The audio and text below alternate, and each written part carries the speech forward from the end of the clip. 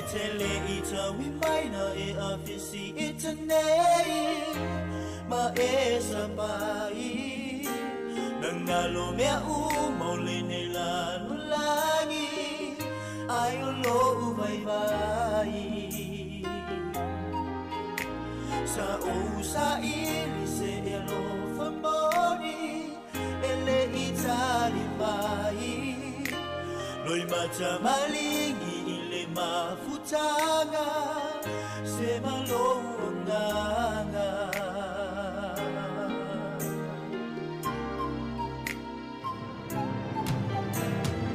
Etele ila uwai ma o muli muli atu lo matai Yesu o te tau tino te mawhai o te vai vai ai e musu musu mai lo tatau mawhai Yesu o ia o te malosi ai tulai mai o si o uola vai vai e sauna lehu I a o lo matai o te maluai I whaingata e o mai So mai le samio fita le ai maso fefe yona tinga ola na tausima o te mauti no te olai ola na tausima o te mauti no te olai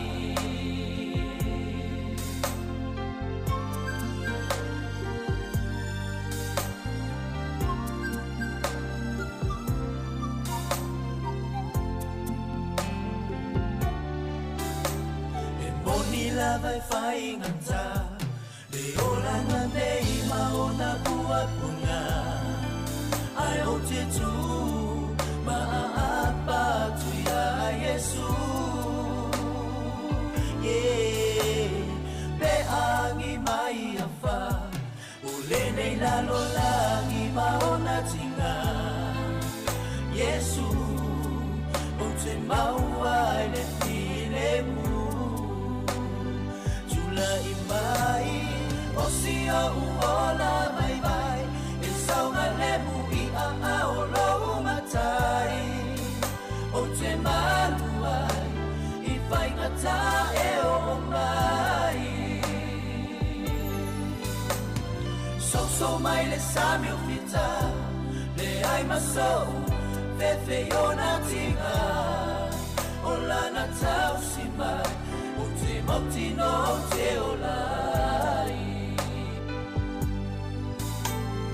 O sia uola vai vai E saunga lemu I a o lo matai O te maluai I whaingata e o mai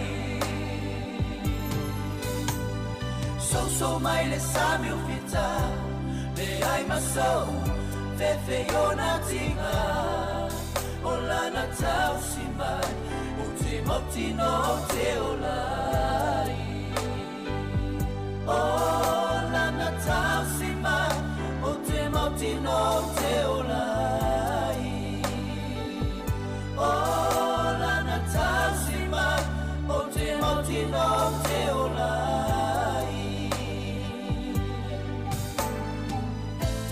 Samoa Se I tau tona o lo whaavae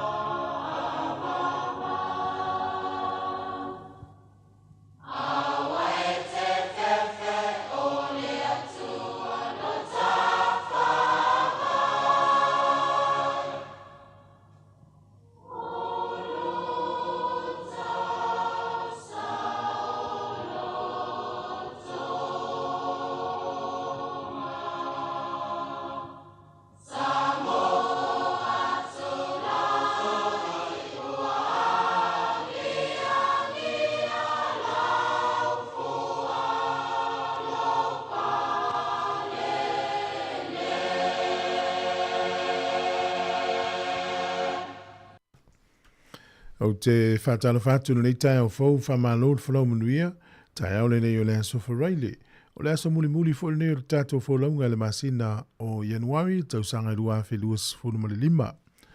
Ai alo mai loa o le tātou salunga loto le tau nei, tai ia le sunga le whawhengainga pa stasione le asi, mai le kalesia whaputuputonga a le atua Samoa Johnsonville. Iusi mai lo le whawhonga.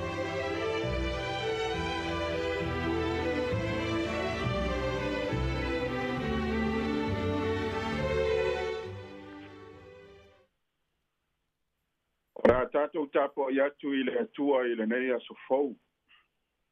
A whaila I atu I si o tātou atunu pele Samoa I le nei tai au fau.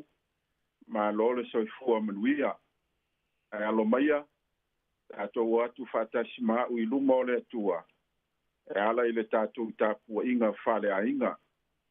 I le suafa mamanu o le atua le tamaa, le alo ma le anganga pa ia. Tātou te amata I nai le nei tāpua inga. Ia ala langa oe le langie, ia oli oe le lalo langie. Ia leo te tele o maunga, ma ia ala langa fia. A wa wha mawhana whanaina I ova lona nu. Wa ia lofa foi I ona ta ngata ua tinga ina. Tātou te talo.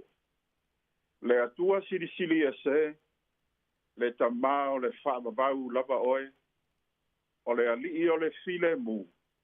Ma le ona le malosi umalava. Ia tu mau pea lo vi inga e whaavavau. Ma ia sanga whaamanu ina pea lo suafa mamalu.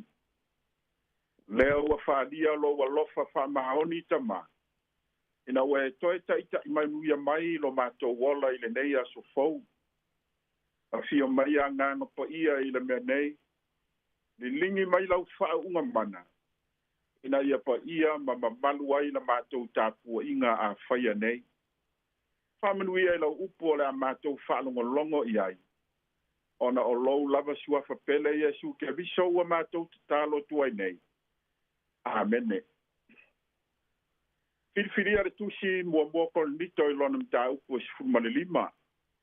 Whai upo e tolu sifumale lua, tolu sifumale tolu, male whai upo e tolu sifumale whaa. Whaafonga o le a whaita wina. Sea o ngā I a te au o na o tau ma manu whe ai Efeso. Pei o le tua tangata.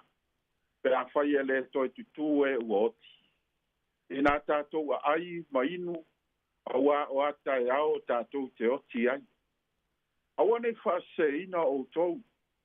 O le wheo ai ma e a mio le anga. E le anga I a mio le lei. Ina ala mai ia I la mio tonu. Ai awa ne ia masala.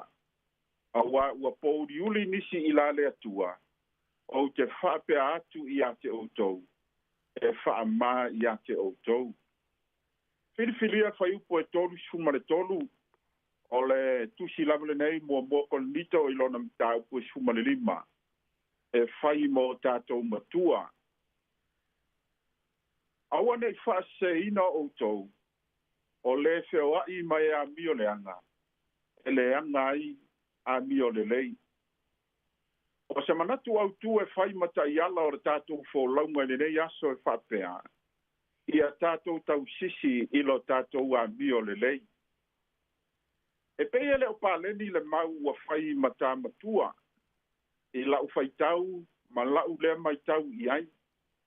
Ona e pei e li lifola ngona o le apostolo Paulo. E ma whai le amio leanga, o na whalili wina le amio le lei, ina ia leanga. Ai le ma whai le amio le lei, o na whalili wina le amio leanga ia le lei. I lo uta ofi, e fua I le mau le nei, e siri atu le pawa po le malosi o loo I le amio leanga. Nai lo le pawa po le malosi o loo I le amio le lei. E a fua I la ngona o le apostolo, o le wheo ai mai a mio le anga. E le anga I a mio le lei.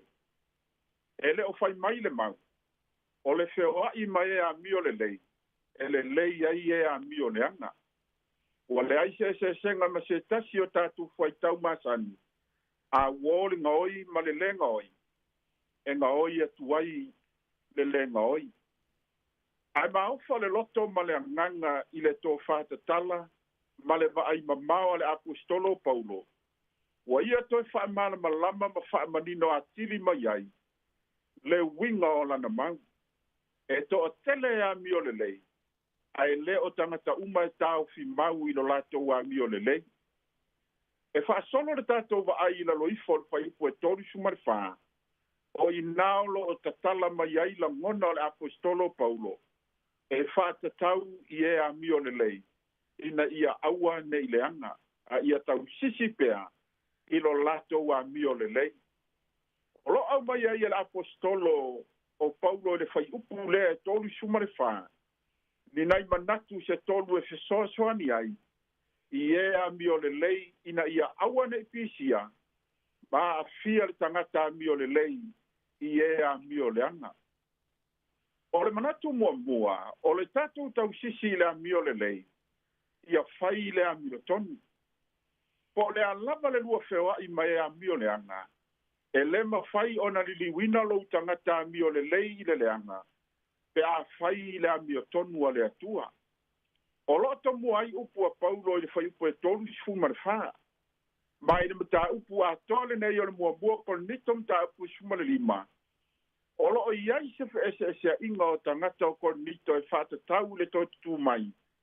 O e ua oti o i le ali. E wha pēr ta ofi. Sa iai la ua i tusi a Paulo sa ave mua mua i kon nito. E ese mai i le tusi mua mua le nei.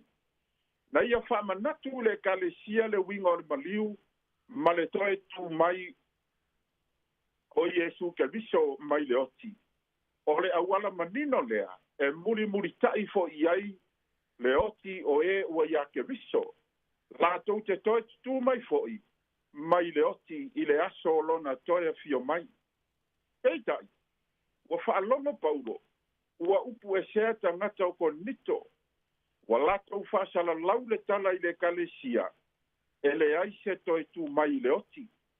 A o le mesiri ai ona whano noa le apostolo, o ta ngata lava i te tono le kalesia, sa lato fatuina neia o onga se, ma ua tele ta ngata ua taritonu ia te i lato, wa lato manatu ai, e papatiso ta ngata ola, e suia i ta ngata oti, ina ia maua so lato wa noa i le langi. Wa maita wina i le tusi le nei, le ti ngā o le apostolo Paulo i nei mea ua tūlai mai, i to tonu o le kalesia i kon mito. Ma ua o ai lava ina ua ia lafoni la fonga, o ia e le o tau matangata, ai o lo o tau mamanu fe ai. A tātou le tau sisi lo tātou a mio le lei. Whaingo fia o na maua tātou ia o onga se se nei, ma whai na ai o tātou tali tonunga moni, e whaata tau i le toi tū. Ioe, e moni lava le mau. A whai ua toi whaatu ina mai te viso mai le oti. E whapena foi o na toi tū mai o e na oti o ia ke viso. Whai mai Paulo, a whai e moni e le iai se toi tū, o le aise winga o le mātou tala inga o le tala le lei, wa le ai fo i se au ngā o lo tau whātua tua, lona winga, ua nofo sala pēr i tātou, ua whano fo i e ua momoi i a ke viso. O le tā ua leo le tātou wala mai i le amio tonu, ai aua le moe. E te lele a whaina o le tangata moe, nā o mea le pouri uli ma le pouri sā, la te whetai ia i pēr, mai lema whai foi o na pupula o na mata whale nganga, e tali tonu wai i le moni ma le whama oni, o awa onga lo tātou walii, o Iesu ke viso. O le manatu e lua, o le tātou tau sisi i le amio le lei, aua ne tātou whaia le amasana. E whaingo fio na vanga le amio le lei e whewa i mai e amio le anga, ma le anga tuai, pe a whai e ola pe le amio le lei le amasana. Peon o whai atu i le taimi ua sola, e le o tangata mi o le lei uma, e le lei. Whai mai Paulo le whai upo e tonu sumare wha, i nā ala mai ia i la mi o tonu, ai aua ne i angasana. E le tau toi whaamatala ina lea mea o le angasana, e ino i ai le atua, mai o le papupuni foi lea, ua puni ti ai mata o le tangata e whiangai mafufonga o le atua, i aso uma o le tātou fōlaunga. Ia mana tua le nei upu, e alofa le atua i tangata angasala, ai ino o ia i le angasala. O lo tātou tau sisi i le amio le lei, ma whaia le amio tonua le atua, o le aua lea, o na tātou to e whaia o le angasala. O le angasala tele lea ua maita wina e paulo le kalesia i konito, o le whaatupua o onga se sei loto tangata, ma lato i tangata i le malaia, ma le whaafanoga e oti ai. O le toi tutu mai o e ua oti o i le alii, o loo tautala i le aso o le siitianga o le kalesia. O le mea lilo le nei o loo manao paulo e whailo mai, e le moe i tātou uma, ai li ua i tātou uma. E whāpua se i lava e pei o le emo le mata, a wai lia le pūwha uma, e toi tutu mai ai o e ua oti, ma le ola pea, e li ua foi i tātou. A o e na oti le anga sala ma le amio le anga, e toi tutu i le aso ngata anga, i le whaamisi nonga o le nfosina sina, e tali tali i alato wa amio le anga sa pai. O lo tātou i unga, o le lepa afi e mua i e whaababau, pe a whai tātou te whaia pea le amasana. E tāua tele lo tātou tau sisi i le amio le lei, ma tu mau i le amio le lei, ai aua le whaia le amasana. O le manatu e tolu, o le tātou tau sisi i le amio le lei, i a tātou tu mau i le malama lamba o ke viso. O loo whai upua paulo i le whaitau lava le tori suma le whae whaapea, awa ua pou di uli nisi o tau i la le atua. O loo whaanga e paulo le whaitau lea, o nisi o tau i la le atua, o lona winga, o tangata lava o le kalesia, o e ua talia le wha o le tanga ma le tala le lei e ala ia Yesu, a o loo whaapongi sa ina peo lato manatu, ma ua lua ngia ai o lato talitonunga e whaatatau i le toi tū, ona o onga se se ua ofi atu i le kalesia. O le tau sisi le amio le lei, ia ala mai le amio tonua le atua, alo esa mai le amasala e whano maoti ai, a ia tu mau i le malama lamba o ke viso.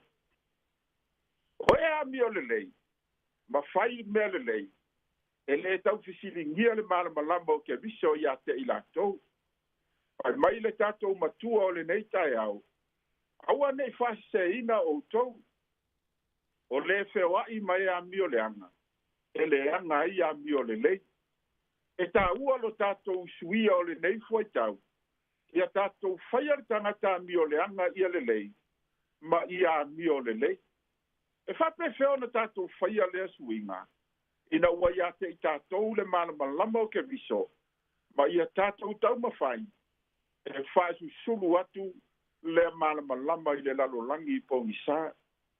Samo ai, ua tātou iai le soifuanga o talitonunga ese, ma e tofu fo i le tangata ia i maona talitonunga, ma e tonu fo i le tangata i ona talitonunga, ma e pele fo i le tangata ona talitonunga, e le ngata i talitonunga i le soifua whare tangata, ai o tātou talitonunga i nā tūro mea na whaia e le atua, whatasi ai mo tātou talitonunga, i mea o le fōfuanga pa ia le atua. Wala ma fo i tāpua inga, e tofu le tangata malona fo i talitonunga. O le whesoa soani e le auna mo oe maa uma i tātou uma i le nei aso. O le alava le tele ma le anoa i o nei mau talitonunga ese, na o Yesu lava, e tonu ma sao ai o tātou talitonunga uma lava. E tonu mea uma i ate ia, ma ato atoa i ate ia talitonunga uma, pe a e loa le lei o ia. O lo tātou fia mo le tātou sa o le tonga moni o ia, na ia tau sisi mo mea le lei uma, ia tātou maua le manuia e whaababau, o ia lava na maliu ma toi tū mai le oti. Whape fo i tātou te whioti ai mauti noa, tātou te toi tutu i le aso lona toi a fio mai. E ui i le loto ti ngā o Paulo ona o mea ua tutupu matula i mai Korinito. Ae na whaai ule mata upu le nei i ana upu wha mawhana whana e whaapea. O le nei o uso pele i o tautu mau ma le whaanga e tia. I anu walu lo o tau wha malosi na ngā ruenga a le atua ma le lea unoa. Ina ua utau i loa e le se mea wha lea o ngā lo tau ti ngā i le li. I oe, au sisi i la mio le lei, mua, ia e whai le mio tonu a le atua. Lua, au a le whai a le anasala, tolu, i atu mau i le malama o lo tātou walii o Iesu ke riso. O le tātou vivi atu i le atua, i lona vi inga ua saunia.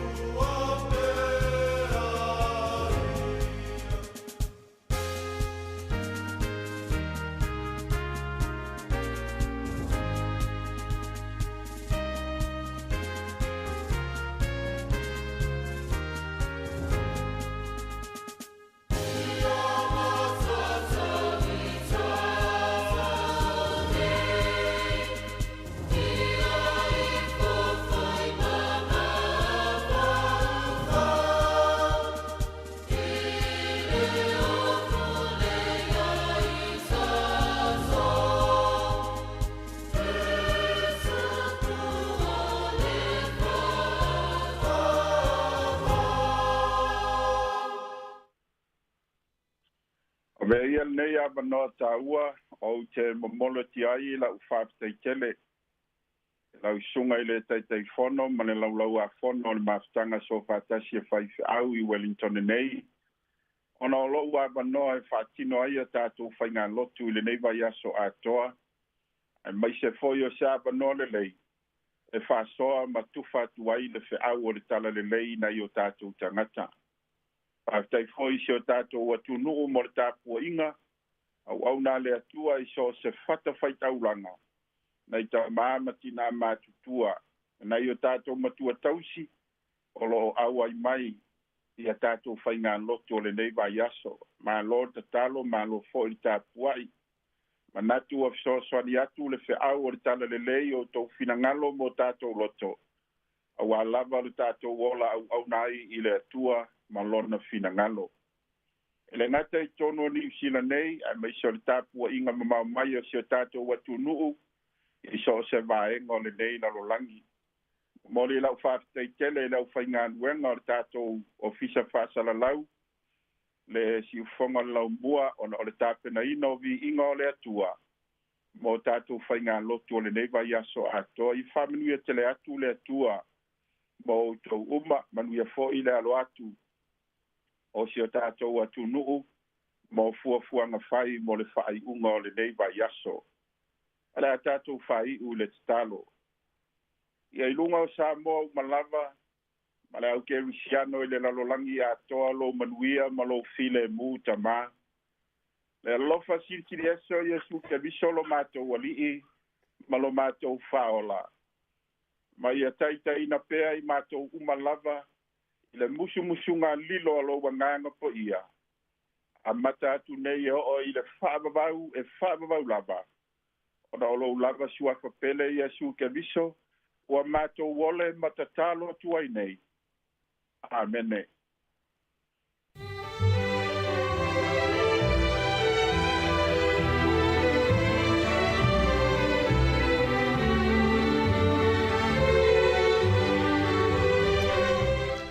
Ua whaafonga le tunu i tātou saununga lotu o le tau nei.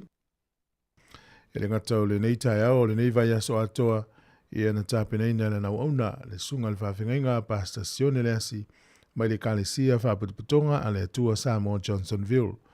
Mo le tuele nganga le whawhitai tele mo le whamalo, whawhitai tāpena mo tātou saununga lotu le nei vai aso, i o le talo lava le atunu o ianga le lei ma whaamanu iatu, whawopela na whaamanu i le tamau ainga le upu, i le ngata o whaunga le anga aleli i le sunga anga leifo le whaletua, no whaalo ma le tapo inga le kālesia, i manu teleina le nei aso ma le whaunga le vai aso, i ma le tāpenatu i rona asupa i o mua whawhitai tele. O le teimi o luas fitu minute, luas tolu minute ua te ai, ia le fitu, afa le fitu o le tātou porokalame o le ata o le tai au.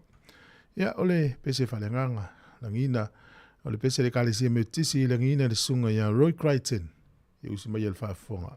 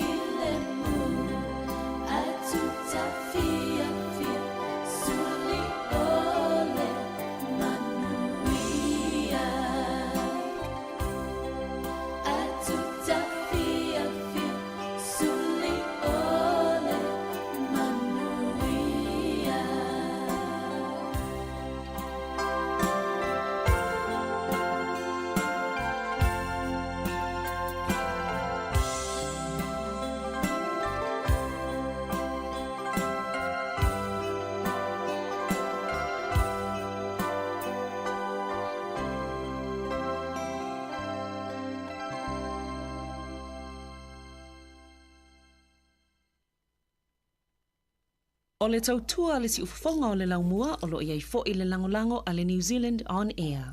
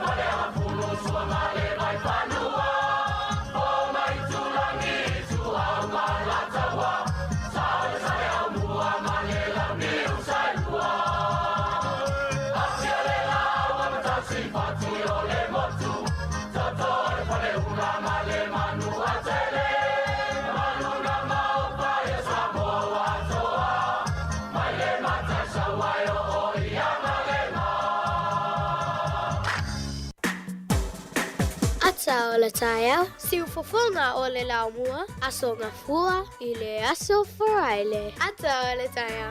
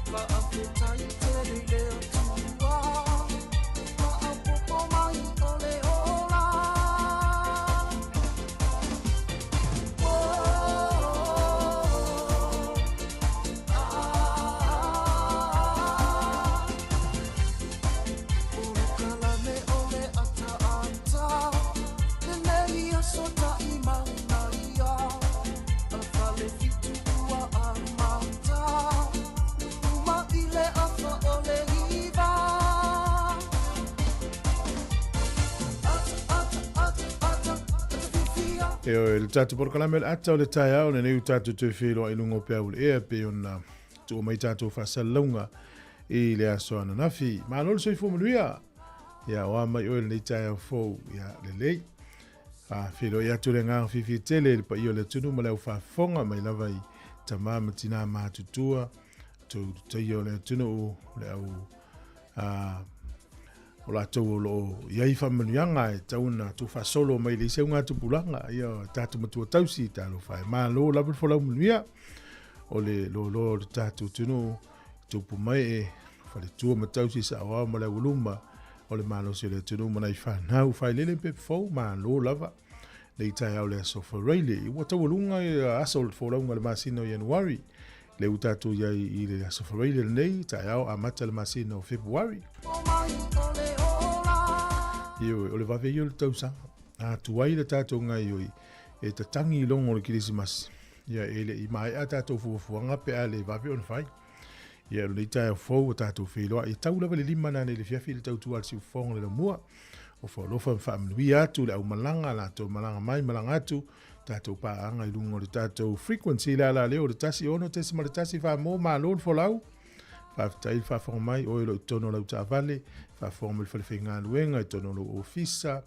So o se atunu o laulangi o lo e mau mai whasa launga le Facebook, YouTube ma le tātou e ma lor soi fua. Wellington e ato ma tono New Zealand pa anga ma le tātou di teo whatalu whatu le ngā whiwhi tele. Stemi on whafonga le tala o le tau tono New Zealand nei ia manisi vaenga o le laulangi. Ia le tau ne uteo whalofa mwhape atu ma lo le tau ata i ma lo fora umunduia. Nei tātou paanga i lungo le tātou Facebook ma le YouTube o lo whawhilo i mai. Alo whatu le wanai mo i mai. Whaftai sunga lona lote. Alaska le mafuta mai ai. Ia le sunga ia whatu tala le ulu mision whalitua ma le ainga. Ia ua malulu o tau i Alaska. O te iloa o nei le aso tofi au tau. Le aso tau sfulu. O te iloa po lea ua toi luas fulu 5 minute i le se fulu i le tai au. Eoi, o tūlanga nei. I whatalo whatu fo i le sunga le whawhenga ia pasta matamua na e noka freisa. Ma le ainga lo mafuta me Australia lo whatele tu lava ma lo lava ngā lue. Ma lo te reina fulu nei aso i fuafuanga. Ia, lo whatu por kalame. Ia, le sunga Ellen Solomona ma lo le uspo. Manuia whiau ngā lue ngā ole nei aso. Ia pe o le aso whareile. Fia o marau ngā lue wale la mano lo le asto na i whaifuafuanga whale a inga. Whafuina tāne e lulo whātu tina ia whenga ua isila. Mai i wainui, helo whetele atu ia ulalia le ala manua. Ia po fiti fito ai, sunga eti wala lo whatu eti. Ma alo ngā lue manuia ia whiau ngā lue ngā le aso. Ia le sunga pāli, pēsiona tina ia lo salia. Ma lo whātu porokalame ataliri yoane. Ia ma lo lava le whamalosi nei tai au fau. Lo whatu ia Aaron Sila mai au kilani. Ia ma lo lava. O le tatu porokalame o le awhanga solo i le tai o nei. La tas tato pese whafonga le talo le tau lo whātua so walu tau whafo. Ma lo lava. Manu te leina ia fuafuanga o le awhenga i nei aso. Ia. Mo le silifio le aso muli nei e tau lunga ia le tato review po le auliliunga o tato programe. Mo mia ia so whiranga lo whaalia i nei fesili ia na avatu. Ina ia whaiona au whaatasi manongi o le lolo.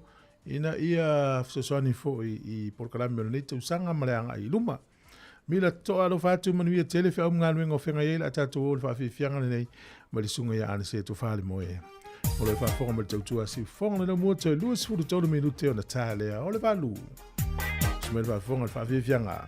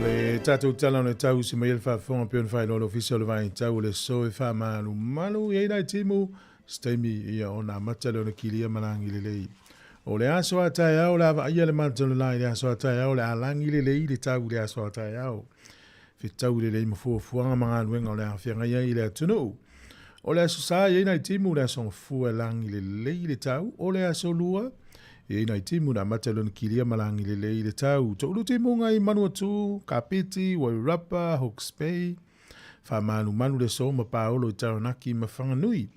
E langi le lei le tau i Marlborough ma taupo i le so, o le malulu o le ea lo i e le sifuru whaanga i a tulunga le sifuru male ono. Ea ma whanawhana i a inu unei o lo i e lua sifuru male whaanga i lunga lua sifuru male ono. Au kilani le so ma tua langi le lei lava le tau i au kilani. Ya, o le whaasolo atu i le motu i saute langi le lei le tau le te le vaenga o le motu i saute. O le malulu o le eo lo whamawina o lo e le sifuru anga i lunga sifuru fitu. Ea ma whanawhana sifuru iwa anga i lunga lua sifuru male whaa. O le au te linga o le hatunu ure nei aso. Te munga le pito i lalo le motu i matu nei le iei Wellington atoa, Leven, Mastone, Palmerston North, ma Martin Bra. O le vavaia pia i le soe whaitilia le tunu ulu sifuru valu fu le vele lufu lima le mawhana whana. O le angotoi fo le lai le soe Wellington le toi sifuru lima minute le iwa.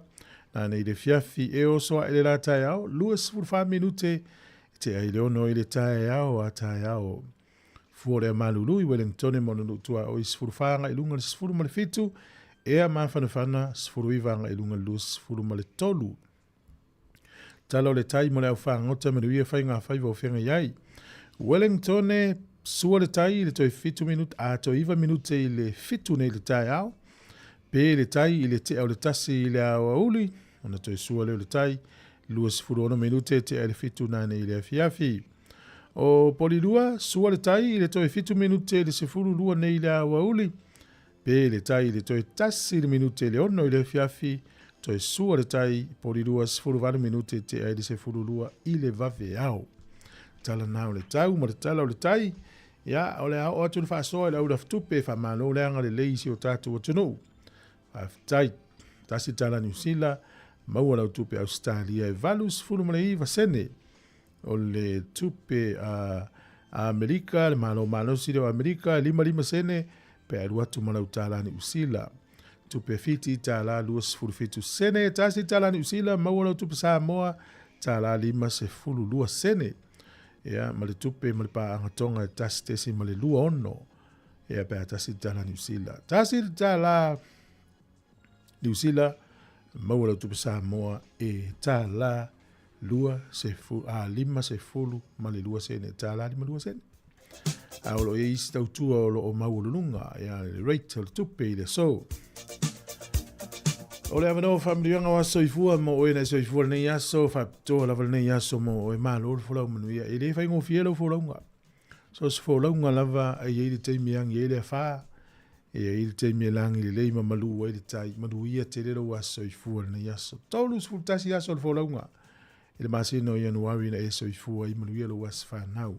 O le tato emaili lava na aso whanau at samocapitalradio.co.nz pēwhia mis whamirianga. O le tus fai tau le solo mau le feso e ono fai upo e ono. Aua ne i whatanga au auna, pei o e whaafie i tangata. A ia whaapei o au auna ke riso o e whai le finangalo le atua ma le loto. Ia, o le whautuanga le apostolo na ave le kalesia le e feso i tonu o Turkey. Ua whaatusa i le apostolo le ese esenga o auna tangata ma au auna le atua. O na tangata, e whawhiawhia e lona matai pe whawhiawhia le tangata. Au na ke riso, la tau te whaia le finangano le atua ma le loto. E reu tato i loere ia sese i loa loto le isi nao le atua, na awa ue loa loto ma le atua e te le isi le fia mai lo loto. E a le lau whamanatu le apostolo. Ia, au nanga le tangata e whawhiawhia i le isi tangata. Au nanga, au na ke riso, e una i le atua e whai mai tono loto. Manuia lo wasa i fua, i au le pesere nei whamanuia i as whanau.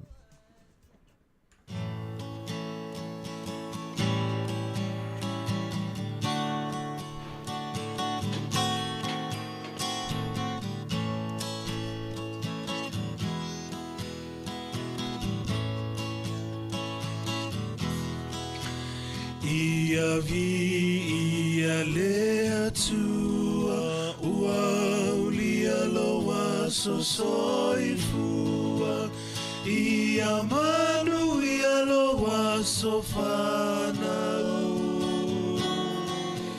famanu ia lea tua ia vi ia lea tua ua ulia loa sosoifua ia manu ia loa sofanau famanu ia lea tua ia aveane Yesu matau tai o la umalanga a ofesoa ina loolanga o Yesu le tai tai ala ia aveane Yesu matau tai o la umalanga au fesoa ina loolanga o Yesu le tai tai ala au fesoa ina loolanga o Yesu le tai tai ala.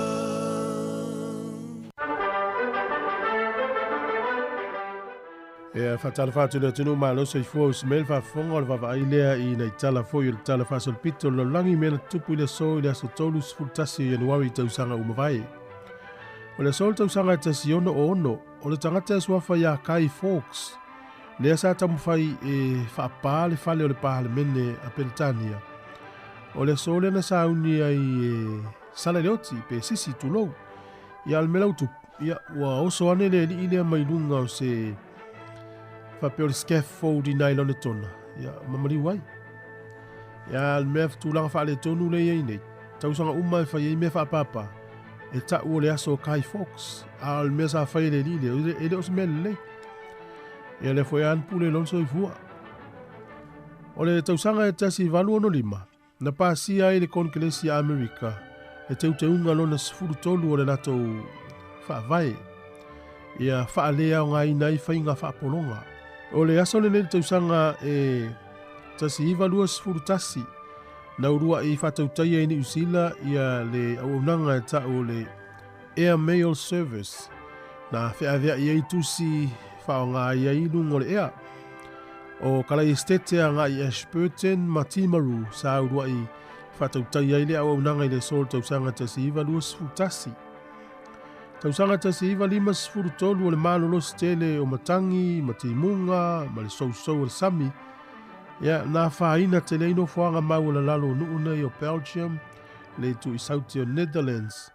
Ia e pea ma le afe valu se lau la tau na afia iso i fua i le so. O le tausanga tasi iwa lima sifuru o le Palestinian American Taimina o Harry Truman.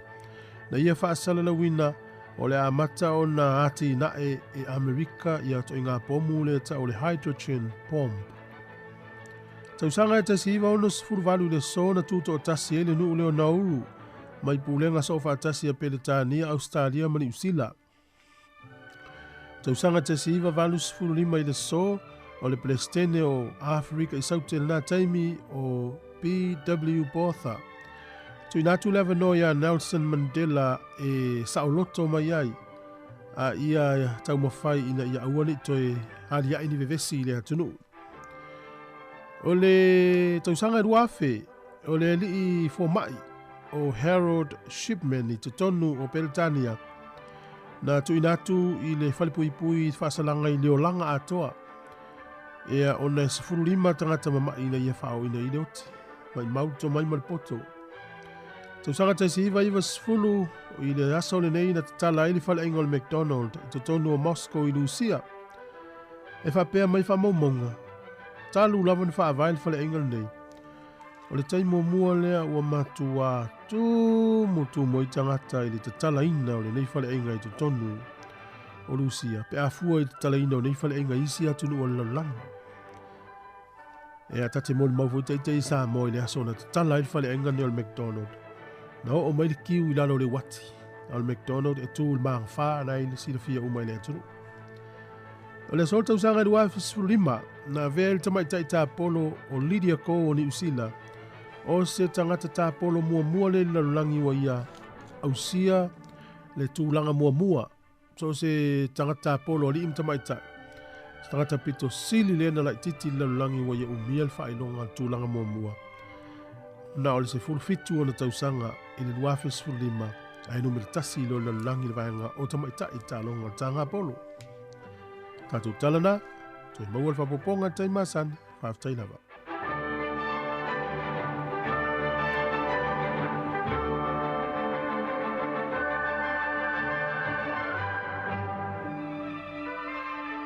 O le whawhome te tautua le siwhonga le no mua i nei tū lau tai ao, ma no lava ngā nue, whaftai foi.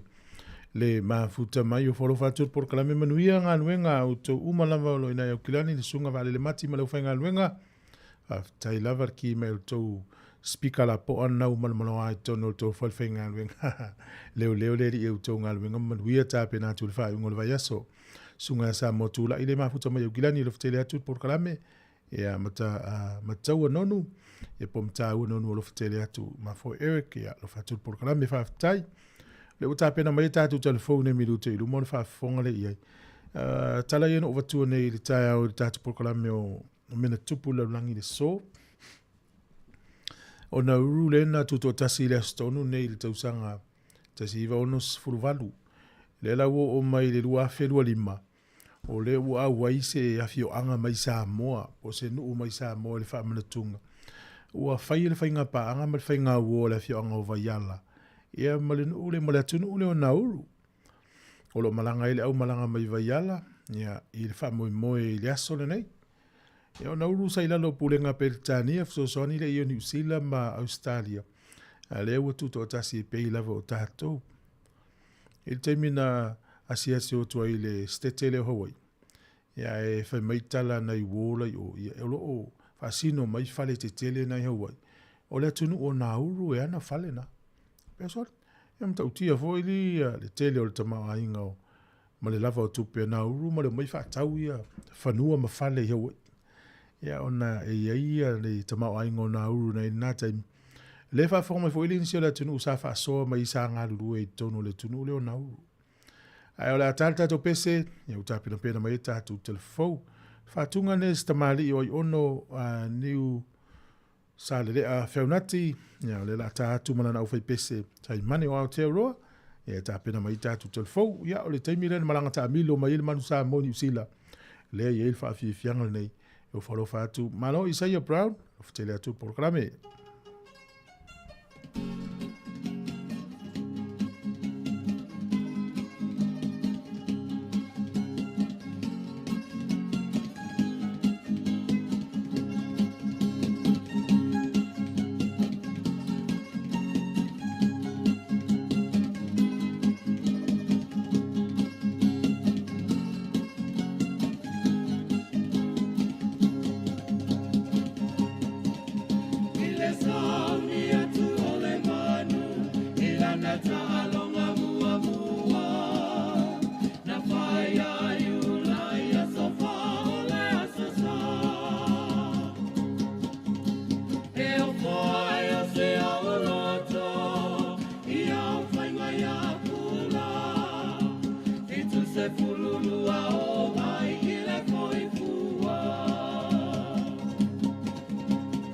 Ole a solulu a sofeto, ole a lava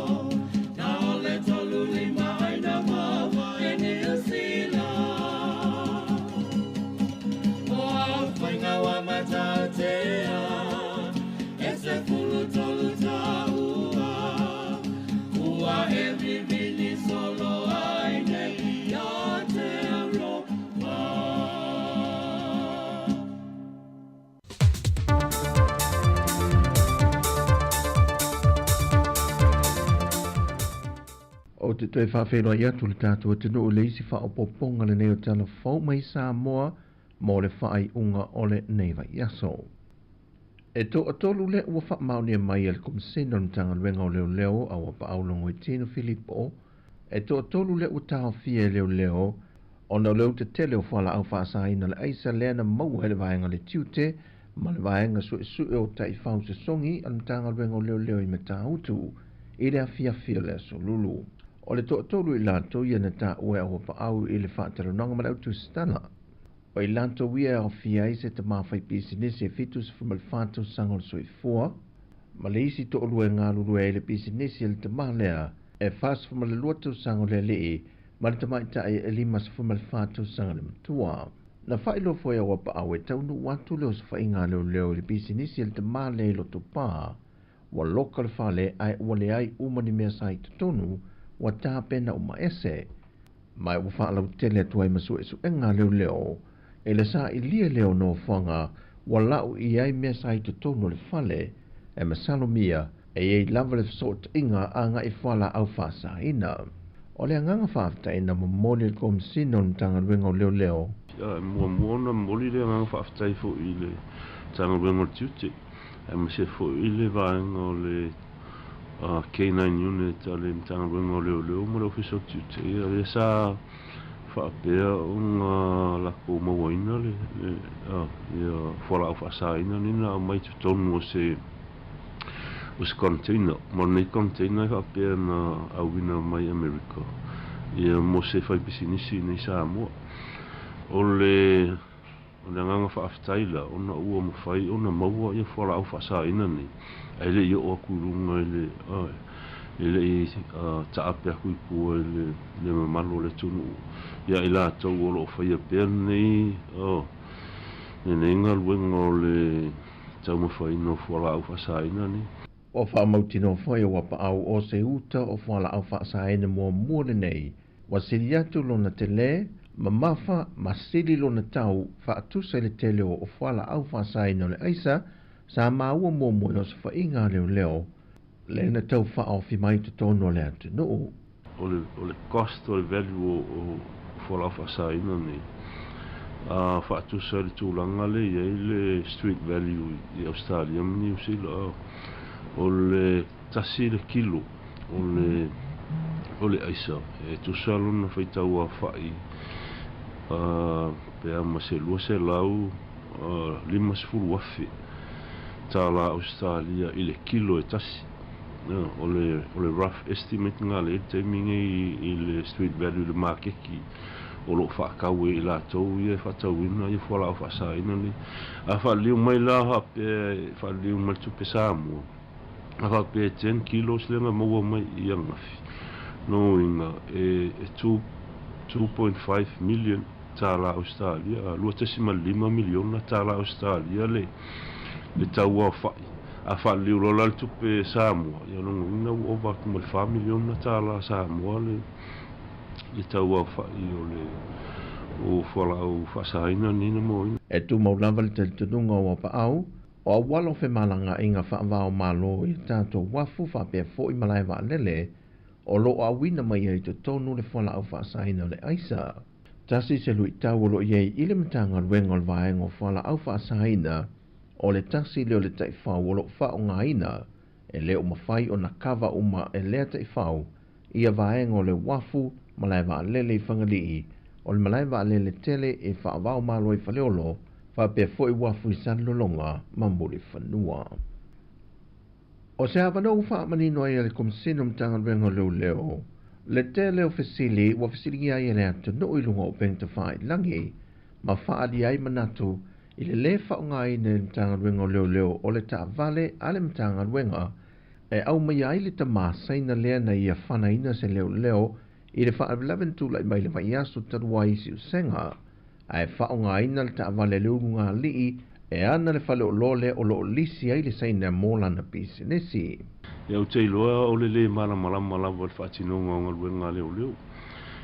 Peon sila fia, o le mta upu sa tūla i mai o se o le hostage situation, ua tau whailea le li whai pisinesi saina leo. E tā whamalo silon tōlu, e whaonga ina i se au penga.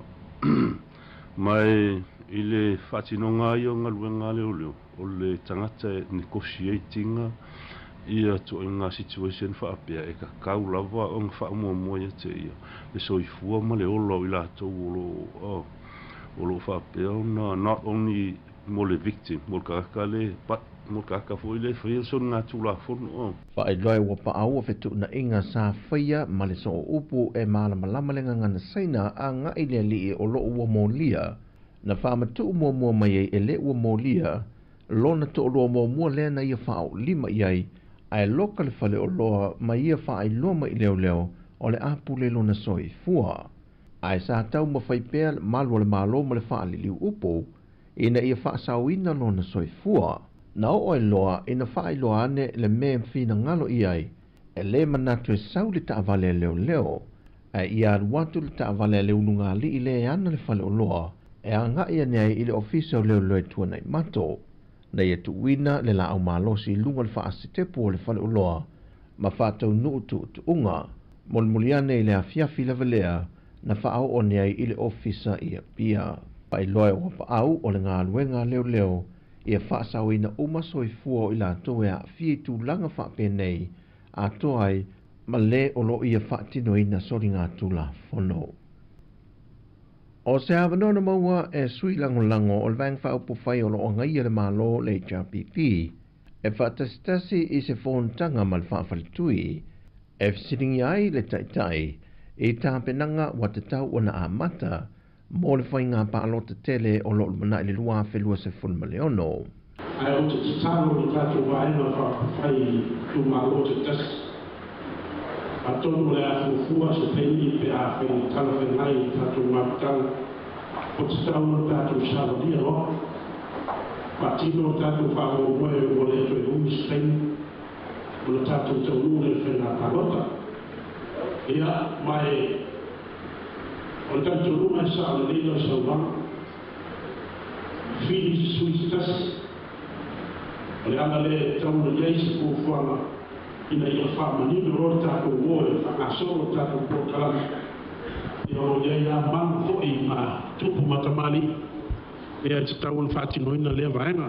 Lea fio mai le fionga le prestene o le tātou mafutanga po le tātou whalapaputonga. E le mawhaitu i nā ti eise malusianga i le prestene malana laulau. So taia i tu malo ia mo le whaatuina mai o lātou sui. Ina ia whaitete le mele o le toa ono to fitu to varu. O le masino te sema le ua tua nai, sa fuafua e whātau nui nai le whontanga le nei e whaatwhalitui, ma o na sui langolango umai sa mo nei, peitai o le whātu a whātau nuina i le vaiaso nei.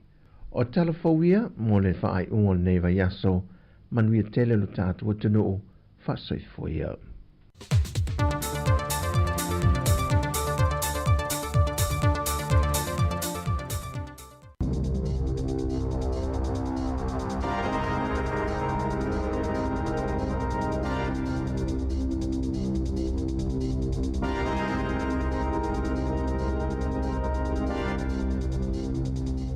Talafalava o talafou mai le siwafonga le laumua mo le nei tae au, aso tolu sfulu tasi o Januari lua whelua 5.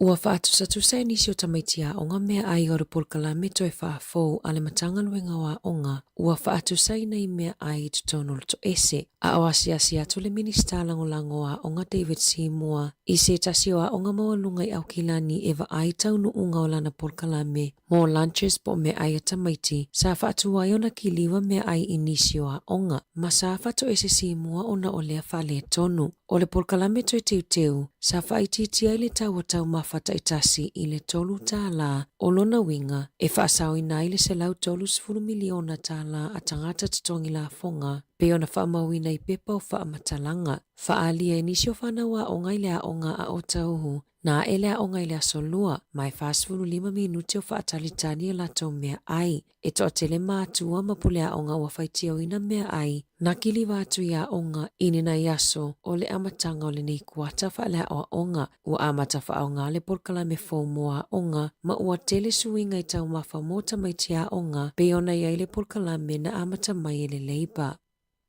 Ua pasi ailo na whaitaunga lona lua ma le whaitaunga mulimuli le pili tau whaofi, e toi whaafo i aile ingo Maori o le maunga Taranaki, le aolo whaingoa ina o Egmont National Park i le taimi nei. O le tulafono whaavai o le aloa i ai fo i le maunga Taranaki, e avea masitasi o tūpuna mō tangata Maori. Pe ona finau ina e Maori le nei mata upu mai le tele o tausanga, na whaato ese le malo molo na ave ese a wha malo sio ai at tau o tangata Maori mai le umia ina o le maunga. Whaapea le tasi te sima le 2 miliona eka o whanua Maori, na ave ese le malo i le afe valu se lau ono 5. E silia ma le whase lau tangata mai iwi ese na whaatasi atu i le pale mene i le asona nafi, a wale whaitaunga o le pili ma avea matu la fono. O se aso fia mo Maori, pei ona saunoa le isi tai o le patia Maori, te pinga rewa peka, o le asu ia le ingo le maunga mai i le Egmont o loo iai nei i le maunga Taranaki. O le afiafia na nafi na whaatasi atua i nisi o tangata mai atu moto le Pasifika, i le whaletusi o le Turnbull Library Wellingtone, e mai mua mamoli mawina le whaaninga o ata le Pasifika, na pueina i se tamaitai Netherlands i a Anne's Westra. O le apolo ke tina tu whaatasia i le tamaitai a Suliana Vea, o i esu ina mata upu tau i le Pasifika, ma sa mawalewa noa i whaatala noa i le ali pulion si ufonga laumua, i lungo le tatu tautua i le vai aso nei, e te le vaenga ese o au nanga i le Turnbull Library, bei ona sau noa Suliana, e ai le vaenga e vaai ata na tapu e le fia tausanga taluai, e ai fo le vaenga e vaai atustu singa, fa pia mata uputau I Maori, ai le ngata I leo le vaenga e vaai atala fa asolo pito, na amata lia le fa moe moe na poi le sauni ngā lotu, tape na ina e se tamali I tonga suafa ia sa mani, ma fa asolo ai le fa alinga o atana pu e Ants Westra, mai le e kale sia me totisi I Taranaki, sa pu e ina mai le vaitausanga ia feiwa se lau walu se fulu, o le vaitau fia afe o ataile o mawhaiona fa ailo pe fa ingoa tangata o iai, o ataulo o au fia I atau tangata tonga, Fiti Samoa ma papalangi, sa lolotu I le ekalesia me totisi Taranaki, I le vaitau o le afeiva se lau walu se fulu. O lo mawhaiona mai moa ia tailunga le upenga tawhailangi a le Alexander Turnbull Library, sa ilipe search le Ants Westra and the Wesley Methodist Congregation. Na whaaiwina wha moi le tatalo na saunie sa mani, ma sa mawhaiona wha atasia tuai nisi o le aufenga luenga ale si ufofongo le lau mua. Ua lapata ia le matanga luenga o le loto I fale tangata lau tele, ina ia mata la isi upenga ta whailangi tau whaasese po o fake websites, ua whaia nisi e talo sangai sitiseni, e se lau iwa lima ta la le tau whaupopo I lungo le tau e tau na tutongi e apala ia le sitiseni, pe ona wa aia I lunga o ia upenga ta whailangi pepelo, whaaliere so upo le DIA e whaapea, o ala tau au nanga uma e au fiai tusi fo lau, o sitiseni, pepa whanau, pepa whaipo ma pepa mo maliu, e tā uona tarusanga I lunga o upenga ta whailangi, e whaaiu I le govt.nz, e tā uona matala I atulanga, ina ne I maua I le au tau whaasese whaamaumaunga patino.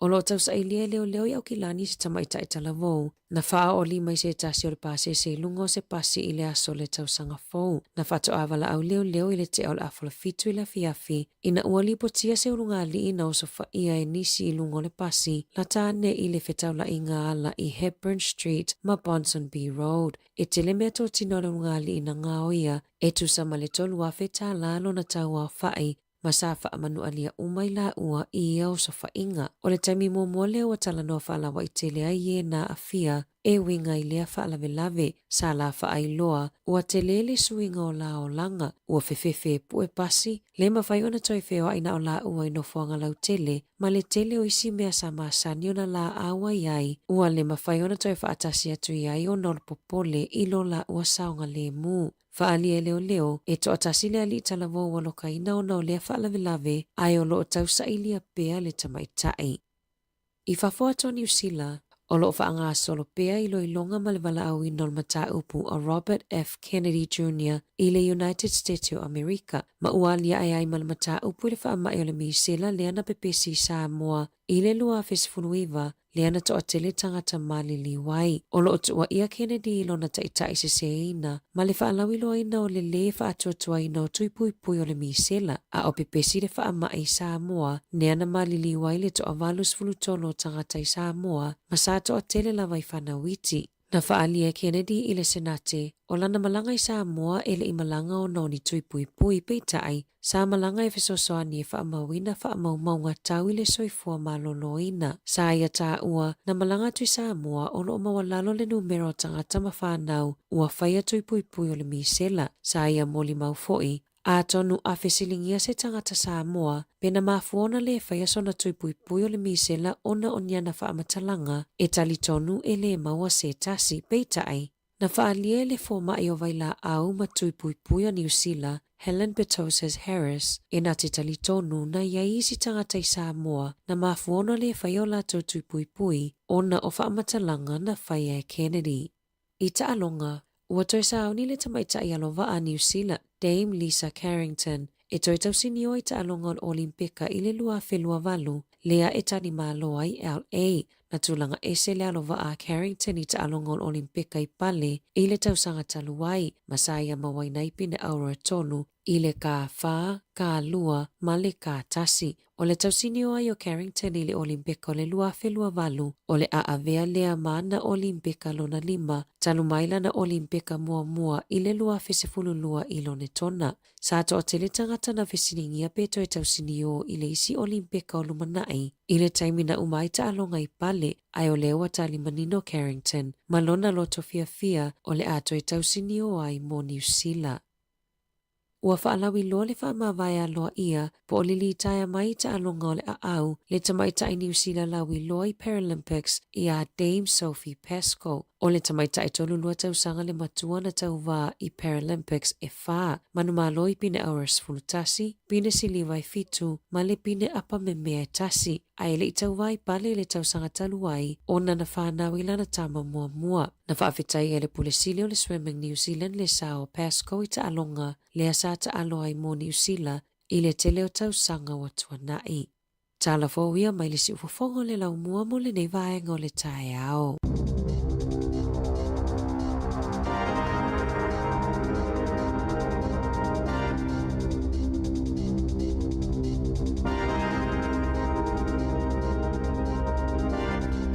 O le tūlai vai le tau nei le si teimi o tātu telefou le ua sifuru valu a sifuru fitu minute u te nei le valu le tau le asifaraile. Ua taurunga i aso le tātu wholaunga le masina o Januari le aso muli le nei, tai au le aso mua o le masina o Februari.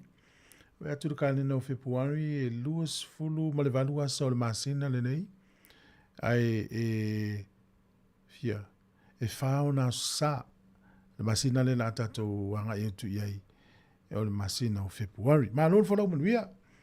A malo nei tātou wompa anga o lo mafuta mai sunga Eddie Ropek whaftai ke le usange. Lo tene atu porkalame ia le sunga fo ya ukusa mal wharetu ya repeta o lo mafuta mai Palmerston North. Lo tene atu manuia malo longa le nei atu no mta whaonga lo whenga iai. No usola lo tene atu porkalame Isaiah Brown malo. Ia mtātou tamam tina matua umaman lo ne atu no. Lo maua mai tautua ilunga le tātou wala leo.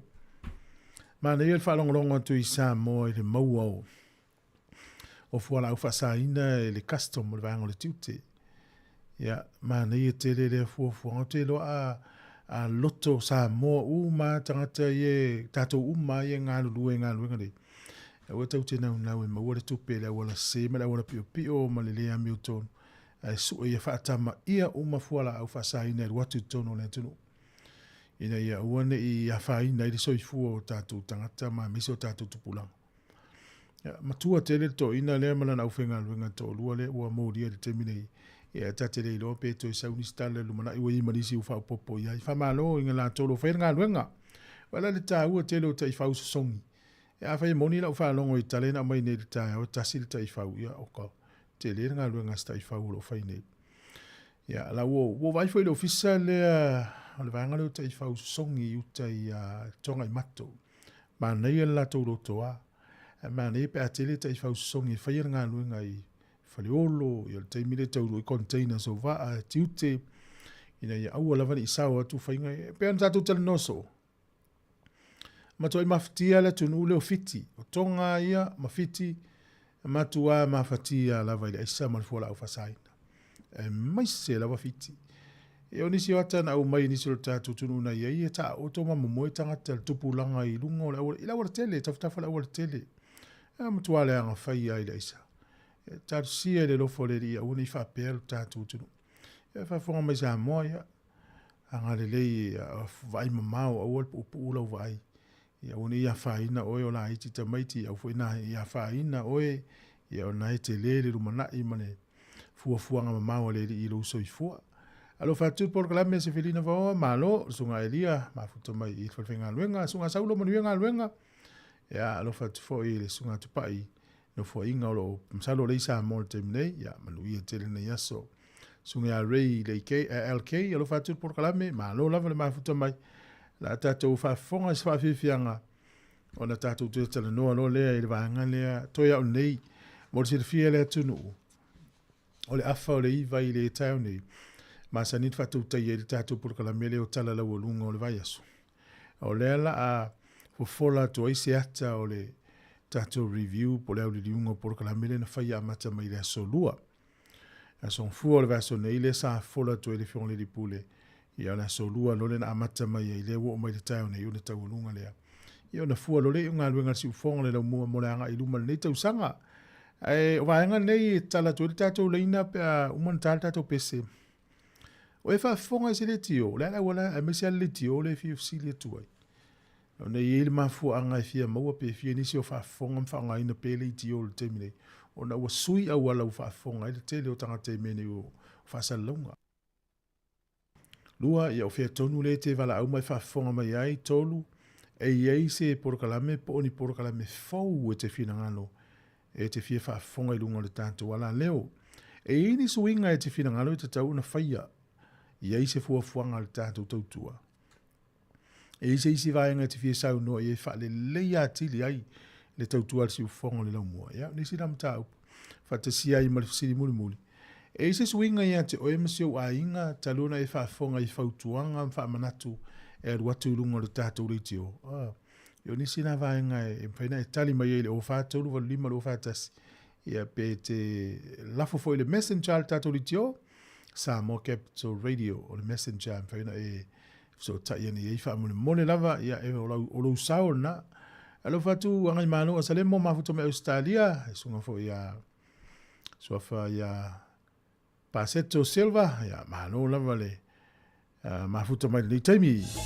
Avi fianga so ifilo yo le anga o le onga lus fulu minuto e te elevado me sunga ya banana e me sunga ya fai. Ya mano lava le mafuta mai.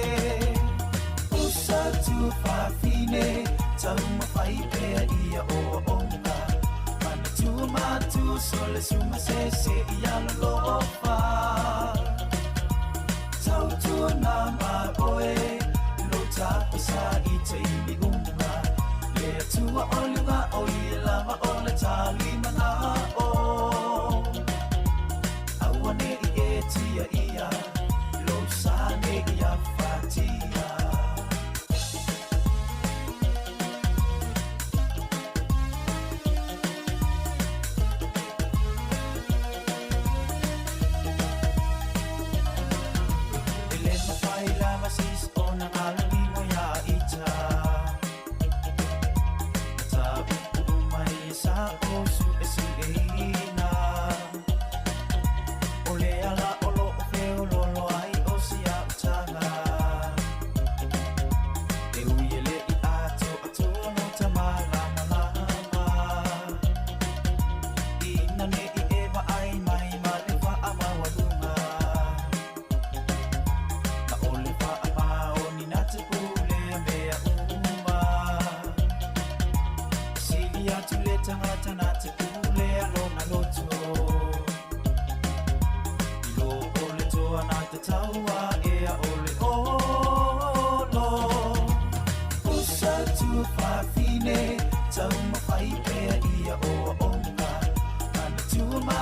sole suma se se ia lo fa tau tu na ma boe lo tapa sa i te Ta ua le tūlanga o leo la o ina al whawhiwhianga me le sunga ia panana mawhai ia po whai fo i mapanana e pe ona e il pese a whafo mai le tunu. O le e il tātou whasilanga le i il tātou ofisa o le whono le mawhtanga whaiwhi au i nei porirua. E le lala utanga o isa ili a tūrunga lau i meli i ona lau atulea i au smel whafonga.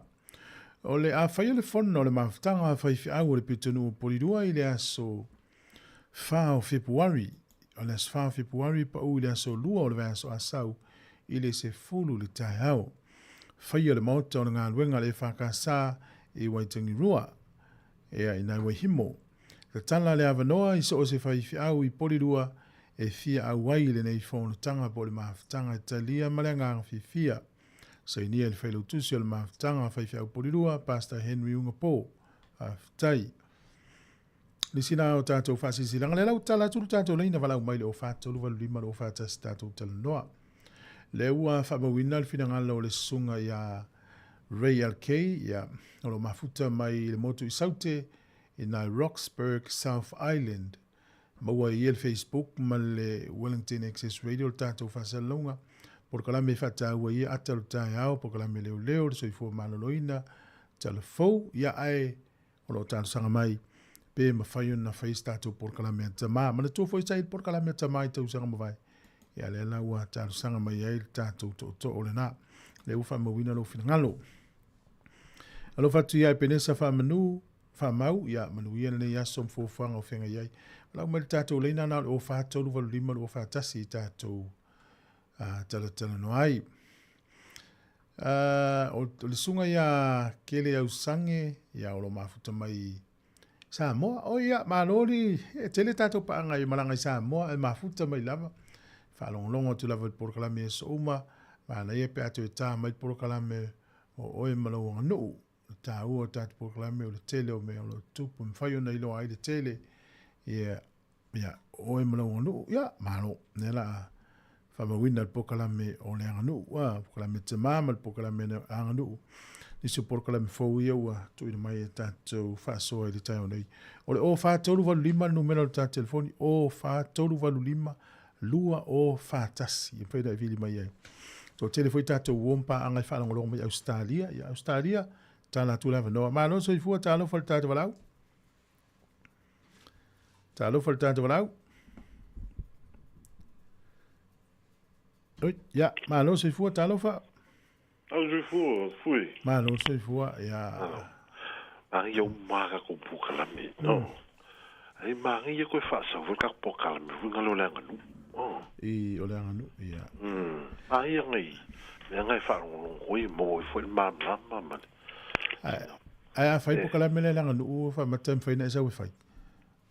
E ma fai la fu me nga lu ki fia ka lo sanga ku e ma wo fo so ka mala mai so ngi la ma ku ya o singa ala ofisili la wa tonu ala va ngole nga nu e te manatu po lo vi nga lo e fa watu por kala mena ai me o ala nga upu ka fe ngai i lea me fo nga ya o fo lo sanga la me va penga ya o di si voi me o le kiuke o le kiuke malum ka fai oi ale kaule lea e va penga ia o kengeki ia me sula konga so se mea kau fale ma ngi e mo fo ile mal poko mal sa swangi fo ile o mawangi ia wala mo ko ingi sa swangi kulanga ia o masene na o fa lo fo i por kala mene o langa nu e o lo le tala noa i tala tu whaalu penga. Pe tau e misa roi nā tangata fi nau ko. Ia le ponga ngā kā kumau kua vui o sa moi vivia. Ia, moi. Neng, ia e pōni o le ko ai whai ei. E sa o ka kailonga manga. Ringa la mai e whaunga le lei ia lei se meo le avi vesi ei.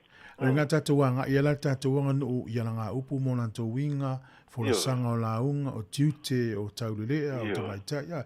Sa tatu mamala mai mea e sili atu nei lo le finau, isi mea e finau istanga. Ngā kongwa ia ngā wai maua mea lo. Mana ia. No whanonga, ia mai wai mau, muska ko sumpa ia, o lua masusu ia kasi, ia wala o he kema, fui ngale maka kua ia misia ka ko au maa kua, o le mwhain koe mingoi, ia ngai ka ko kamaki nga, ia whai muska ko sumpa, fui ngale, whaola kai au pe koe whake i le fia. E te si le fia la, oi. O le whengata, o le sumpa, o le ua tusia e lalo, o le sisi vato mantou, anu whanofo o tomtari e le fitau tele. O le tau mawhane ulpu a le sima ata ma a le whai atu le sumpa, e leo se me fitau. Ai o le lei, o le uwha mau lalo. Ngā lo, kia rana kiufu, me maa dia ngā fia, no maa maka kui le news, anga po, kia la ngoi skama isa mo, ai loke mai kongo le House of Senate America. E la nana tune le news, e na watu e ana. Ia, oka, e solo, kusa e sel mafu anga loke, ai o solo komi mika o ngā waka umai le ngō sa mo e kongo le, kongo le palmenge kele Amerika le, kumu e pao la, ai ka umai iska koa kumu le kiki. Ama nā lana lote ono le tele ona i te maiti nā fia o lan misela. Ia, kusa se a whaku fui ngano le whaunganga o le example fui ngale mo. Ia, malo mo kau kuar ngi yaso o forma yaso ia malo lava mo ngi fo ia fu fango ngi yaso male weekend na yelo saul tato tai mo saul tato program le ufa ma wina ia lo ftereato ia fazu o fa to vol limero o fa tasil tato le vala mai mana ia fina ngalo to o lena to mai nei le si le va nga le tato wanga nu ia I lo le tiute ma mata fa yoi ia o matai ia o tau le lea, o tina. Ia, e peo le nei teimi o na wato. Tele lava nei e tātou whanau, la tau io whanau, o lisi vanga e matua lai tia o matai. E ma nei e lava no lātou I lo, no lātou tūlanga. No inga, e le o anu tamala fo, e mātua o nei whanau teine, whanau tama I o whamatai. Ia o no nau o mātua e whamatai ina ia I loa I, o le ainga pe au suafa. Au te loa whaile leila nā onga o whetu ai, o le ala teime tautala ai, o le ala no tūlanga I tono nenu, o mea o mwhapena. Ia, e malama, ia alua la. Wa e tele tamaiti e a onga le teime nei o matai. Sfuru ono, sfuru whetu, sfuru walu, tausanga le mātua. Ina ia hiloa ele tūlanga e ai. Nei te ua so ona sau noa se si mea whai tumtumu ele turu. Ia tā office to ina. O la o te le matai o la fo tuanga na fai si o so la ititi le matai le matoai o la mane e so on tautala fa lo alo I tangata matutua ma matai matutua o le ala le matai u fa e nei oe ya e lo e ye ya lo taimi fa lo alo I tangata matutua fa lo alo I matai matutua ya la alo ya wala fa il fo tuanga vo le ya ine ya o nei Fai atu no yen matai ia ona so na tule lungum so na tautala e tau na hava mfanoano I tangata mātutua. Whaanoano I matai mātutua. Wale si mea na whai e. Awane I whaala alo tu mua I mea o mea whai ale atu no. E le te le tau waru tā lai nā mea. O mea ala o man whaata tia za mua o mea o iei o mai o alfa vau iei ia. E wane e tu lunga me whape. O tu mua nei. So mena ta ulfa maununga. No o whaina uso ai au te o whai atu I le tunu. Te le whato nua oi. Whautuanga hui na awe iei so soani. E wane I ne e aisi I runga I mea ia. E loa na tau awe pele ha. Le mamalu. Le vāwhea loa I. Ia matangata mātutua mana I matai mātutua. Ia. Ai talata tonaina. O whātaulu walu lima no whātasi te wala uma iai. Luas fulfa minute lo teo de tāne o le iwa. O le vaengale na watu nei tāna telefone tāna no me sto to olen wala umaine. O lo whanga solo le teimi nei ia tu fesili I le tangata leo Robert Kennedy. I lau ainga lau Kennedy. O le tele o na whaasala launga na tusi fo i na tusi mo na manatu whaalia e whaataulu mata upule o le COVID-19. Le ala o toi whaasanga tu also suenga le teimi nei ua matana le mautali le li nei. Malo se fuwa le tata wala uta alofa. Malo se fuwa. Malo se fuwa. Alo. O luki la waku ilo wahat. Oi ia malo. O le ala wana le te mo itato whaasalaunga. O luki whanonga le ki o. O ue le ai am se si ia me lo whalenga le ki o lava. Ia. Talo whai whawhitai lava. O ango ngi sila mai leong sfuru se o merkangi. Ia o le ki o ale whanonga. O ngu ulak fwoi ngā pou. saloko o lua fu ka pa se fu ko sana ka lua inga makalo ga na famsa talo fai man o le mo ko por lua to fia la auto e fa no litio na wa ko lua ma ko inga na le ki o le ka sa o le wa ku nga o le ki o la ka lua nga ma ka mai le o se fu lua nga i mai a se o merkeni malo e ni por kala me fo o ani si vanga te manato e fa le ya ti le tau tu ala tanto litio nei e o le ka sa o uia ele ai es por kala no ke nga o por kala me ma ia le e ma lo por kala me le ma a le o a ti la o fo nga kala bunga la lo langi o aso nei lo asinei o ia mar kala mai sa mo ka kunius paula me fi fa long ma ua ia malo e se suinga o e fo ile to ina tu lolo o iswafa tanu na e fa fonga le tanto tau tu mani fa manato e vatu ia ai makele fa fo lo ningo la vamos kala makele fa no kele ki o ia. Apa mo ke se ki le ki o news kan konga le news ia makala ia a tilawa. Ku ia mane ki o ia mo foi ma fe. Ia le. Ia o le. Alo fotele atu. Oi fotsofa. Oi fotsofa. O singi. Ia o le una polua o ma una como ma. Ia o tu ala polua le o mai sa polua le tio na uru atu lo hat.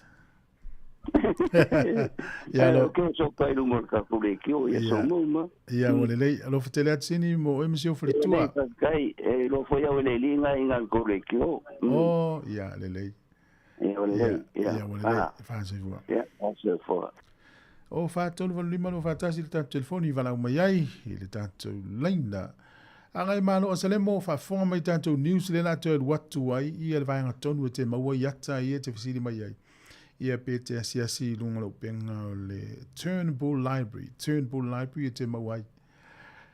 Lo mafuta mai no uri anu iksa morsunga lupe piliati lo ftele atu lupe ia sa o le teine o le manu lele tau sala ia malo. Lo ftele atu ia sunga sa sumua fono mafuta mai Australia lo ftele atu lona lote Brisbane ia sunga te malanga tau psoli mo yava lo ftele atu tupsoa ya malo lava le mafuta mai ni te mio fa salunga ma ua to telefonisi o tanto o fa fonga malanga lava isa mo fa fonga mai lava tanto li tione mo le tu fa te tele mo fa malo la tanto pesi to tu ni mo e si fonga le mo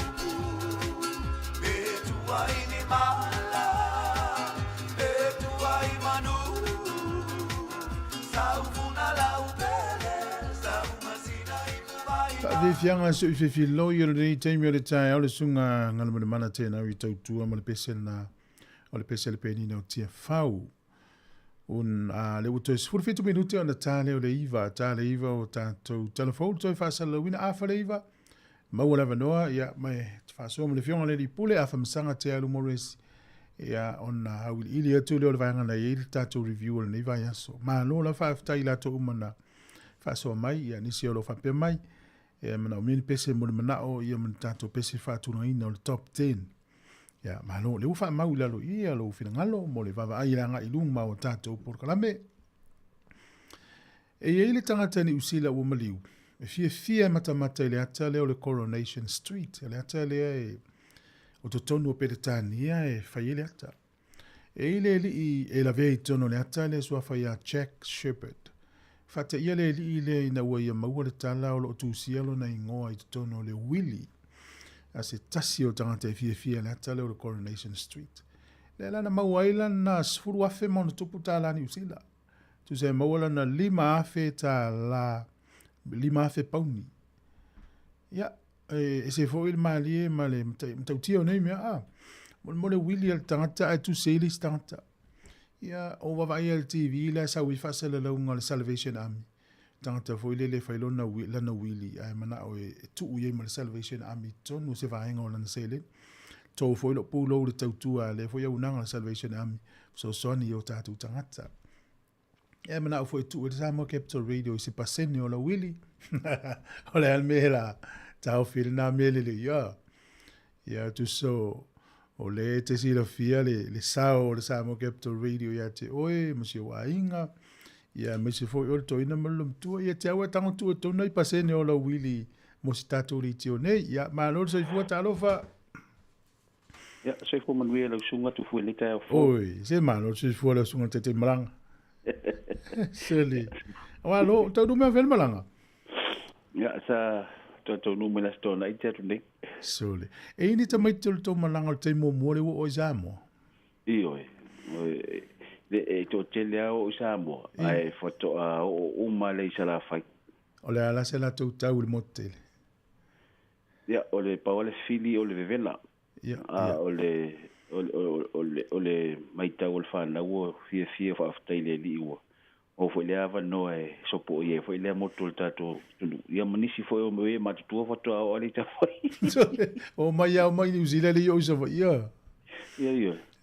ia la fie la tu persona sala fai au le le wala to mi ta wina ia o sala fai au le ia sa ia po ti le fie vo tu fu ia be o le langa to o sala fai ia mo ile ia o le sa ngol to maftanga le tapso le to malanga sa mo no le matu so o male yufa metisi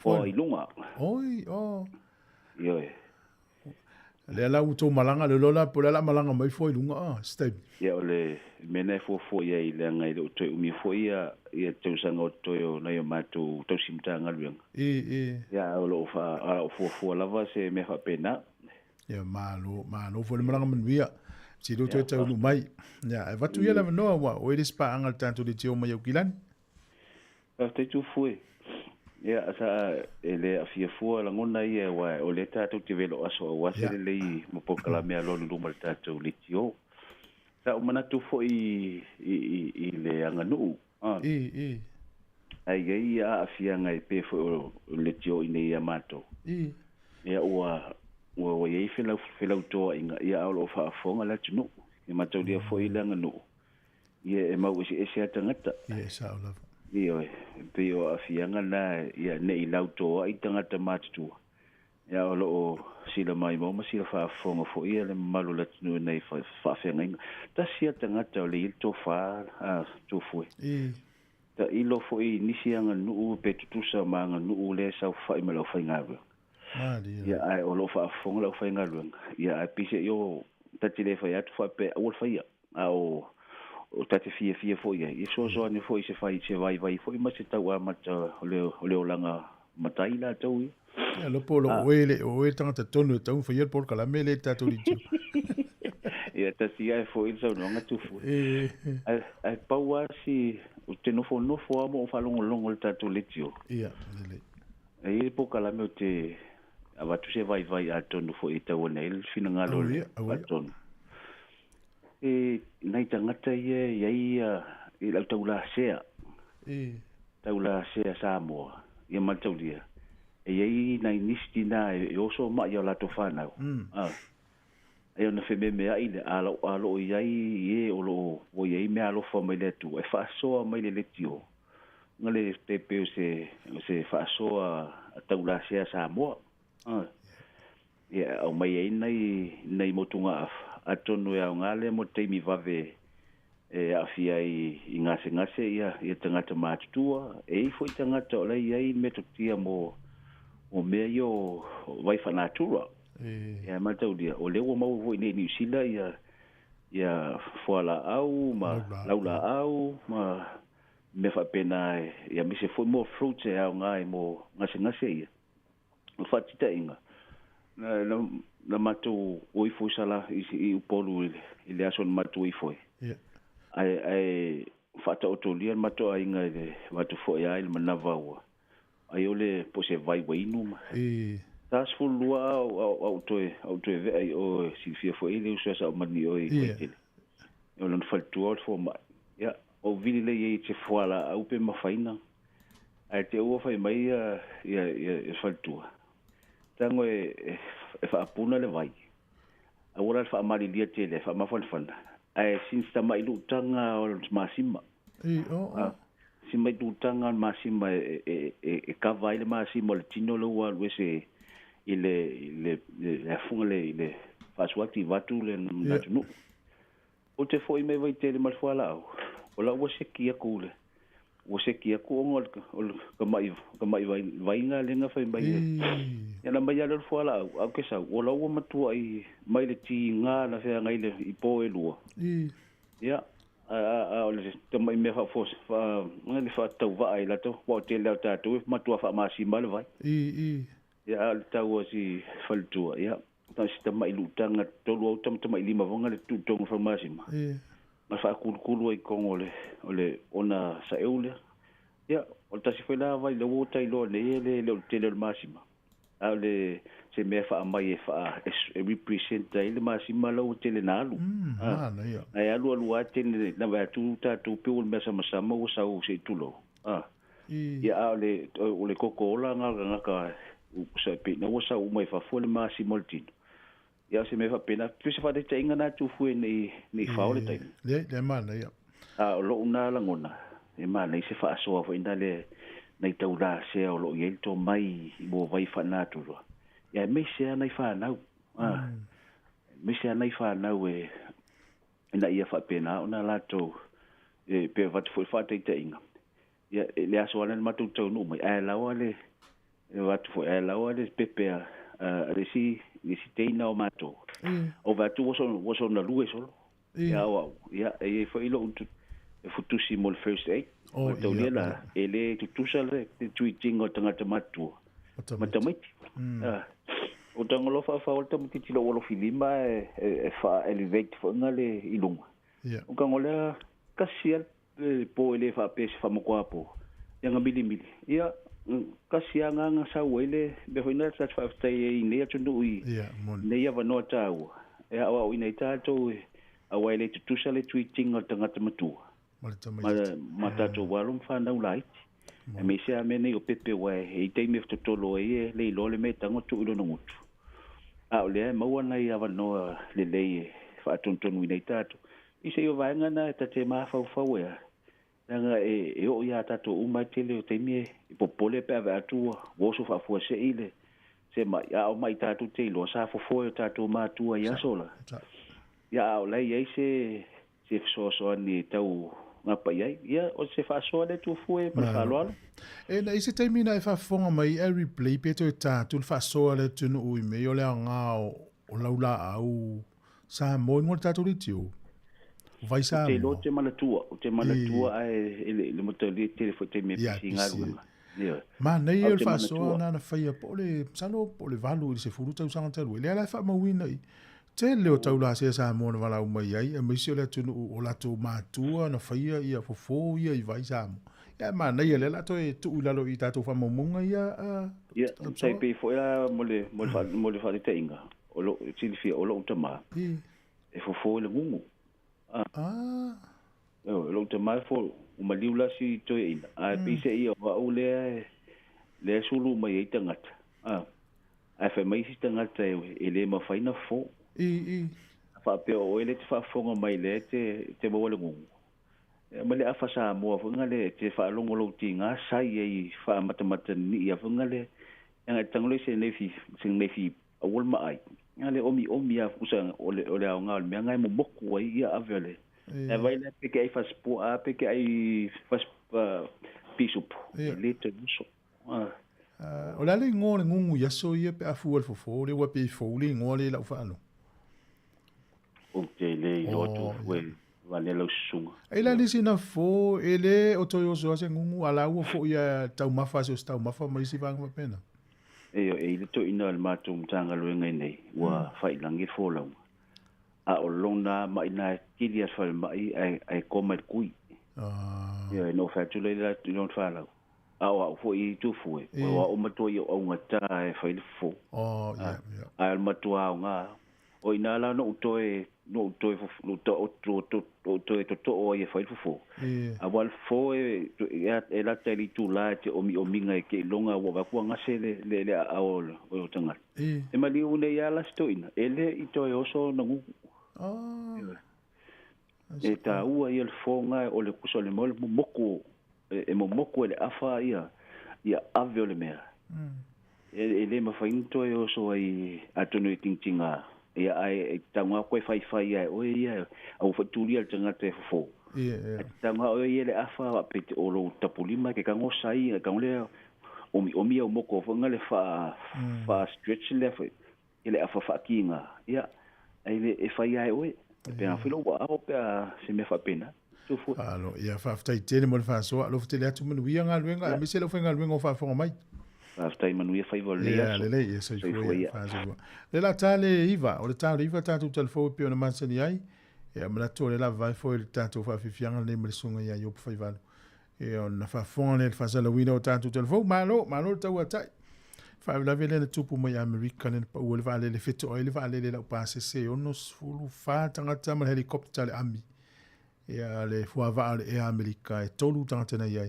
Ia le mai tau tu tala na te mai whana o maso I fua la tau tano whai.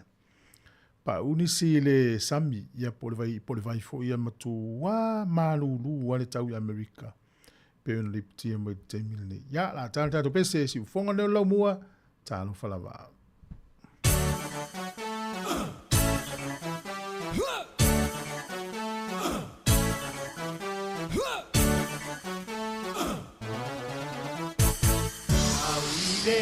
Malanga, na mea malanga, amao te me anda, lao malava tagata, au soe tulai, te o matasi, te moni ea te tata, tasi me ala me lai. Mame mai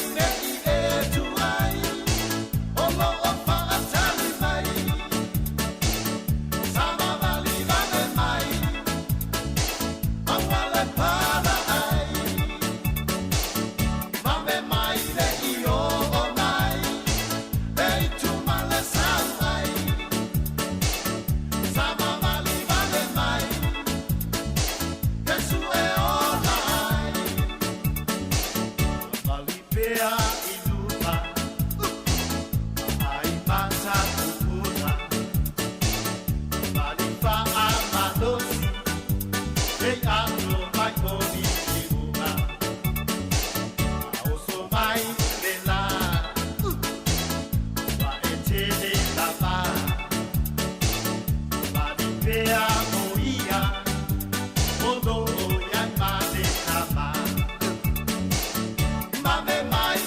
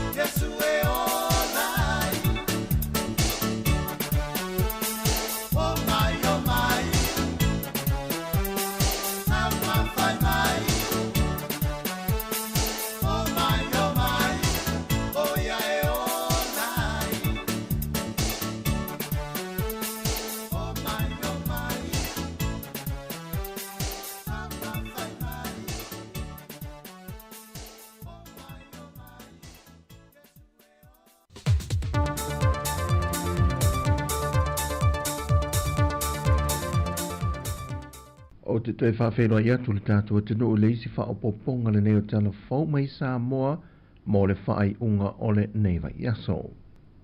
E tō atolu le ua wha mauni mai al komseno na tanga luenga o leo leo a wapa aulongo i tino Filipo. E tō atolu le ua taho fie leo leo o na leo te tele o whala au whaasaina le aisa lea na mau hele vaenga le tiute ma le vaenga su o tai whau se songi an tanga luenga o leo leo i me tāutu i le afia fia le aso lulu. O le tōtolu i lanto ia na tā ue au pa au i le whātarananga mana utu stana. O i lanto ia o fia i se te mawhai pisinisi e fitus fumal whātau sangol soifua. Ma le isi to olue ngā lulu e le pisinisi e le te mahlea e whās fumal le luatau sangol le lii ma le te maita e limas fumal whātau sangol le matua. Na whailo fwoi au pa au e taunu watu leo sa whainga leo leo le pisinisi e le te mahlea i loto pā. Wa loka le whale ai wale ai umani mea sai tutonu wa tā pena o maese. Mai wa whaalau tele atuai masu e su enga leo leo, e le sa i lia leo no whanga, wa lau i ai mea sa i te tono le whale, e masalo mia, e ei lava le sort inga a nga i whala au whasa ina. O le anganga whaafta ina mo moni le kom sino ni tanga ruenga o leo leo. Mua muona moli le anganga whaafta i fo i le tanga ruenga o tiuti. E mase fo i le vaenga o le K9 unit ale mtanga ruenga o leo leo mo le office o tiute ia le sa whaapea unga lako mawaina le ia whala au whaasaina nina au mai tutonu o se container mo nei container whaapea na awina mai Amerika ia mo se whai pisinisi nei Samoa o le nganga whaaftaila ona ua mo whai ona maua ia whala au whaasaina ni ele yo o kurunga ele i taapea kui pua le mamalo le tunu ia ila tau o lo whaia pēr nei ne ngā luenga o le tau mawhai no whala au whaasaina ni o whaamauti no whaia wapa au o se uta o whala au whaasaina mua muore nei wa siri atu lona te le ma mawha ma siri lona tau whaatusa le tele o whala au whaasaina le aisa sa maua mo mo no sa whainga leo leo le na tau whaofi mai te tono le atu no o le cost o le value o whala whaasaina ni whaatusa le tūlanga le iei le street value i Australia New Zealand o le tasi le kilo o le aisa e tu salo na faitau a fai pe ama se lua se lau 5 wafi tala Australia i le kilo e tasi o le rough estimate ngā le te minge i le street value le makeki o lo whakau e la tau i e whatauina i whala o whasaina ni a whaliu mai la hape whaliu mai tupe Samoa a hape 10 kilos lenga maua mai i angafi no inga e 2.5 million tala Australia lua tasi ma 5 miliona tala Australia le tau au whai a whaliu lo la tupe Samoa i anonga inga o watu ma 5 miliona tala Samoa le tau au whai o whala au whasaina nina moina. E tu maulava le tununga o pa au, o a walo fe malanga inga whaavao malo i tātou wafu whapea fo i malai wa lele, o lo a wina mai ai to tonu le whala au whasaina le aisa. Tasi se lui tau lo iei ile matanga ruenga le vaenga o whala au whasaina, o le tasi leo le taifau o lo whao ngaina, e leo mawhai o na kawa uma e lea taifau, ia vaenga o le wafu malai wa lele i whangalii, o le malai wa lele tele e whaavao malo i whaleolo, whapea fo i wafu i sanlolonga mamuri whanua. O se hawanau whaamani noa i le komisino mtanga ruenga leo, le tele o fesili wa fesili ia i le atu no i lunga o pengta whaai langi, ma whaali ai manatu i le whaonga i ne mtanga ruenga leo o le ta vale ale mtanga ruenga, e au mai ai le ta maasaina lea na ia whanaina se leo, i le whaalawen tula i mai le mai asu tarua i si usenga, ai whaonga ina le ta vale leunga lii, e ana le whale o lole o lo lisi ai le saina mola na pisinesi. Iau te iloa o le malama le whaatinonga o ngaruenga leo. Peon sila fia, o le mta upu sa tula i mai o se o le hostage situation, ua tau whailea le li whai pisinisi saina lea. E tā whamalo silon tōru, e whaonga ina i se au penga. Mai i le whatinonga i o ngaruenga leo, o le tangata negotiatinga i a to ngā situation whaapea e ka kau lava o ngā whaamua ia te ia. Le soifua ma le olo i la tau o lo whaapea na not only mo le victim, mo ka le but mo ka foi le foi so nga tula fono fa ai loe wa pa au fetu na inga sa faia ma le so upu e malama le ngana saina a nga ile li o lo wa molia na fa ma tu mo mai e le wa molia lo na to lo mo le na ia fa au lima iai ai local fale o lo mai ia fa ai lo mai leo o le apu le lo na soi fua ai sa tau ma fai pe malo le malo ma le fa li upu ina ia fa sawina lo na soi fua na o e loa ina whaai loa ane le mea whina ngalo iai, e le manatu e sau le taavale leo, e ia watu le taavale leo nunga li i le ana le whale o loa, e a nga ia nei i le ofisio leo tuanai mato, na ia tu wina le la au malosi lunga le whaasi tepu o le whale o loa, ma whatau nuu tu unga, molmuliane i le afiafi levelea, na whaau o nei i le ofisa ia pia, pa i loa o whaau o le ngā luenga leo, ia whaasawina umasoi fua o ila toa a fitu langa whaapenei a toai ma le o lo ia whaatino ina sori ngā tula whono. O se hawanona maua e sui lango o le vang whaupo whai o lo o ngai le malo le HRPP e whaatasitasi i se whontanga ma le whaafalitui e fisiringi ai le taitai i tāpenanga wa te tau o na amata mo le whai ngā paalota tele o lo mana i le lua whelua se fun maleono. Ai o te titano i tātou waena whai tu malo te tas. A tonu le a fufua se peini pe a whai tala whenai i tātou maputanga. O te tau no tātou salaria o. Patino tātou whao moe o le to e umi Spain. O le tātou tau nune whena palota. Ia mai o tanto ruma sa le leila sa wa fili suistas o le ala le tau no yeis po fuanga ina ia fa mani no rota ko woe fa solo ta ko kala ia o ia man fo i ma tupu matamali ia te tau no fati no ina le vaenga le fio mai le fio ngal prestene o le o le tatou maftanga po le tatou whalapaputonga. E le mawhai tu i nā ti eise malosianga i le presidente Malana Laulau. So taia i tu malo ia mo le whaatui na mai o rātou sui. Ina ia whaitete le mele o le toa ono toa fitu toa waru. O le masino te sema le ua tua nai, sa fuafua e whātou nui nai le whōntanga le nei e whaatwhalitui, ma o na sui langolango umai sa mo nei. Peitai, o le whātou a whātou nuina i le vaiaso nei. O talafauia, mo le whaai ungo le nei vaiaso, manuia tele lo tātua tunu, whaasoifuia.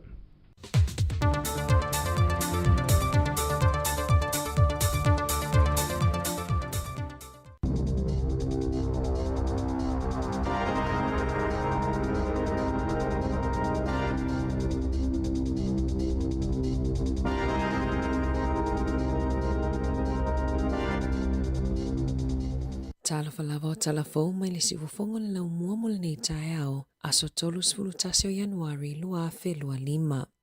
Ua whaatusa e nisi o tamaitia o ngā mea ai o repolkala me toi whaafou a le matanga luenga wa onga, ua whaatusa i nei mea ai tu tono to ese, a o asi atu le minista lango a onga David Seymour, i se tasio a onga mawalunga i au kilani eva ai taunu unga o lana polkala me, mo lunches po me ai a tamaiti, sa whaatu ai ona ki liwa mea ai i nisi o a onga, ma sa whaatu ese Seymour ona o lea whale tonu, o le polkala me toi teu, sa whaititi ai le tau mawhata itasi i le tolu tā la o lona winga e whaasau i nai le se lau tolu 10 miliona tā la a tangata tatongi la fonga pe ona whaamau i pepa o whaamatalanga. Whaalia e nisi o whanaua o ngai lea onga a o tauhu na e lea o ngai lea solua mai 5 minuti o whaatalitani o lato mea ai. E toa tele mātua mapulea onga ua whaitia o ina mea ai na kili wātu ia onga inina iaso o le amatanga o le nei kuata whaalea o onga ua amata whaonga le porkala me fōmoa onga ma ua tele suinga i tau mawha mota mai tia onga pe ona iai le porkala me na amata mai le leiba.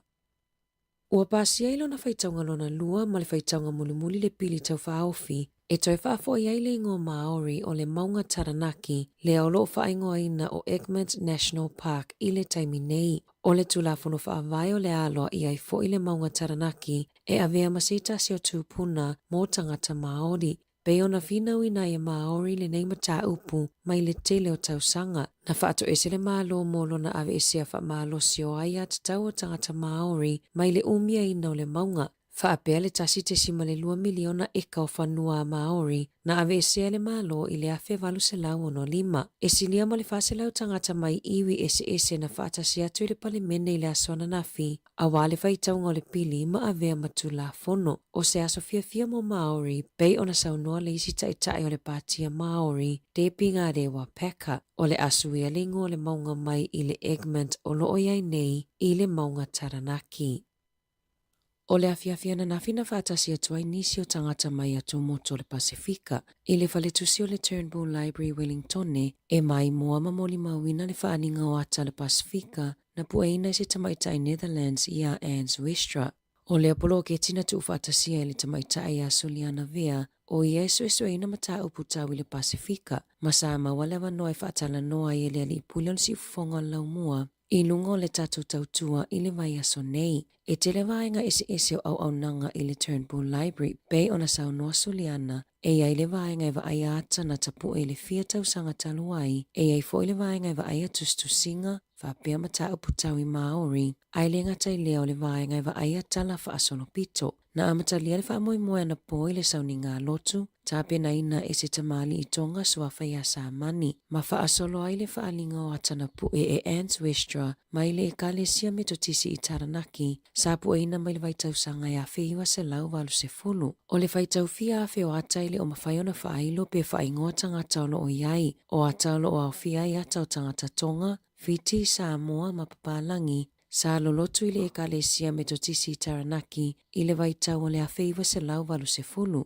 O lo mawhaiona mai moa i ata i lunga lo penga tawhailangi a le Alexander Turnbull Library, sa ilipe search le Ans Westra and the Wesley Methodist Congregation. Na whaiuina wha moi le tatalo na saunie sa mani, ma sa mawhaiona wha atasi atua i nisi o lau whaingaluenga a le si ufofongo le lau mua. Ua lapata ia ile matanga luenga o le loto I whale tangata lau tele ina ia mata la isi upenga ta whailangi tau whaasese po o fake websites. Ua whaia nisi e talo sangai sitiseni. E se lau iwa lima ta ala le tau whaupopo ilungo le tau e tau na tutongi e apala ia ile sitiseni. Peona wa aia ilunga o ia upenga ta whailangi pepelo. Whaaliere so upo le DIA e whaapea o ala tau au nanga uma e au fiai tusi folau o sitiseni, pepa whanau, pepa whaipo ma pepa mo maliu e tā uona tarusanga I lungo le upenga ta whailangi e whaaiu I le govt.nz e tā uona matala I atulanga ina ne I maua I le au tau whaasese whaamaumaunga patino. O lo tau sa ilia leo I au kilani se tamaita e talavou. Na whaa o lima I se tasi o le pase se lungo se pasi I le aso le tau sanga fou. Na whato awala au leo I le te au le afola fitu I la fiafi. Ina ua li potia se urunga li ina o sofa ia e nisi I lungo le pasi. La tāne I le whetau la inga ala I Hepburn Street ma Ponsonby Road. E te le mea tō tino le urunga li ina ngā o ia. E tu sa male tolu a whetā lalo na tau a whai. Masafa amanu alia umai la ua ia o sofa inga. O le taimi mo leo wa tala noa whaalawa I te lea ie na afia e winga I lea whaalave lave. Sa la whaai loa ua te lele suinga o la o langa. Ua fefefe pu e pasi. Le mawhai ona toi feo aina o la ua ino fuanga lau tele. Ma le tele o isi mea sa maasani o na la awa iai. Ua le mawhai ona toi whaatasi atu iai o nol popole ilo la ua saonga le mu. Whaalia leo e to atasile ali talavou waloka ina o nao lea whaalave lave ai o loo tausa ilia pea le tamaitai. I whafua to New Zealand, o loo whaanga solo pea I loilonga ma le wala au I nol mata upu o Robert F. Kennedy Jr. I le United States of America. Ma ualia ai ma le mata upu le whaamai o le misela lea na pepesi Samoa I le lua fesfunuiva lea na to atele tangata mali liwai. O loo tua ia Kennedy ilo na taitai se seina, ma le whaalawi loa ina o le le whaatua ina o tuipui o le misela. A o pepesi le whaamai Samoa, nea na mali liwai le to avalus fulutolo tangata I Samoa, ma sa to atele la vai whanawiti. Na whaalia Kennedy I le senate, o lana malanga I Samoa ele I malanga o noni tuipui peitai, sa malanga e fesosoani e whaamawina whaamaumaunga tau I le soifua maloloina. Sa ia tā ua, na malanga tui Samoa o lo mawalalo le numero tangata mawhanau, ua whaia tuipui o le misela. Sa ia moli maufoi, a tonu a fesilingia se tangata Samoa, pena mafuona le whaia sona tuipui o le misela ona oniana whaamatalanga, e tali tonu e le maua se tasi peitai. Na whaalia le foma I o vaila au ma tuipui o New Zealand, Helen Petoses Harris, e na te tali tonu na iaisi tangata I Samoa, na mafuona le whaia o lato tuipui, ona o whaamatalanga na whaia e Kennedy. I taalonga, ua toi sao ni le tamaita I alova a New Zealand, Dame Lisa Carrington, e toi tausini o I taalonga o Olimpika I le lua whelua valu, lea e tani maloa I LA, na tūlanga ese le alova a Carrington I taalonga o Olimpika I pale, I le tausanga taluai, masaya mawainai pine aura tolu, I le ka wha, ka lua, ma le ka tasi. O le tausini o ai o Carrington I le Olimpika o le lua whelua valu, o le aavea lea mana Olimpika lona lima, talumaila na Olimpika mua I le lua fesefulu lua I lone tona. Sa to o tele tangata na fesiningia peto e tausini o I le isi Olimpika o lumanai, I le taimina umaita alonga I pale, ai o lewa tali manino Carrington, malona loto fia o le ato e tausini o ai mo New Zealand. Ua whaalawi loa le whaamawai loa ia, po o lili taia mai ta alonga o le au, le tamaita I New Zealand lawi loa I Paralympics I a Dame Sophie Pascoe. O le tamaita I tolu lua tausanga le matua na tau wā I Paralympics e whā. Manu malo I pine auras fulutasi, pine siliwai fitu, ma le pine apa me mea tasi. Ai le I tau wā I pale le tausanga taluai, o na whanau I lana tama mua. Na whaafetai e le pulesili o le Swimming New Zealand le sao Pascoe I ta alonga, le asa ta aloa I mo New Zealand, I le tele o tausanga wa tuanai. Tala fōwia mai le si ufofongo le lau mua mo le nei vaenga o le tae ao.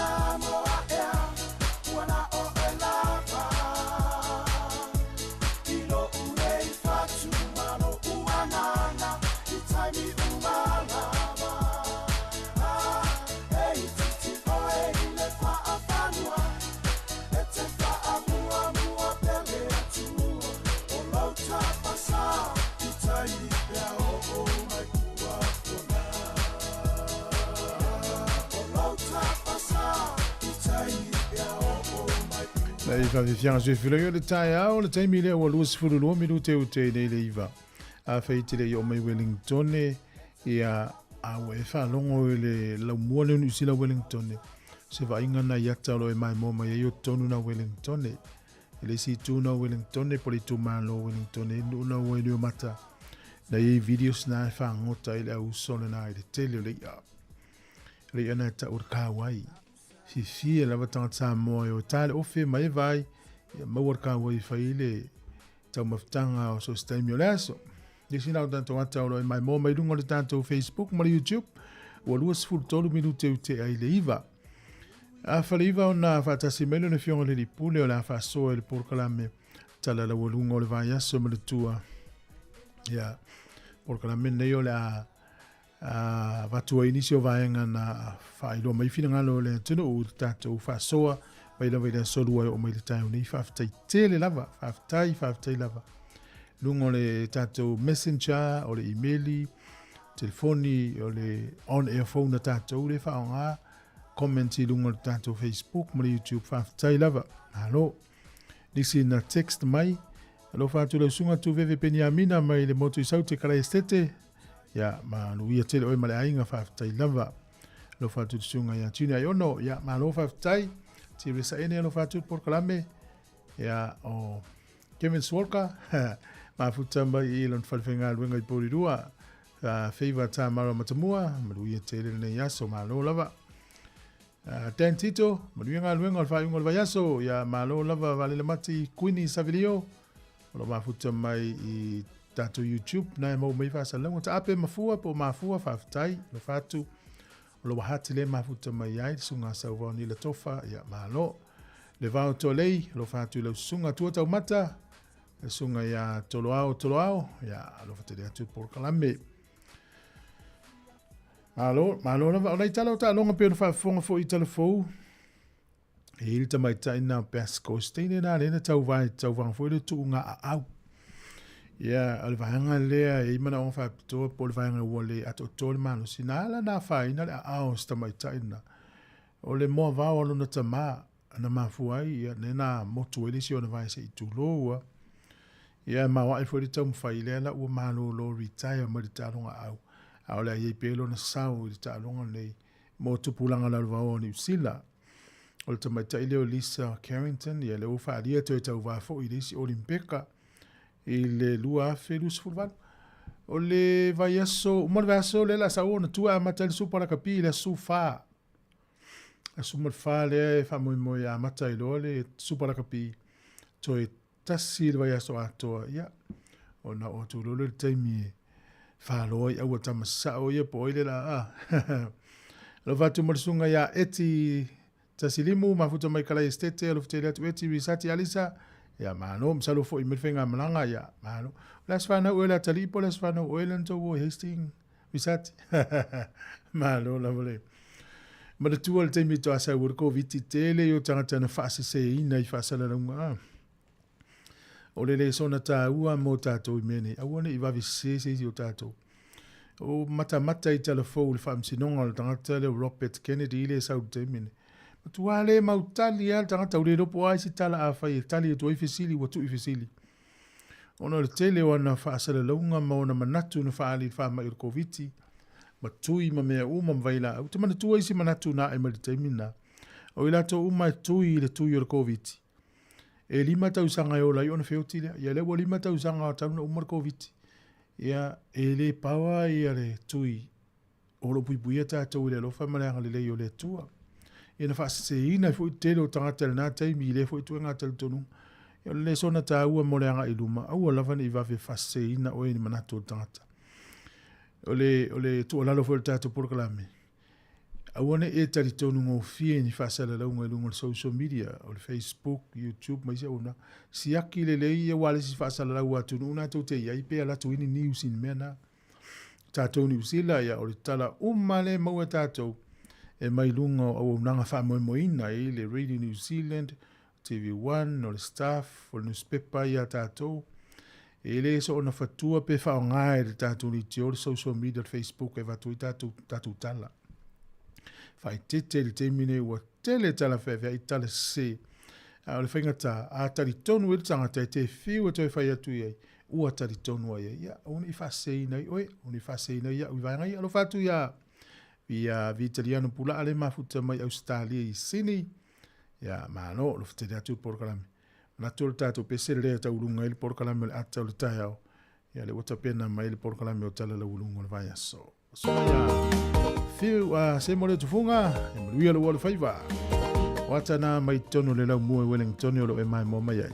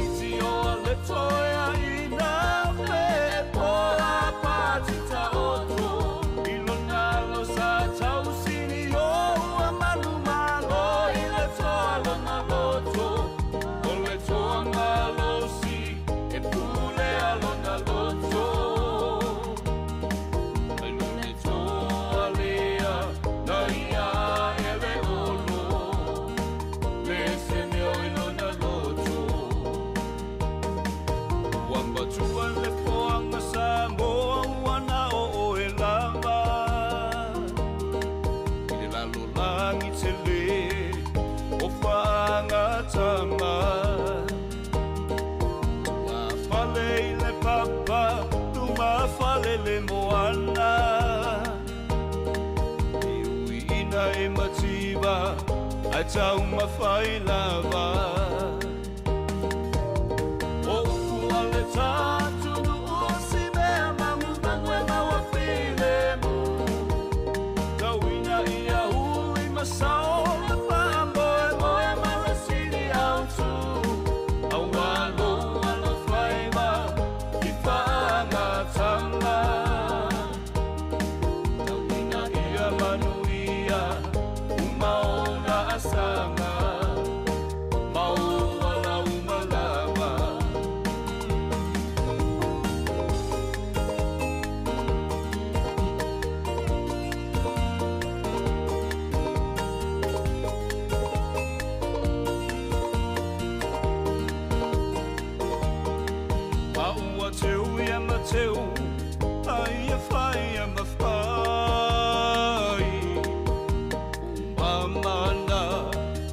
te whaavai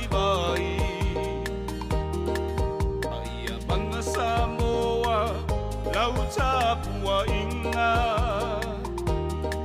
Nei ona talo rua tūna mawhatai loa alo whaiva Se whaiva ia ole mea moli e manuia Tauina ia he mana tua lau atulu Pele mala tāpua inga Ia pono tilo ai maga manga maumaka Mana ia tapeta tōwana Manuia o na asanga Amuae la maia tapati patia E anu whai mau au tama whanau ia e manuia Kaua sota ai moa tai au If maanga tama if whai mau ta sao Tauina ia he mana tua lau ta whaabai ia whamuamua Tamoa e o me tama sari a tamana o me tuu atu le atua Aua ne i o ta whaamoe moe i le malosti Mana tua au au na le atua roa puno wahi Te talo mo so tauni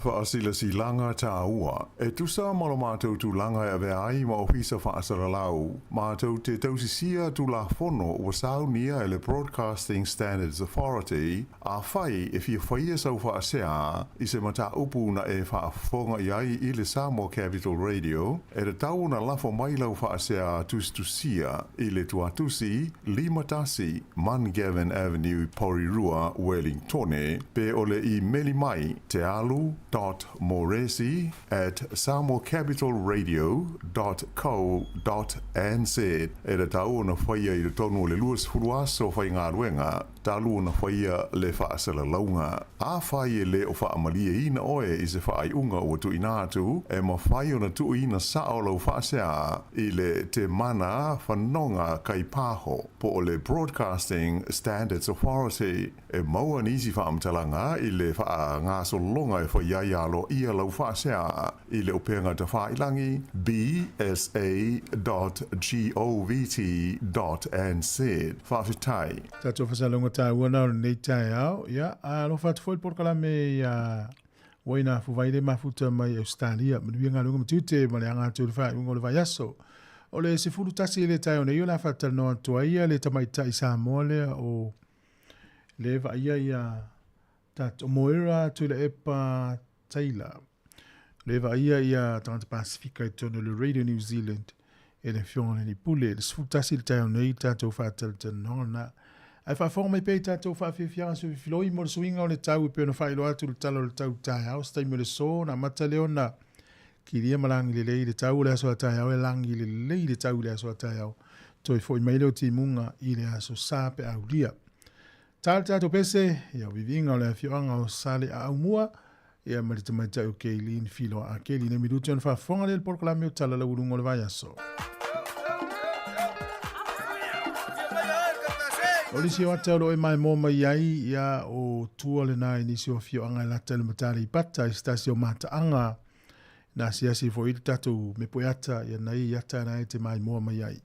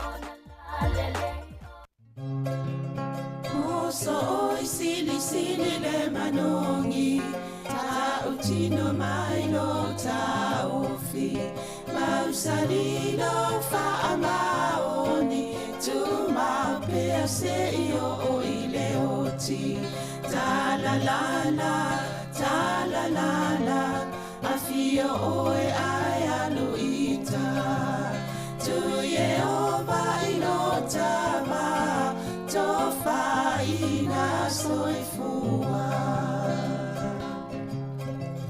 nanga alif sili lesa sana itu efa osamoana efa atosina yo anganga yate oe sumalete ine tausala la ula falawa avea talua yo esungale bana mea bea faiua elekea tuai bea sia mea etafea la upua tau no fonene itawai so se siline la lele malefuaro sangumu etefa ata patima etuli usisu talalala talalala afio oe ayaluita tu Yehova ilotava tofa ina soifua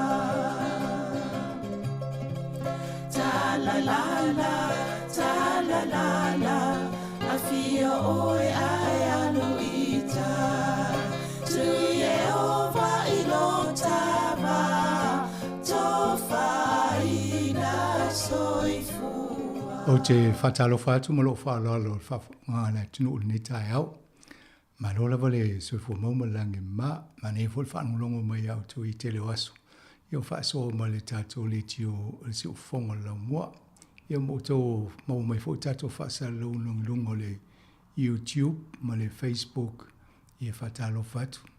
Ia misi ala whatato i nei le lau mua i Wellington po Roma le Hutt Valley. Ia malaloi Blenheim Nelson o lo mau mai lunga o le tasi o ono tesi ma le tasi whamo.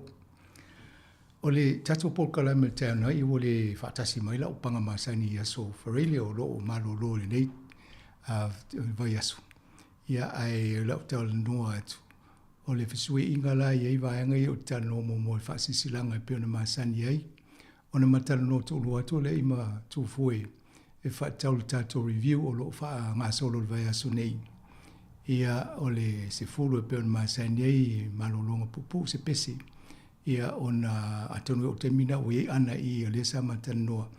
Ia ona mai le o sana li poti sa a wai le fono fo le na whaatasi ana po tato tangatai i le National Library e mai mo videos o ata o na po le tasi iwa valu sifuru pe ona ele mata noanga mo le sui o le Turnbull Library ia suliana vea i le aso lua le vai aso nei i mana ia fo i atonu e to tele nisi o to sa a wai ia fo stay o nei aso mo nava i aso nfai fo into vala au mui fa soa mai i tō vaenga o mai mua ina fo o iata.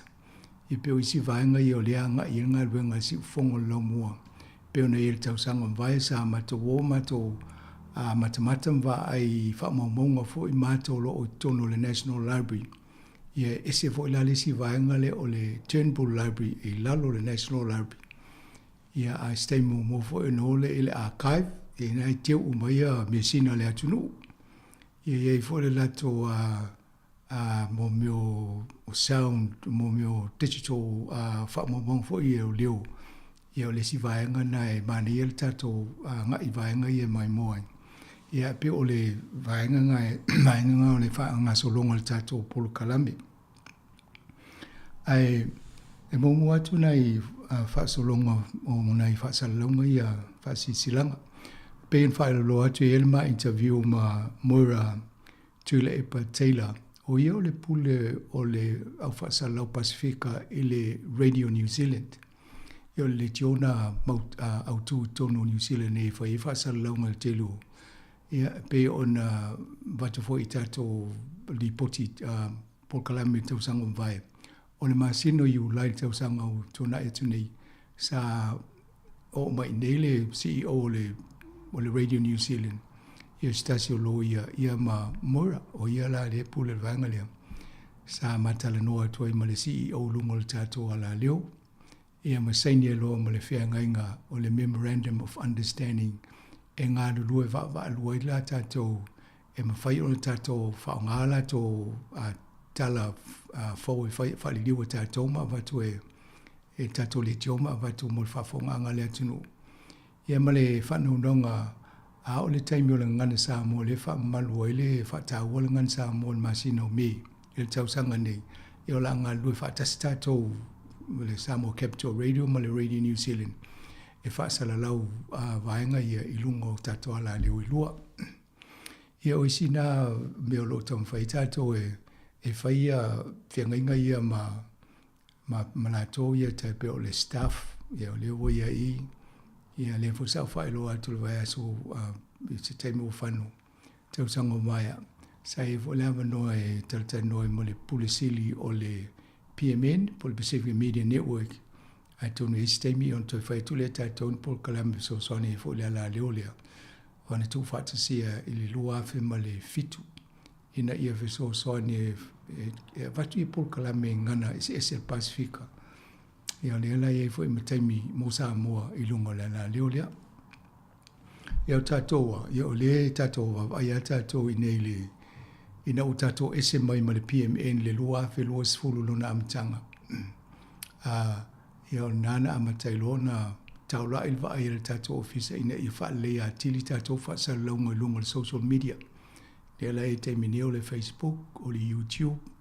Ia wa telia ia fo le swinga wa mawal to tele o tolo mai mua mai ia wha sa launga. I polkalame si ufonga launga ono fsui inga matau mwhainga lana whai ma le teimile na. Ia tele ale swinga o iai nei.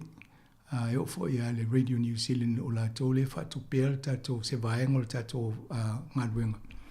Ia la fo la to va aima wa le matamata me amati tilo mai fo mele tupu pe o nei wha sa launga le tato le tio e le tioko mai Samoa le tau sanga mwai. Ia meo tupu Samoa. A tonu lisi vaenga le mo le tioma e le tau wha matalala ngadwenga wa fo le to te wha fonga mai a straight a sima mai mo mai fo. E le peusi au nanga te le lopo a mea lai whai.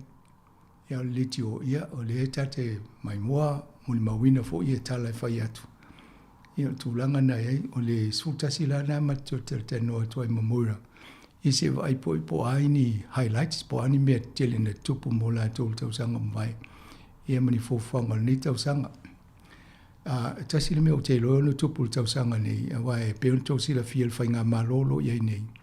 Ia leua tele na tipi e paketi a fo imtanga bengal malo le ve male media o isi o vaenga le media a tato ia lena tele na watu tato fam talanga fo lungo tato telefon talta no toi tele tanga to vaia ia se va ai fo e polale tulanga e tato al masino mati e tauna ave tonu tato talsanga ia mol fatu penga o se vaenga tupel tato le tio mai le New Zealand on ia ia yo atu ia mati wa ave tonu ia na fai vola to ilo longa ia mata mai po mo male vaenga tupele mo po me o tipi ia vaenga na ia wa tipi lo loinga o fata tu sai dinga tupe fa wa wale au nanga pa mana tu fa wa pe ia talo atonu ai e le fo mana ia le se ol sa mo Capital Radio.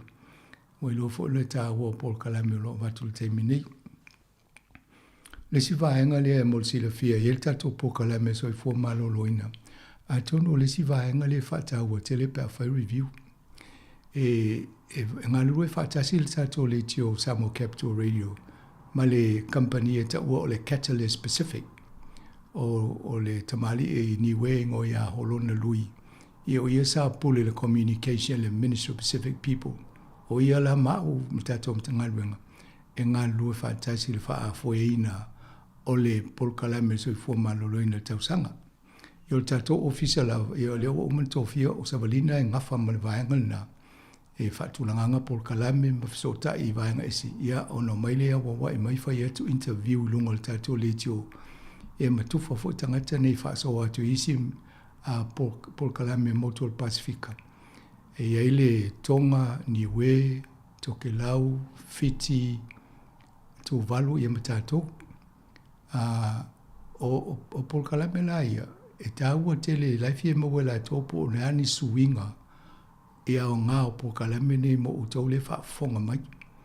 Ia o Pālangi, e mana o mia le vai whainu mera mani mau whaamamaua. Mena ne tamu whai mai tō sa ili mai mai tato au whaafonga. A whapea wesi suinga lo a inga po tūlanga o tau mafa, po whai whaamalo stino, po alawani suinga whai mai Polokalame, iana awele i o lipoti, matu i tonu. Wa mena e muli mawina, o lea o ngale tupele sa utonu le Samoa Capital Radio. A leini whaamamo whapela ia. Ia mai maulu tupe, ia si lile tipi le tupe pe o le tāwana o le katonga lue. Ma nei whalongolongo mai le nisi o maule so ili mai aso nei. E si tamin matana noa to ile matufu le tūlanga lea. O le si vaenga lea mo le sila fia le malu le tunu. O le pe ala susfulu lima al masina nei le ia i fo ili whatasinga le whafoina e le Pacific Health Service ilo wahat. Ia pe o lato tacha mo ta longa ma whatasinga na ia o me whapena lai fo ia wa ai maile matanga ruenga o lai alu tupe tamu whaie tō whatsi e tato ngata Pasifika ia whaie i Polokalame e o ngā mo lato sui fua mala loina. Ia mani e fo e wa ai o tō nisi e tau i mta longa ia so ta ia tūle ofisa na i le Pacific Health Service Heart Valley ia matala noa iai. O le pēla stona i la so sulu lima na masina fauna i elfa moe na la tō. A o le stona i so oi. O le sulu o February lea. O le tu o ele e whai ele whono ta o le Pan Pacific. O le au whai Polokalame ala i ele no watu o le mate ngā lue whaatasi Polokalame soi fua maloloina. O le o wana pokole rina le nei porua. E ele whaatasinga mai le afo le iwal tai au la stona ilea. E tau i le tasi le holi. Whaatala noa i lola i o Polokalame i ele watulunga le tio. Ia mamaua i fo ini feedback wa e sel tala no lunga le tio. E sel whaafsanga. O le whangalana e le ofalta tau review. O le asolus fulua wheloa i umamotu al Pasifika. Ia la fo umana whai e tala no i whai fo ina la tau review la tau Polokalame. Ia no atu role whaaso i tangata le la mwhaina awai. Ia matala noa. Ia e fo i sisi e san mata apu fi tala noa ina. Mana in tato whaatase le tai au lea. Mo tatou ale tio o leo whatau a tatou wa i mta i vaenga i lua. E o whatase a ia onga. Tūlanga lea o awina. Ma tūlanga soi fua maloloina. Wa ele tantununga ale leilo malmlama. E whaingo fie fo ina e whaiel mea o ngā mo oi. Ia peo mena le tam whai fo e watu i whatanoanga mta uputa wa onga. Mona ia Polokalame le University of Victoria. Ia male whamu moe maulunga. Ina ia ausia nisi o halum whana o tātou le ia fo i tūlanga ia o ngā maulunga whapea. Ia wae au ngā mo tangata lava ia lona ia so i fulu manai. Ia misi fo i ainga ma e kālesia. Ia matau lea ma tātou sa mo i tono au te roa. Pela o le whamoe moe na mane fo i whamau lau kālena a wanoa. Ia tātou whiroa ia te tonu e le huli pe a whaile lanchi le pole a fos fulua. Ia na whawhiwhiele i o le whaile le tātou lau mo band. Ia, se tau whai fo lau whaile o le ta apil te mine o lo malolo.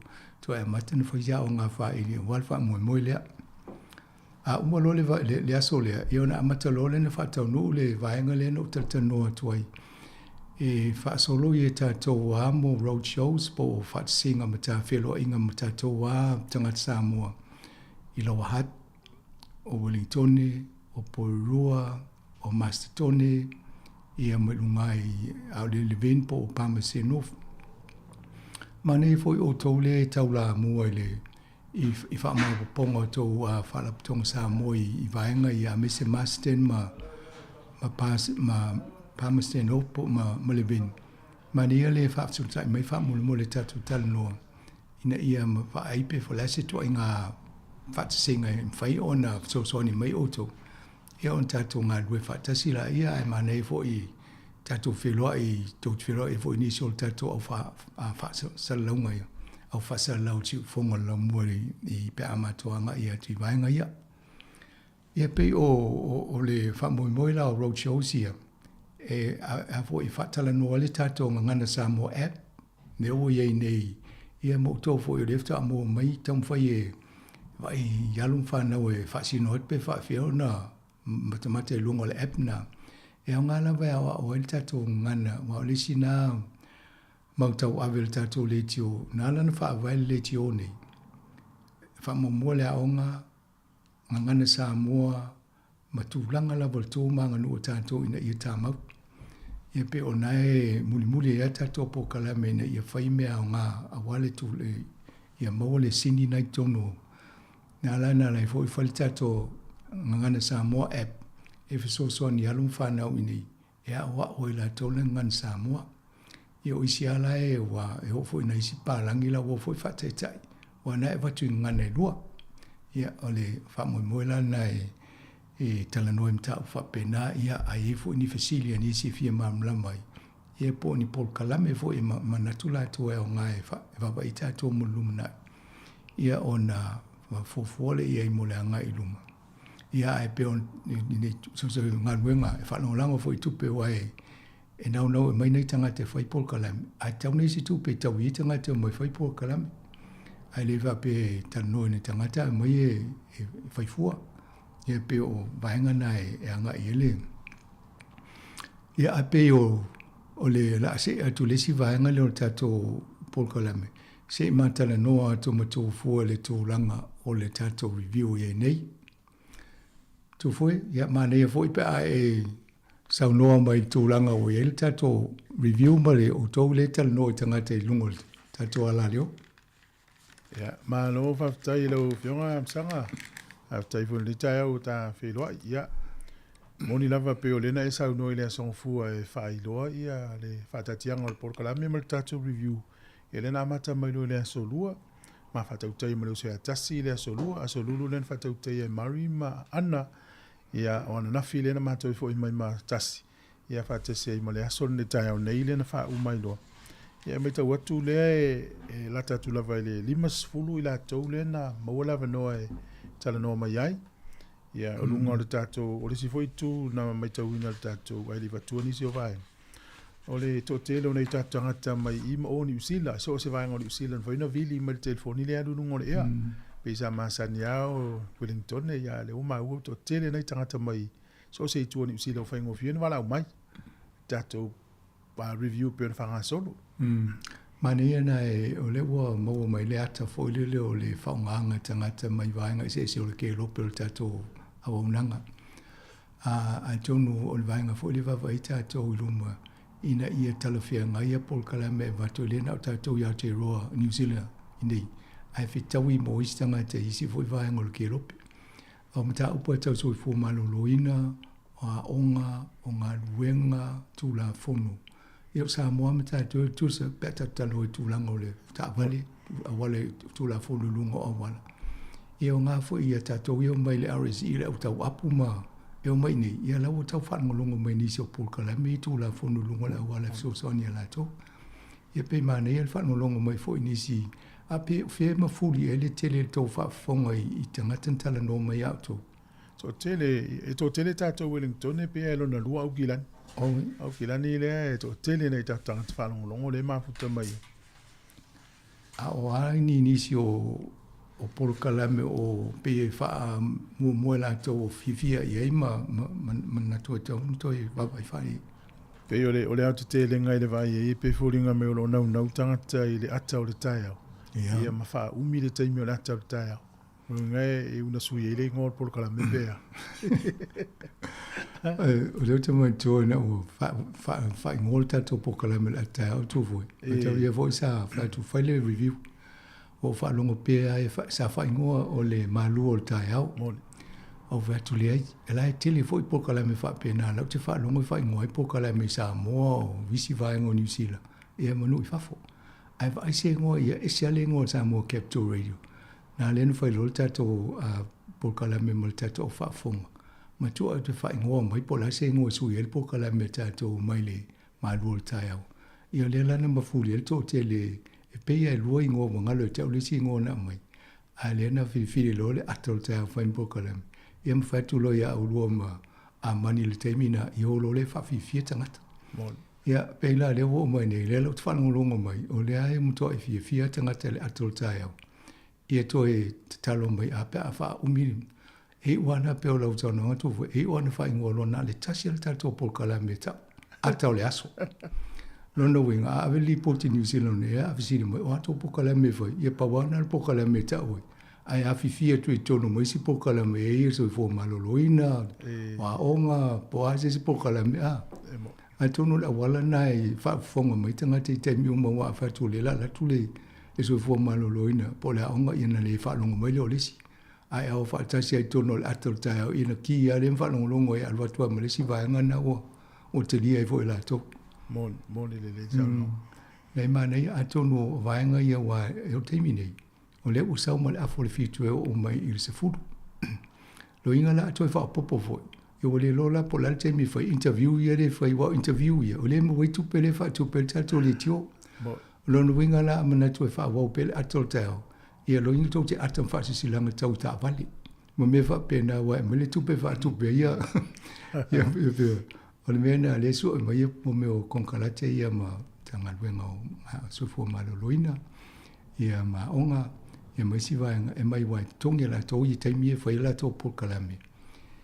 A tonu mwhai no tano wa ele si i taimi no whalonga mai e se sui na vidi mai i Mo News. Pea watu se folu su tasi ma. Pe o le tūlanga na leina whai tato news le valu, iwa, masfulua. O isi tūla i o umar whatatia e se wa a whataua le polkalame, e whataua a tōle tūla. E le mwhain whataua le whasu lima pea whaoswani news, po le lima sfulua minuti.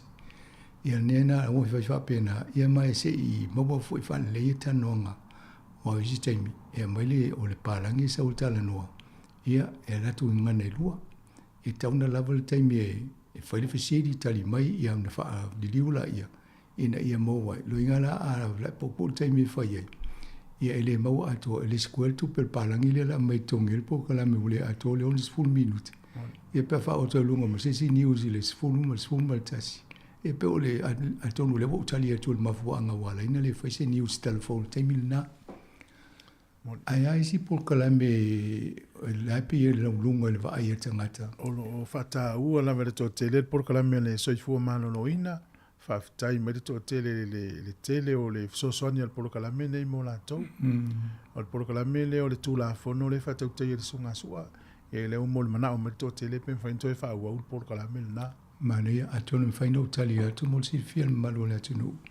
O le sunga ya su o wa fo malolo mai malana ngaluenga wa fo taimi e o leven tau tu o over male fase fulu male lu tau sanga tau toia so e tono le tanga luenga le e wa fo taimi o tau wana li taia ia lana o malolo alan matal tanoa wa le e fo le fa ile tato si fonga la mo ia mato tanoa o lo nau la so ani vai nga fa pia ai tasi al me mana tia ia ina ia fatu langa le man mtanga luenga ina ia la to loma na ma ia amna ia le ta o le avo tato ngalwenga le fai o le ngana o fina ngalo ia falia e ma faina tusi le poti fai o tangata la ne o le na fa mai e to fa vol po kala mele olio a wale le muli ma e ma ave fai ana ave le clip po le le sa no ngal tangata le tan no me fai ia o muli ma ia ina ia la to loa e le o se tala fatu fo le mele fai o le fatu fatasi ia mana ia fo na ia tono fa fonga mai so ia tono sistemi wo mana matal tano momo ia tu langa na ia to sistemi na fa wo tu le po kala mele leo a tono so ala fa ia le interview ila to lo nga lo te mini a le so tele ma no anu le tama o ingala ia wo leva na ia nga luenga sa detective CIB o vaenga e se tanga luenga leo. O sa Yesu mai ele termino tano toi. Sa walu ele termino faile la to fat singa. E amana ia ila to fast food tau sanga ngai lunga tau si le avo ile leo. Mana ia li poti il mol mauna mai ele. Ele fo le tangatan tata ele so la le tele o vaenga se leo. Ele sime no atai mai ia le tangata le e alu le helicopter.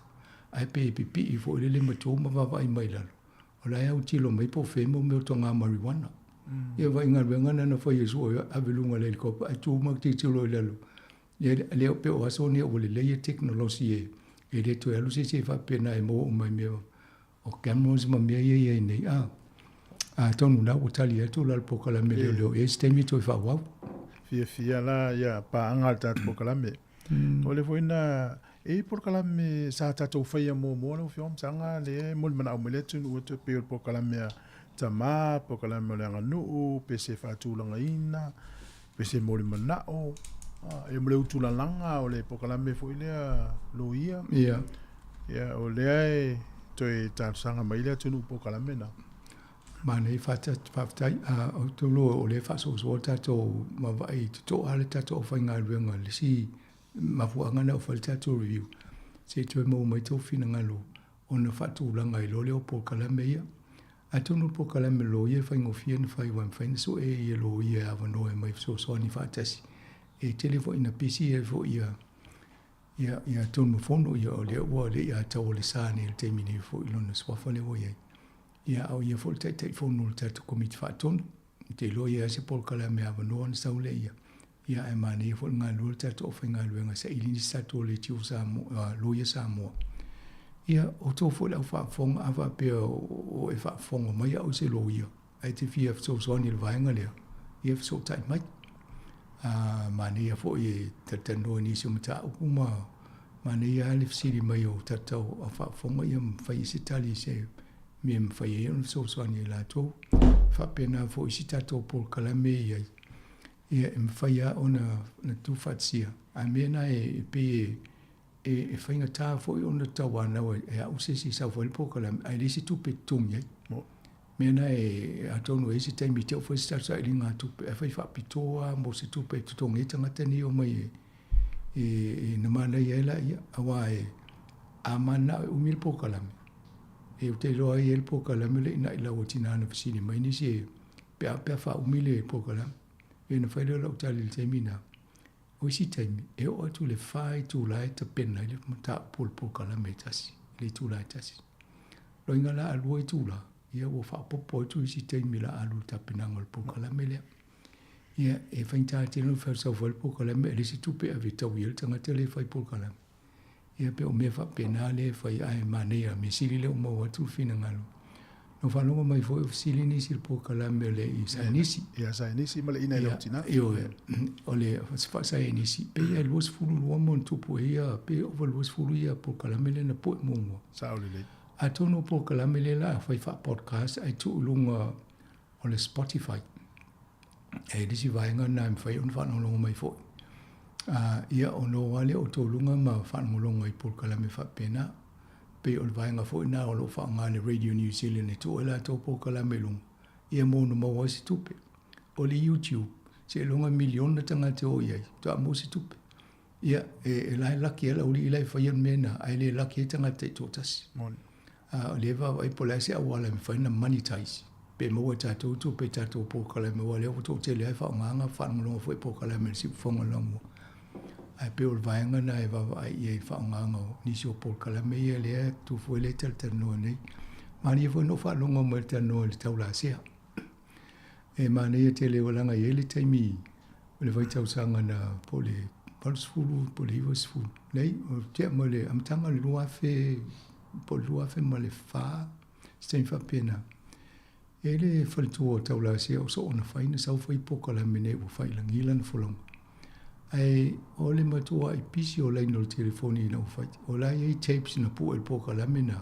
a tonu me fanto e tas te mi se fa ngolongo i mata upun tala no ai i ma vai pe o ngai ni si wa na tala no ma tanga tama ma tu i vai ma fa nga ina tu fa ta se fo le mani si fo ya na pe na tali e fo i poka la me fa pe na sal tala no fo i se poka la e ma fai ona nga luta to ta pu e por kala mena vai mea ngana ai mai tu e se fa ngolongo tanga ta pe e to ta fo le ni jo temi tu mole le ya la fai foi mo to ta i nei vai ngana sa ole o ya pe yo unisina o por kala mena lungo yo le fo inisina mo na mai pe mo na no e fa ta no tanga ta e fai mo meo o brokers foi o no ngatu pe o fale ia o vanga o insurance company ia o te lo finance na o mana masana fai lo inga na o sai voi te misa fai ta no ngana mo fa tau mo fale mo le fai mo kesi me fa pena sa vai por kalam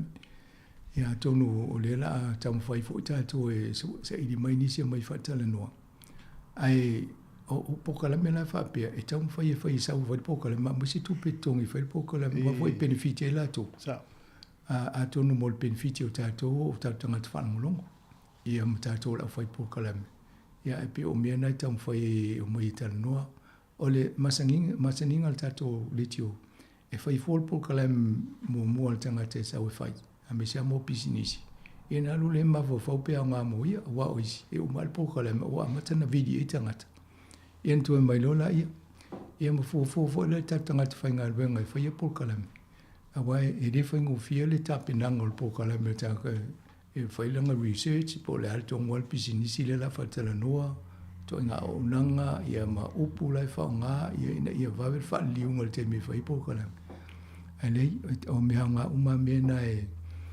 o me ata finance tau no fai ta to fa tau mo fale o insure talfea ngai ina ia malama voi faingo insure ia me se le travel insurance le pe utanga te malanga le tal no so od foi a tupus fa le ale se me tua ia pe o stem fa pena o le si va nga le tel tonu na foi o ia mana tonis o le family benefit o le o va ini le telo fa le tonu le ia ina tanga te le wa fia ia e muli mau na isi a inga o te o mo tu le tu se pele fia fetala ono le fa manga a tu no ia tau na ministry officer yol malo fa tala no le ia ma fa mamla ma tu no e o fa singa le fa mo ya february la tu mo foi so ise se lo tu tanu sa o me ta family benefit pa tal fenga i na ia mamla mai foi la tu la o wa malo Sanga le si vanga le pe si pokala me sa fa tau le tio le woto e la nga le tino o pokala me ta mama pokala mo le nganu.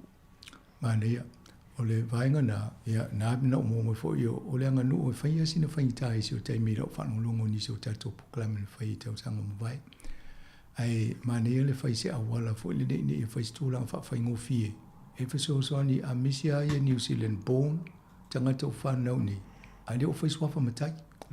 Antono se la sanga fa pena so ni fo e ai o le vainga fo le lunga tu le senga university mo tu atu e fa ia sina mama fa ese ai mau tanga te mta apune e le anga fa yo po kala me fe misa e lunga la leo e ai mane se po kala me fo e le fa tau tainga ma fa ngo fie e na ia a o ngatu sa male sila fie to te le fa ngo fie ai watu lo pe ese le mau tanga te le watu po kala ia na tili lo le va vesia pe o tulanga fa pe na tauna fo le ale mane o mesili le mo watu e fai fo fanga mo tau sanga nei lo afe lo sulima mo e pe ni sina o por kala me ia te le alfa time le fa malo mai por kala me malama to tele yo le atu ya Australia America Hawaii Samoa Samoa ni si mafuta mai Alaska ya olo fa malo mai fa tai mai ala comments na mai dungole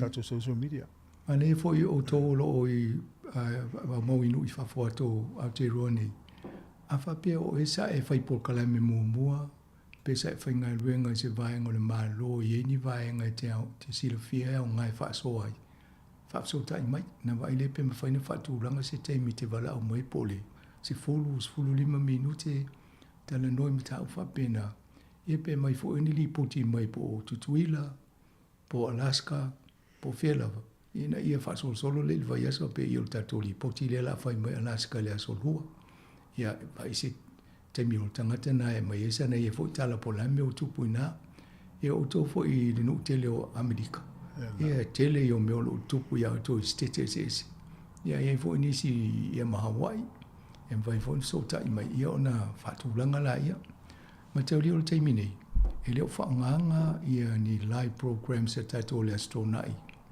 Ma lea sa, ia ma le tele o po, a tonu e le te milu manai. A lava tupe whatupe e ma tutonga i tangata e whaia pol kalame. o le tūlanga nei o e Samoa Capital Radio Lumana. Ia lai po kala me te lo taimi. Ia ma la vei ma foi unga vai aso. Ia pe o le lava o le taimi nei. Na le fa se fulu i tū la o le vai aso o lo fatu pele le tio ele New Zealand on ia. Ai le o le fatu pe ngā atua. Ia mai la tō pe aro le 5% o le tupe. Ai sa ili e mātou le si 5% e fatu pele ngā luenga. Ia pe o le vaenga na a fa pe e mawhaifo ina e alua e wa i talo tupe lai lunga o le charities services. Ia wa e uma ave tatu li poti o kika umalono o kika ave lole putu lunga le mena. Ia na e alua le e whaita oe na wha maonia le au tala e whai atu. Tūlanga na e transparent anga luenga si ufonga lau moe manino. O lo whaftai mai le atu no ui porkalame fo i pe o tātou sau ngā lotu tai au. Mori me la tō whaftai me le whamalo porkalame le ase singa. Ia o nei fo inisi la tunu wala umai whaftai mai ai. E mese o vi ingo le atua na e tō whātua i ase singa. Mānei e teli. Le o porkalame la nduona usau umana tā fi. Le loto le tā whale ainga tā o tele tātou tō maanga masani tātou le au kirisiano. Ia ma le mōli o le awa. Ma le asisinga mo i ngā sengasi. Ia porkalame ala la wa tu maua e de avesia porkalame na ta wale me e wa tato le au fai porkalame ina ia solonga mana ia le ia fa solonga porkalame na pe le nai fola for vaso le familia ina o tato foi porkalame ala le ato fe vai ile woto amata na o le si vai na o le me woto o fai lo le ato tai o fa so a o mo pe o ato vai ia i te lu tai o mo te no le e o mai le se fu ia o ngasi le au fai le atal tai o le o fa so le tai e fa o se fa so al me sili le wa no ia foi pole mangafa tala milu o ia la na o tu ia le porkalame na sa tam fa ia la wanu stasio taimi ia fai vo le ave no fo i te lo taimi ia le o fo mai tala o ia le sa we fai le porkalame ia o to nga wenga la na ai ese so to mai anga vai porkalame ia na tala no mai a to no ia le no tu oi ai mate e de so na fa nga fo ma to so sesi e mate va ai tanga te tala fe ngai ia fitau le ma to le nei ia wa a fitau ia na fe alo fan ia le ole ai ngal nei ai ale fitau ia no inga e vai mai bo fe si ai fo ia te ale usa vali le si wo le fi al mena va e le te le pe a nga tasia ia au whainga ruenga le tiu whonga la mua. Ole tato manu lau ti vo ile li mateta ina ili tato ngā ruenga ia. Ia. E ni stemi te ua le manino mai lau wha. Ole amatanga na ufutau sa wau nei. Ole mena tā ua i te au tauna whatu langa ole vision. Ma le mission. E lua mena i tauna i sila whala putonga. Wa ale le vision ma le mission. E loinga na le lopo wheanga i ele bisinisi po si whala putonga. E nana i ole vision nana tātou o te ile pule ole Radio New Zealand sa ui e whaitau le whapiritania na to be the leaders of Samoan broadcasting in New Zealand. E uti tia mai, mana i a tele le vision. E u whaat, o lalto vision, na ata le whamai alu vai le peiti. Ia, ale tātou la mission, ia ole tātou for entertain, educate, forewarn, ia ma tamwha ia grow, ia tātou tūlanga le whakirisiano ma tūmanga nua tātou le whaonganga o ngan Samoa. Ia lea lau tō whae me, lai mua le entertain, a leo te whae fo o nai tau la mua le whiwhia o tō le entertainment. Ia le atol tai au. Ia o le mea la nau te whae tūla a muli ia tātou. E ele pala au no whaalongo mai o whaapea e le pe whaasino atoe a oa ima whaatonu. E le aima se upu whaapena o iei le vision po le mission Samoa Capital Region. Ana o whaalonga mo e whaisisi lau whainga ruenga le upuna o le mani le toe e si ufonga la mua. Awa e pe ona o watu e whai le hava, whaaloalo ma le hava whatsa lau ngā si ufonga la mua. Ia o le tūlanga na i tātou i ta ia lai whainga ruenga nei e muli ta i fo i whaati nonga ngā ruenga si ufonga la mua. I le Broadcasting Standards for Authority. E ila whasa longa na te uwha pia, ti ngā fo i tali ngā whasa longa lea. Ana a whala o tu unga ngā mai e inga o wha nganga o le ala leo ma mena e te taua o na whaasi de sila i au status. Mea la nātou te whaafonga mai ai whaamanatua te pia, a iei se mea o ti ngai lo fina ngano ni whaasala launga, e whai atu siu fonga laumua. Io nai ele awala e whai e whaui mai le e-maili. E whai ngālo tusi e mana o mie lalo le tūla fono, ina ia e tusi. Tusi le mai ma mai lo tua tusi po se numera. E ma whai e fone to a fisota i atu mātou. E pe o le whai to e whaamani nonga na vaenga nā tu fue. Malo haftai, ya malatu pe o nisi na vaenga le na mai ene tunu. Ya le te le fa malo ma haftai. Ma le haftai, ia na foi va tu leva noa a le tolu va lima lo fa te si tu e sau message po sau fe au. Ia na foi e lungo le messenger. Po le tolu va lima lo i va fa. A fa pe o ele te fia al tau tu al si fongo la mo. O le o te tala noa tu te mine au ngani foi. O lo sao le mau e mato. Mana ia le patuli pot whapea e awhi tangata ia na tali mai le mato o bibiu le na whai. Ai watu neina se lau whapea. E wha mai fo tele o tangata whanongongo e atona le pauna o tangata. Ea, mea na e tato ngā lue whaatasi ngā lue ngā whapea nei. A whapea nai le ia se mea na whapea mai. Mana ia por kala me whaptai. Pawana me fielo. Whapea i o tangata le na vini mai pena, e-maili mai pena, text mai.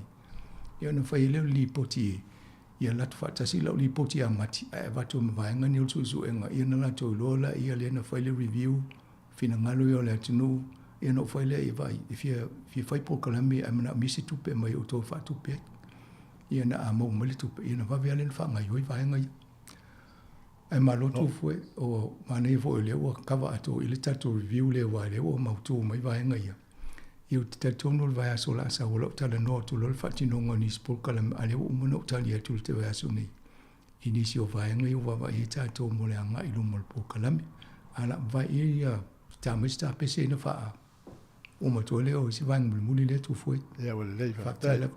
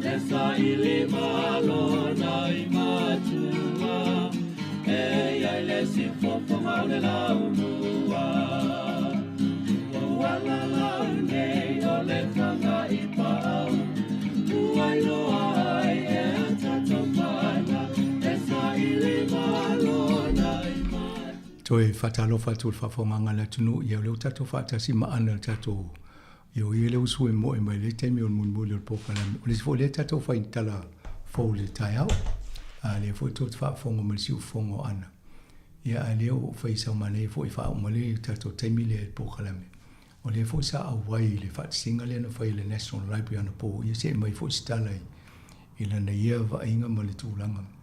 Ana, talo fa ni tai au. Malo toi fualo fionga msanga ia toi fatalo fa foi le pa ia male malo tata wa fa fonga masani. Neas faraile. Malo, so ofisilia toa le no fa longo mai le potile wa o le sa sile. Eno, la wa i tangata Amerika e fia Donald Trump.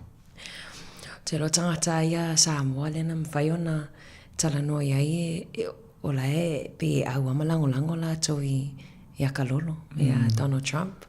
E se al tato va ia tuli, e se va ia tangata. E se va ia tangata la no forma mau i la pito lalai. Na le tole la tele tala fai wai na e o la tola i o la fia ia Donald Trump. Au tangata la ia no overstay. Toi le fia walo toi fa foi. Toi fa foi ia. Ma wa me la tu ko la tunu le. Ana tau sanga vai sa tato asesi to le National Library mi tato va ai foi mi tato so swani la to por kala melen fai mo le ngana samo. Ele te mi tonu ana. Ia ma tato va ai foi le tele wata fa mo mongo nai tono National Library. Ya pe o le fa so ta i mai te o le Teon Paul Library lena laina fai le interview ma Suliana. E ala le mena ieni tūlanga na ieni po. Ia, e toa tele nai tātou tangata Pasifika, toa tele atu ia tangata fiti ma le autonga sa mwhaiona wai mapapalangi. Ia, e toa lai titi lava fo numera tātou tangata Samoa. Ia, a mata lava fo e le whainga lotu, pe ona masani ia por kalamia tātou sa Pasifika. Toa tele lava fo i wheo loro fo i tangata na mawhaiona. Ona o tailua atu i ata e ile sunga whawhianga inga a whamsanga sao tawa ai i o nata na le taimi nei e o whailangi fo launga e whatawa ai lai o nata o Talabo. Talabo. Ia, o maua maleuso i a Pulimangafa, Talamilo, e le sa tele fo i tangata sa mawhaiona wa ai. Maua ai fo i le tāua fo i o le te wino whaletusi nei o atau tātou Samoa Pasifika. E tele le oa ma le mesina le i le ilo tātou.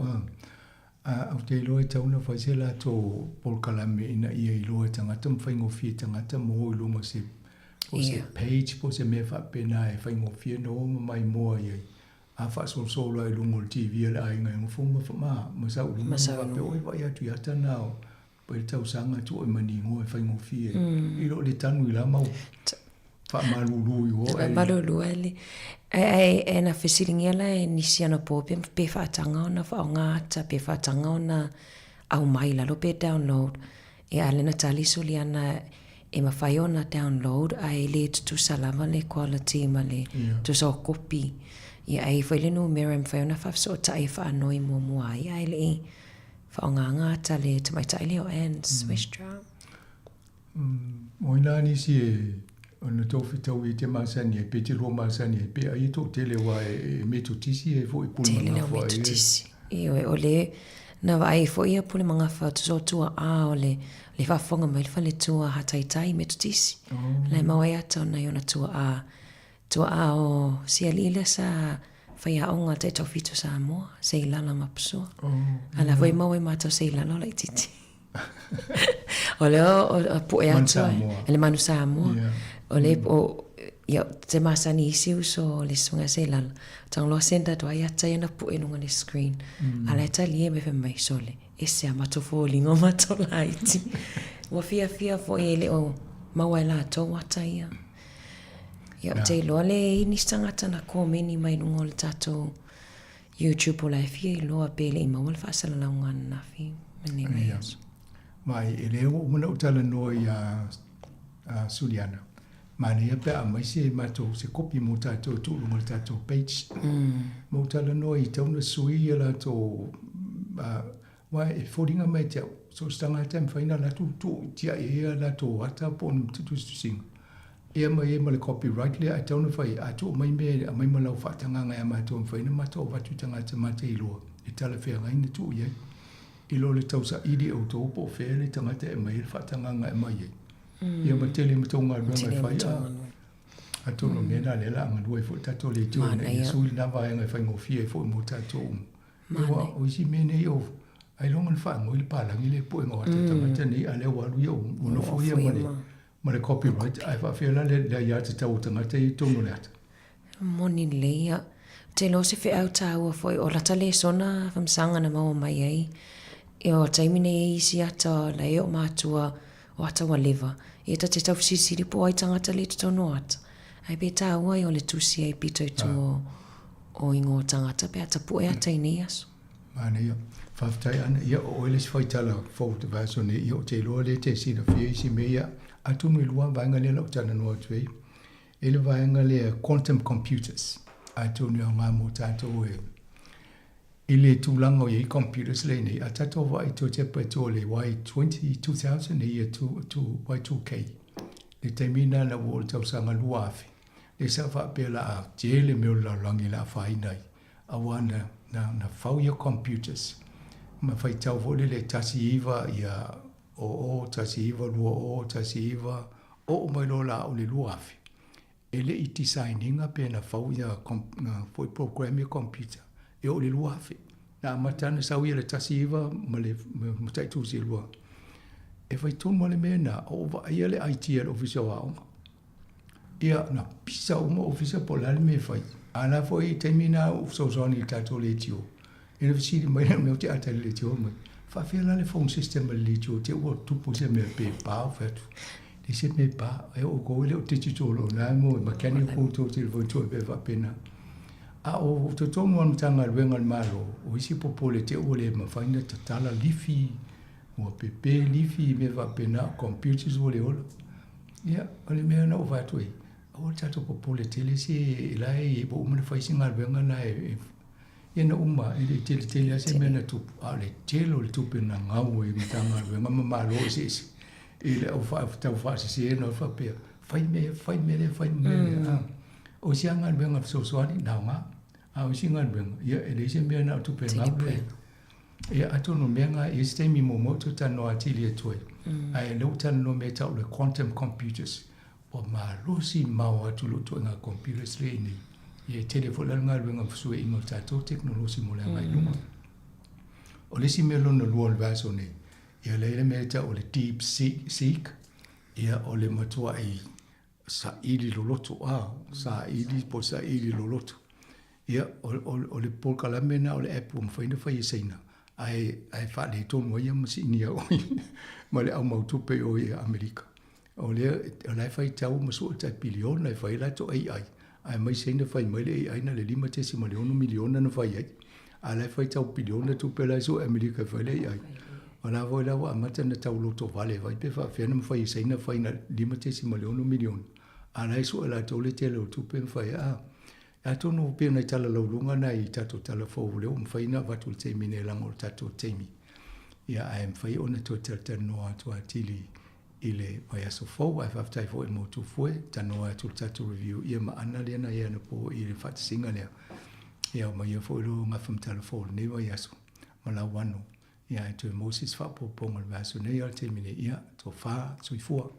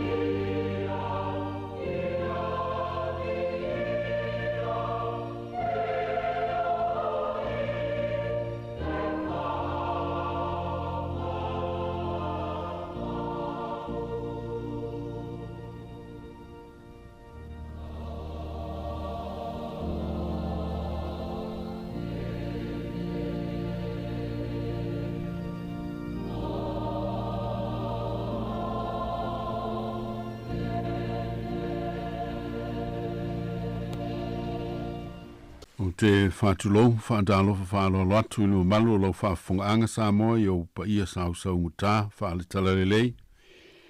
au pa ia whaaleanga nu, mai maunga te tele se iau i maunga iti te alofa lava, ma maloso i fu maua, ma le langi maina.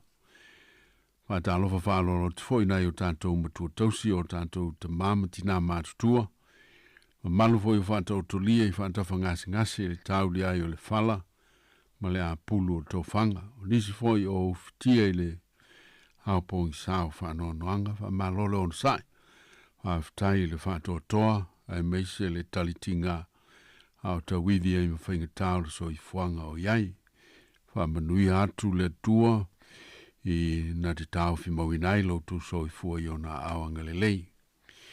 Al si ufonga nei le lau mua Wellington, malana porkalame, o le asi singa i ngase pe ona masani ai, yes frai le te tasi ma le sfulu tolu sfulu, i le sfulu ma le tasi le tae ao, ai alo maia. O le atantou tapo i atu i le tua, o le nofo i le melilo, o iai le silisili ese, e mau o i le paolo le ona le malosi umalava. Si o tātou te talo. Le i le tua o le ona le malosi umalava. E au le pule ao i lungama lalo nei. O le tua o le alofa ma le alofa muti vale. Te le ngese lo uto o sa. E te le vave mai pelo o alofa mo i mātou. Ma lau whanau umai le lalo langi. O le tua whai wavenga ma mea mamana. O lo whaalia le so i fua ma o mātou wola i leo noa. Ai maisi o le fōwhanga ma le lalolangi na e fōwhoina. O lo moli mawina i pēa lo silisili ese. Na e whai e mātou i lo whātusa pa ia le ale ie. Ina ia mātou vivi i matapua i lo malu. Mātou te vivi i atua i lo swafa. O no le matalasi o lo walofa ma le silisili ese o lo whamaoni. O lo tausi ai pēa i mātou. Mātou mawai pēa, ma whaao ngāo manuia ese tele. O lo mātou tiu wai le ola nei aso uma. Haftai mo le mana maola, ai meisi o se malosi o mātou maua. Haftai mo mea lofa i mea tausia i lo mātou wola, i le tino, ai meisi foi o le mafau fau. Ma o mātou wola whaale nganga. O mātou haftai mo mafutanga o ngā, ma le mafana whana i tutono a inga ma mātua.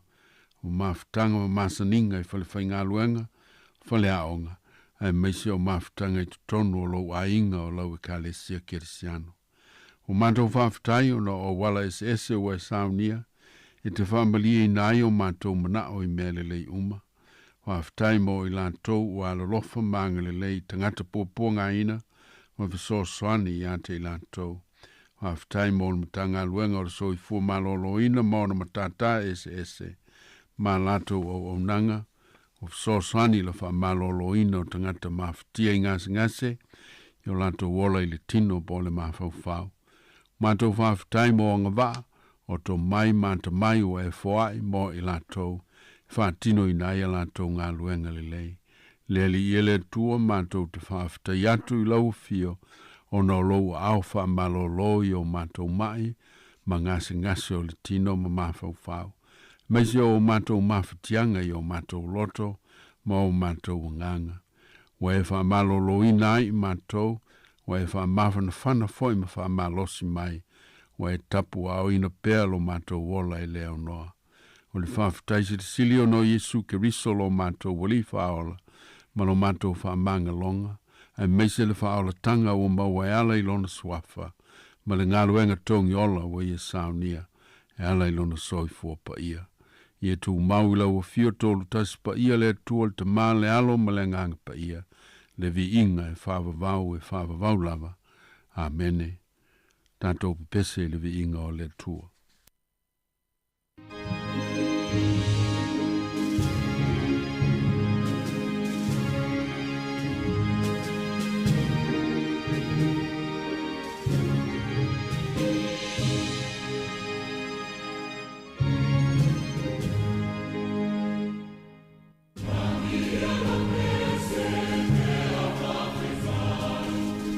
Piano,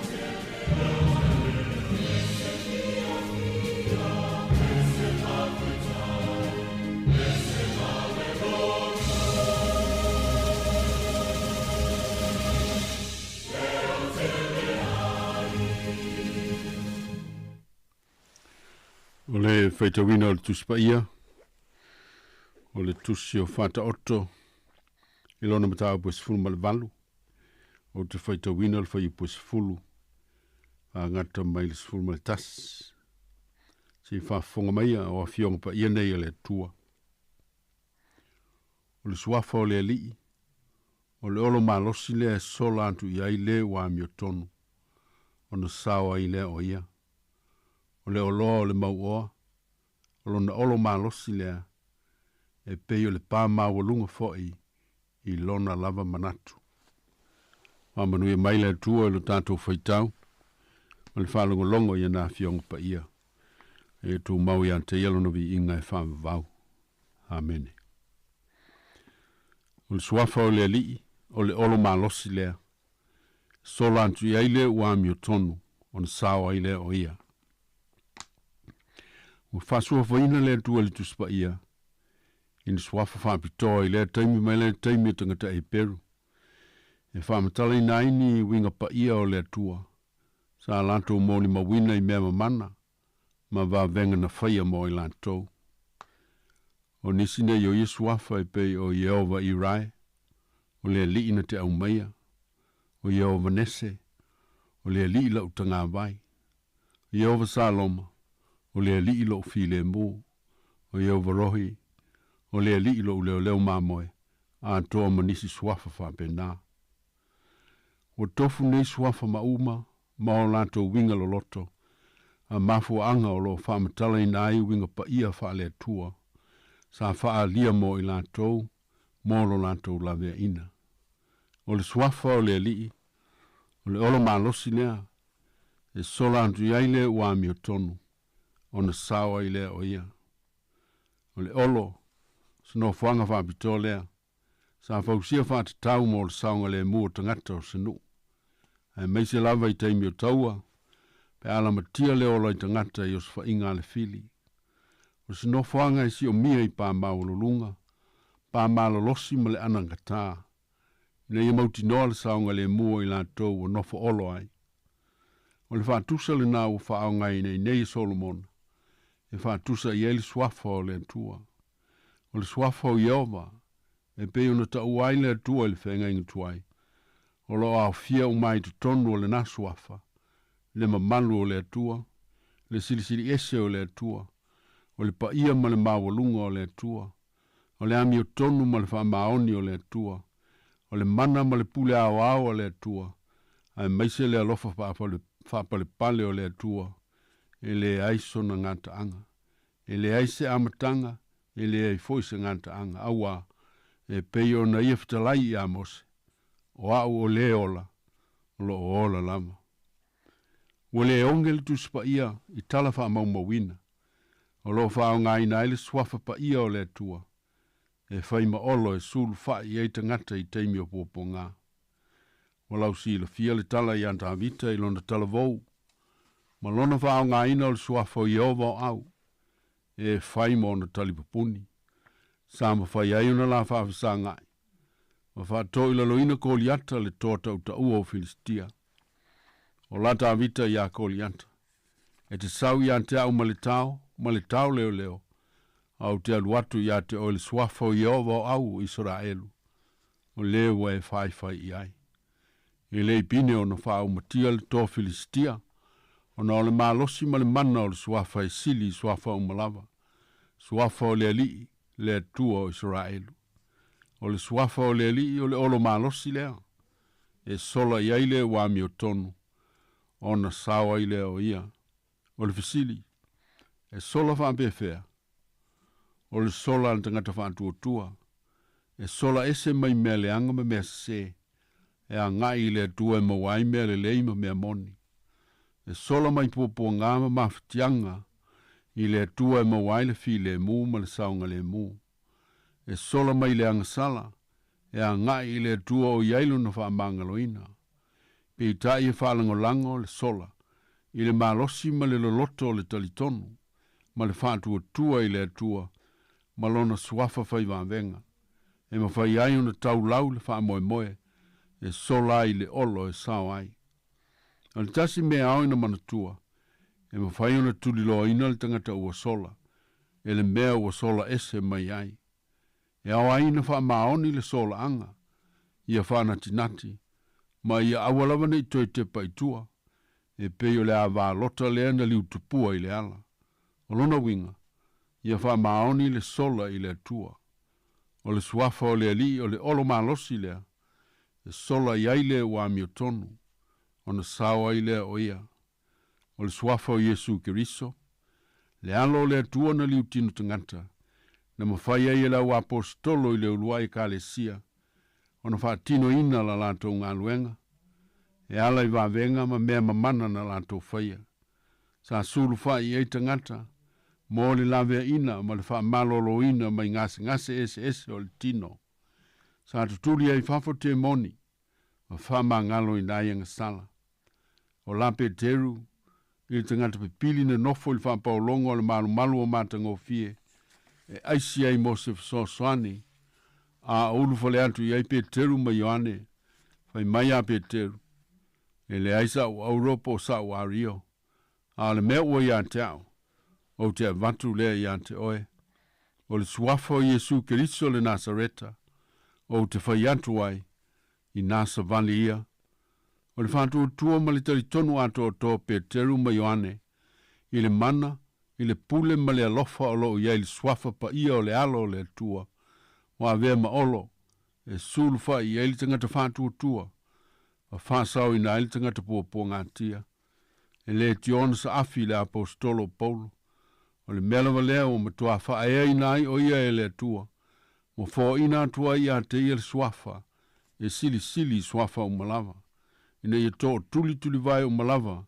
e le suafa o Yesu, ai maila matua, o le suafa o le ali, o le olo malosi lea, e sola i aile ua mi o tonu, o na sawa i lea o ia, e au pele, e mamalu o lea u whaafonga, e le isi olo malosi e mauti no ai, lo tanto malu mai po ngā ese, e lamati ai lo tanto wola, se i vanga nale atua malona suafa, o lo i aile mana, o lo i aile pule ma le alofa tu noa, sola ia te ia ma le whātua tua i le tatalo ma le anapongi, mo lofa malo longa mai ngase o le tino, po ngase o le mawhau. Wala au i lona suafa, mo lofa mawhana whananga, i tu waso pongi sao whanoanoanga. Tātou sola ese mai le angasala, i le olo le alofa tu noa le atua, mo olo tātou whaamanga longa, i le suafa o Yesu Keriso. Le ausoe, e mauti noalo tātou saunga le mū, mai so stonga fiti ale ti Apollo, pe a tātou sul fai ma le whātua tua, i le suafa o le ali i le tua, ma lona alo o Yesu Keriso. Ia mana tua foi le ausoe, e ia isi olo tau whaasese, e pe ona ta ua le poto Solomona le whai upos fulutasi e pe ona whai tau wina lo o whapea mai, o le oloa le mau oa, o lona olo malosi lea, e pe o le pā mawalunga foi, i lona i alama manatu. O lo wha manatu mai le nei foi tau, e ese olo, e mwhai ona sola i eitangata i leo langane nei, e tusa mā lātou lava filifilinga. O nisi o sola i lo lātou te mau ainga, o tu langa alo ia ma le tau aloa, o nisi foi o le poto o le ata mai ma le malamalama, a toa ma le vāo mea, o a vea ma olo e malu aile to tele i le larolangi, a e pangalea, o lo leo tele mai le saunoanga Yesu le mau o valea, o ena le vale, e aminatu lo wanganga na iante oile po ana nei, a e whaima ai mea wa e saunia. Ioe, ne le a ungalo tanto whantu o tua, i olo whafolinga ma le tau whasese le lalolangi, o le suafa o le alii, o le olo malosi lea, e sola iai le wami o tonu, o na sawa i lea o ia. Se o tātou te talo. Pāmanuia mai le ie no mātou whaalongo i au fionga. Ina ia lui tau ina ilo mātou wola whaale whātua tua. Mātou te sola e se ai mai olo tau whaasese o le nei tino. Ai mātou sulu whai atu i lau fiole olo mālosi. Mātou te malua i le tino o le mawhau whau. Ai maisio mātou wanganga. A mangalo mai le ie, lo mātou ola fi foi ai, whaale whantua tua. Ma e tau fi mawinei mātou, yo ao na lo swafa. Mea li ia le tua whamalo longa uma, o le na whaiwa venga whamalo lo, e ala ilo walo Yesu Keriso i le lalolangi. O mātou sulu whai atu nei, ma le whantua tua i le olo mātou te maluai. Ina ia whamalo lo inai, ma lawe inai i mātou, ai maise o lau whanau mawhatia, ngase o le tino ma le mawhau. O lo whantou trolie tu tono fa le maipo a inga. Ma ie mātutua, se io inai whanau iti. Se e lango malua ina, o lato tau tonga ti ngā uma. A fōa i atu i aile, loto tele ma le ono sai. Tau awea i o lato ti ngā. Whamanuia le ali e whai lele ma pepe fōu. Ai maise fōi whina oti a lato tane. Whamanuia ma whamalo lo au whai wawenga. Nai o mātou tinama ta mā mātutua. So se no whanga o tau siai i lato. I lato maua le file mū. O lau fio ta wivi ai, ma whawhi tauli ma whainga tāra so i fua loa. O mātou tuina i au luma, i lātou malawa o ngotia, i le loi fufonga malingi ma whanono anga. Te i le lingi atu i ailo o nganga o whamai senga, ma whamawhana whananga. Te i to o mātou winai, o lātou loi mata, i le mana o lo toi tū manu malo na mai le tuunga maumaleoti. Mātou te talo nei le ali ie, ma le whātua tua i lau fio, mō lau whanau i eimana o ngā whāpito le tino, po le mawhau. O e longa noa mai o pōle mai, o e pipili mangungu, mātou manisi a fianga o le tino po le mawhau. Ina se i tū mawailo o lofa fisoswani i ate i lātou, ai meisi o ngā luenga o whaia mo i lātou. Talo lele ie mo i lātou o tō tele. Sai tieli to ese. Ina i so sani lo nganga i o lātou loto. Ia tupu aili salamoa ma to e fōta ina i le ola fōu. Alo whangia lele ie i lātou uma. O a whaina o lātou o langa o no sauanga o tino. Po mawhau whau ma loto. I so se no whanga o saua ina ai. Ai meise o nai whanau ma tina. Ina i lātou maule loto tele. E so sola e se ai mai mōlo lātou whasa olu toina. Tālo mōlo tō tele o mawhatia. Whita wai o māloi nei onu pō. Whalawe lawe o le nātura, manisi mawho anga i tele. O lo mawhatia ai tangata i o lātou tino. Ma o lātou loto ma o lātou mawhau whau i sose atu no. Se i e whamanuia i ate i lātou. Lawe a i ate i lātou. So swani au o nanga o whaia mo i lātou uma. Mātou te talo man tuala o kale sia kiri siano au i le lalulangi. Malana ngā luenga mo li mau i lau whaau le tanga. Ina ia whaalau tele ina pelo malo, i loto mā nganga mau langa o lau whanau. Whamanuia whai ngā malo uma, i le neia tunu malo mātou o tunu o i Samoa. Te nane whai ngā malo i tono le Vasa Pasifika. Ina ia whamalo sia whai ngā malo le lei uma, mo le manuia o lau whanau. So swani, ma whamea lofa i lato, wa vea matai tai o upawhai o malo. Mātou te talo mo nai o mātou wa inga, o mātua ma whanau. I ati ae o mātou wa inga i le lofa ma le whamaoni, ma winga tau sawhia uma mo le manuia, e ala i lofa so swani. Talo foi mo le au whafonga i le nei aso, i ala uma o latou fe au, ma latou ngā luenga, ma o latou whamoe moenga le lei, ina ia manuia i lou awai ma lou so swani.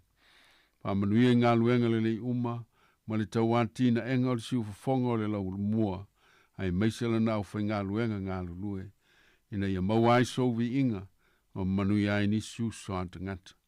Tā tau mafuta ma lau fio la mātou malanga o whai nei, e manuia i la mātou whai ngā malanga i le lumanai. O nisi o mātou te talo ta mā, mātou tu inatu uma ma le loto whawhitai, mātou whātua tua le swafa o Yesu Keriso, o lo mātou o li ma lo mātou whaola. Amene. Ia tātou pepese, i le vi inga o le tua.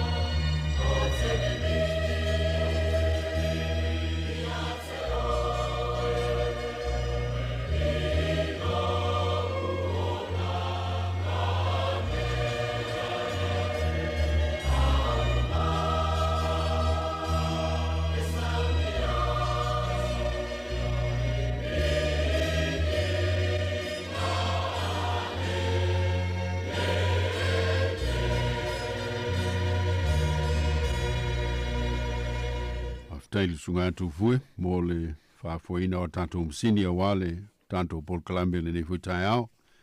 After i fui whaafonga mai i manui fo i au tau whi au mga aluenga le nei aso. Ria le whai unga le vai aso i le alo whao le tua. Tātou whai u i le titalo. Tu mai e o mātou lunga. Malunga lau whanau uma lawa i le lalolangi. E lofa tu no tele o lau fio le tua o lo mātou te mā. Ne lofa sili ese o Yesu Keriso o lo mātou wali i ma lo mātou whaola. E maua pe i mātou le mawhatanga mawhanawhana ma lo wanganga pa ia. Nei se i o i le whawawau e whawawau lava. Amene. Amene.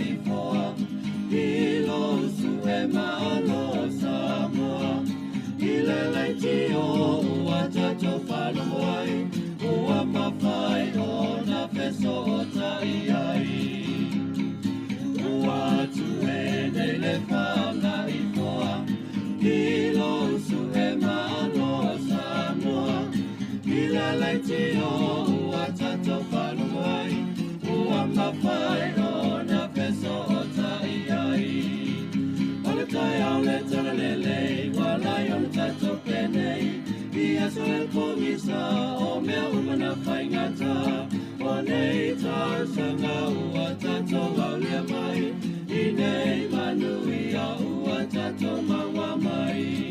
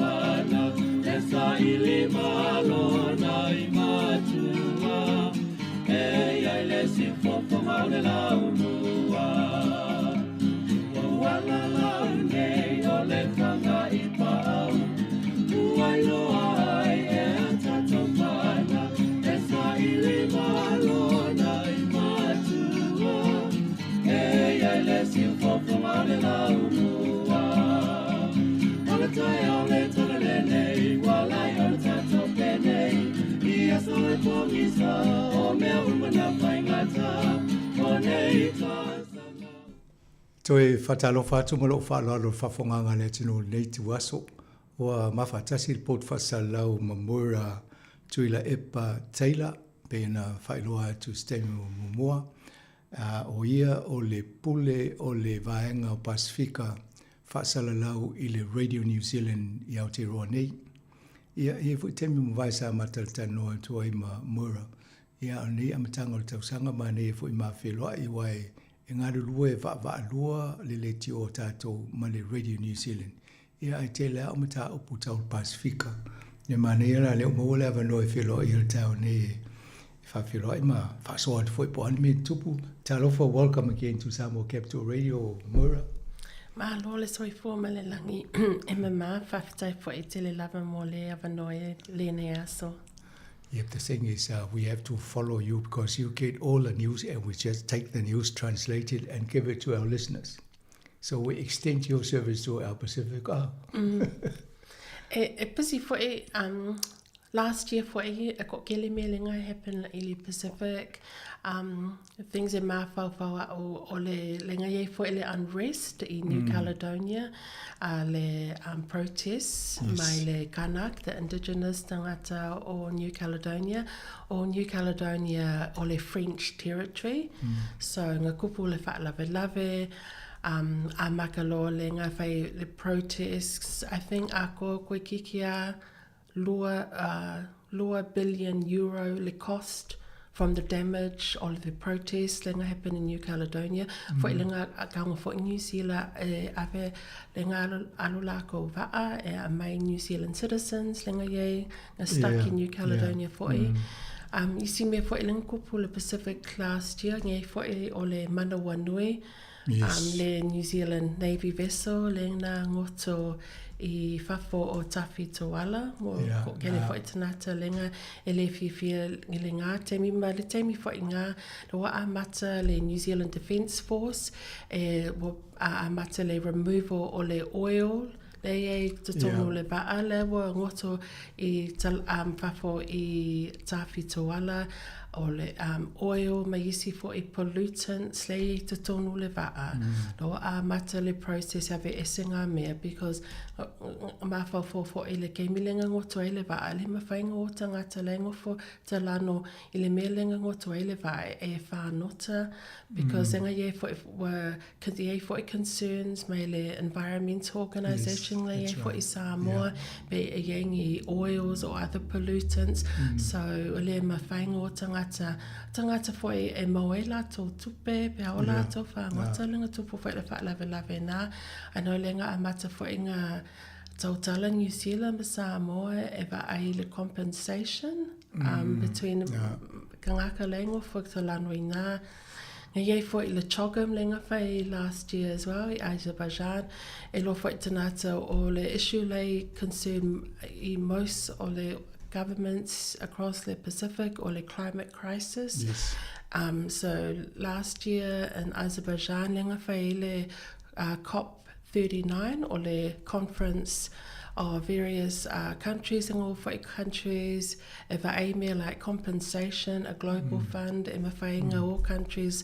Maisi our countries like o Kongo le Pacific, because o kangaka lengo for the Pacific o lako affected the most by the climate crisis. So they try to source their funding, then a look at how they can adapt mitigation programs and implement in our country. So if koe whai for e COP ngai kausanga and like nei kausanga e for Brazil. In December last year, lenga ye for sadly le earthquake lenga kupo I Vanuatu, le 7.3 earthquake, sifulu fa tanata ngi maliu le earthquake, ele I whaingaka koe rebuild a lot of buildings ele kei nei ko kele ke foi kangaka e fefe e oku totonu lato whale ngale kupo foi aftershocks. So e ko kele kangaka le live I tents, I whafos, ma whai fo ele CBD district, totonu I Vanuatu, Port Vila, ele ma whai, it's still dangerous, so ele ma whai ngō kangaka e whainga luenga, ele ma whai ngō kangaka ele markets, e saulako products, so kupo fai ele whiwhika ngaka le maua le tupe as well, so all le ngā sort of issues there address the government of Vanuatu. Malo, yes, it was a big year because in May there was the climate change conference in Samoa at the NUS. So all those things, and then tatu e fo I tua le mele na tupu le vaa o lai sa hongi Samoa tali malo le choko. Ai la kulva ang sila la ngoko. It's a bit embarrassing. And nga la ko for the King Charles nga la ko for the King Charles, and I think ole le resort lenga ngo for the King ele mamao ele melinga ngo toile ba so ele ai nga lu le va scan le ka nga tai fa le PCF ai la ku fa pa udia le reef. Yes, so yeah. Ole mena tupue morsi la fia malu le tulu o mori le samata no safana nei Wellington I New Zealand.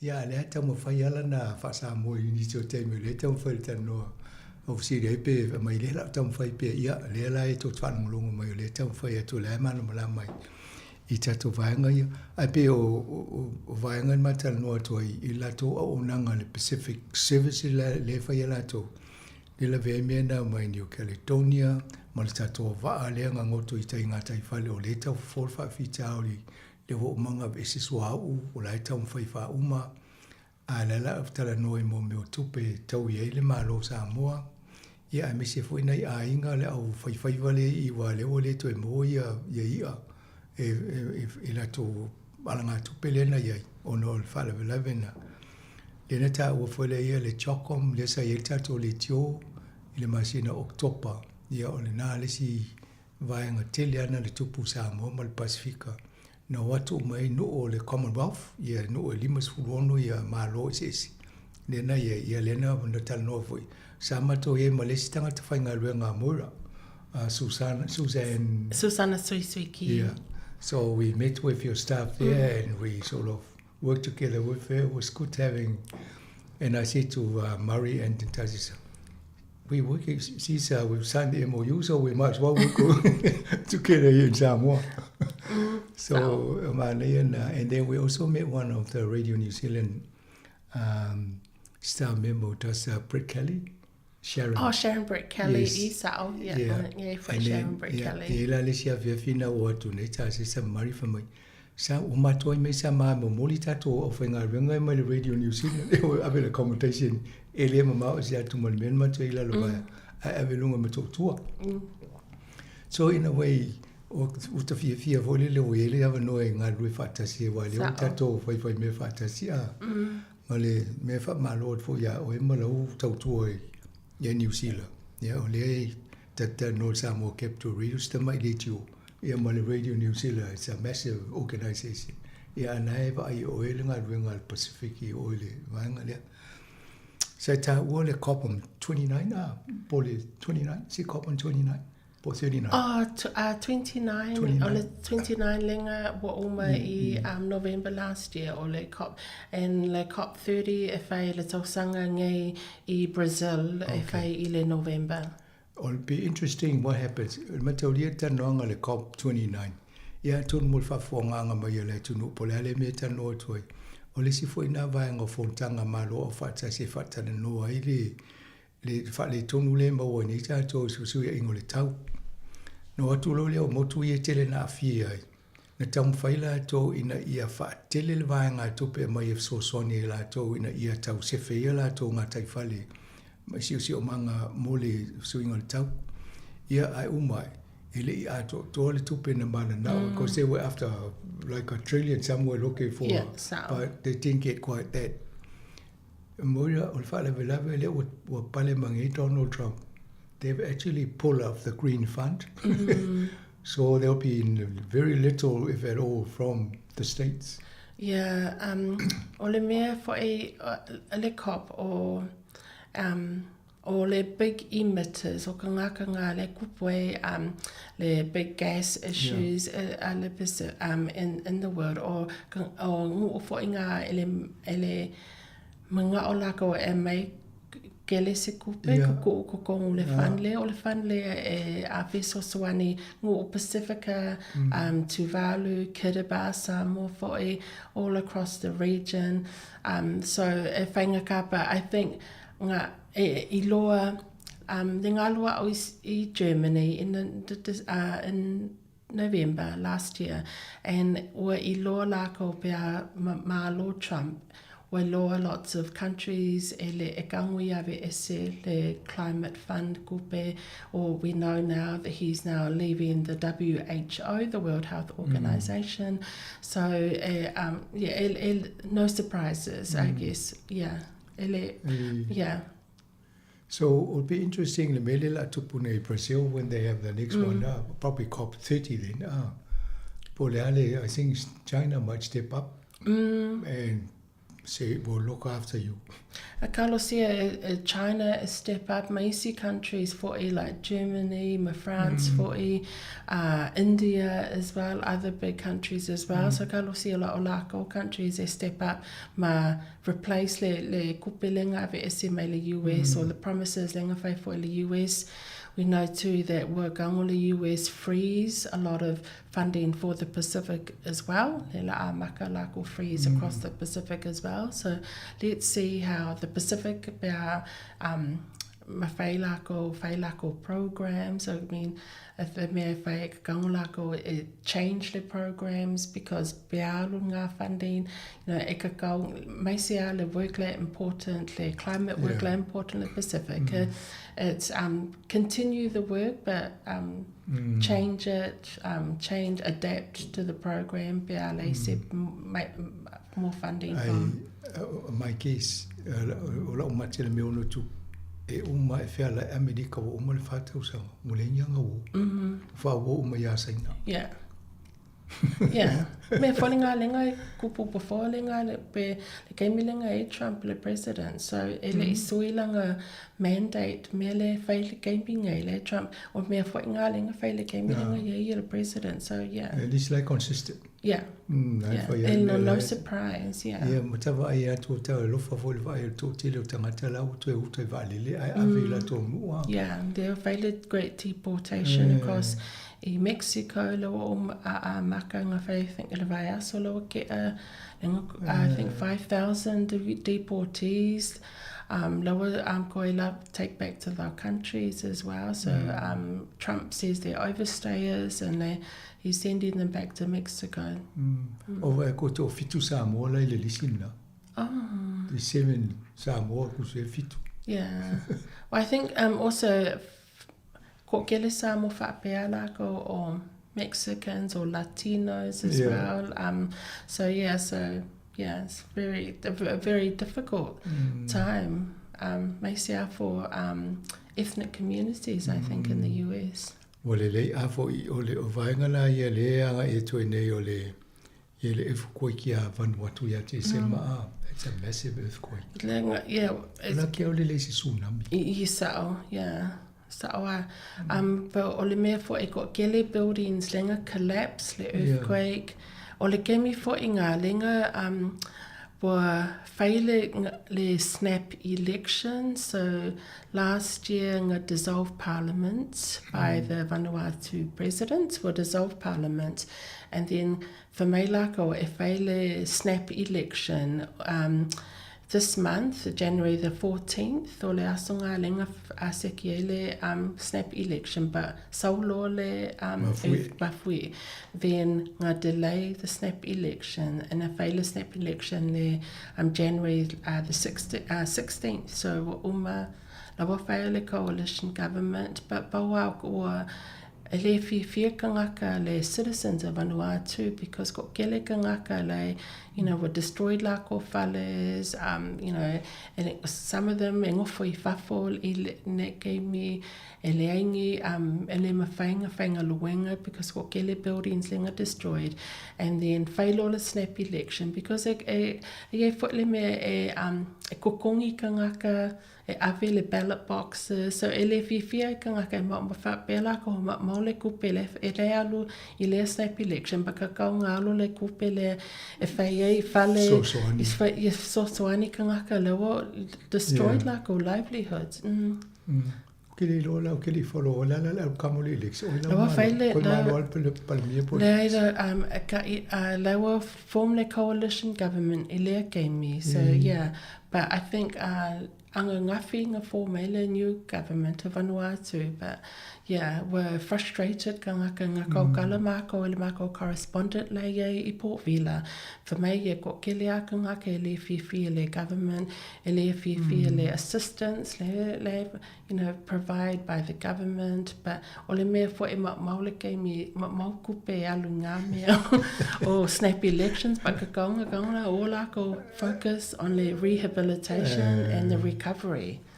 Ia wa ia Zelensky le Ukraine ma fai lole mela I solo sui arota e fa wa la fai tawa e ku e pe fa pena. Yes. E se fero ta fa le election mo kele tu pe alu fai le election. So, yeah.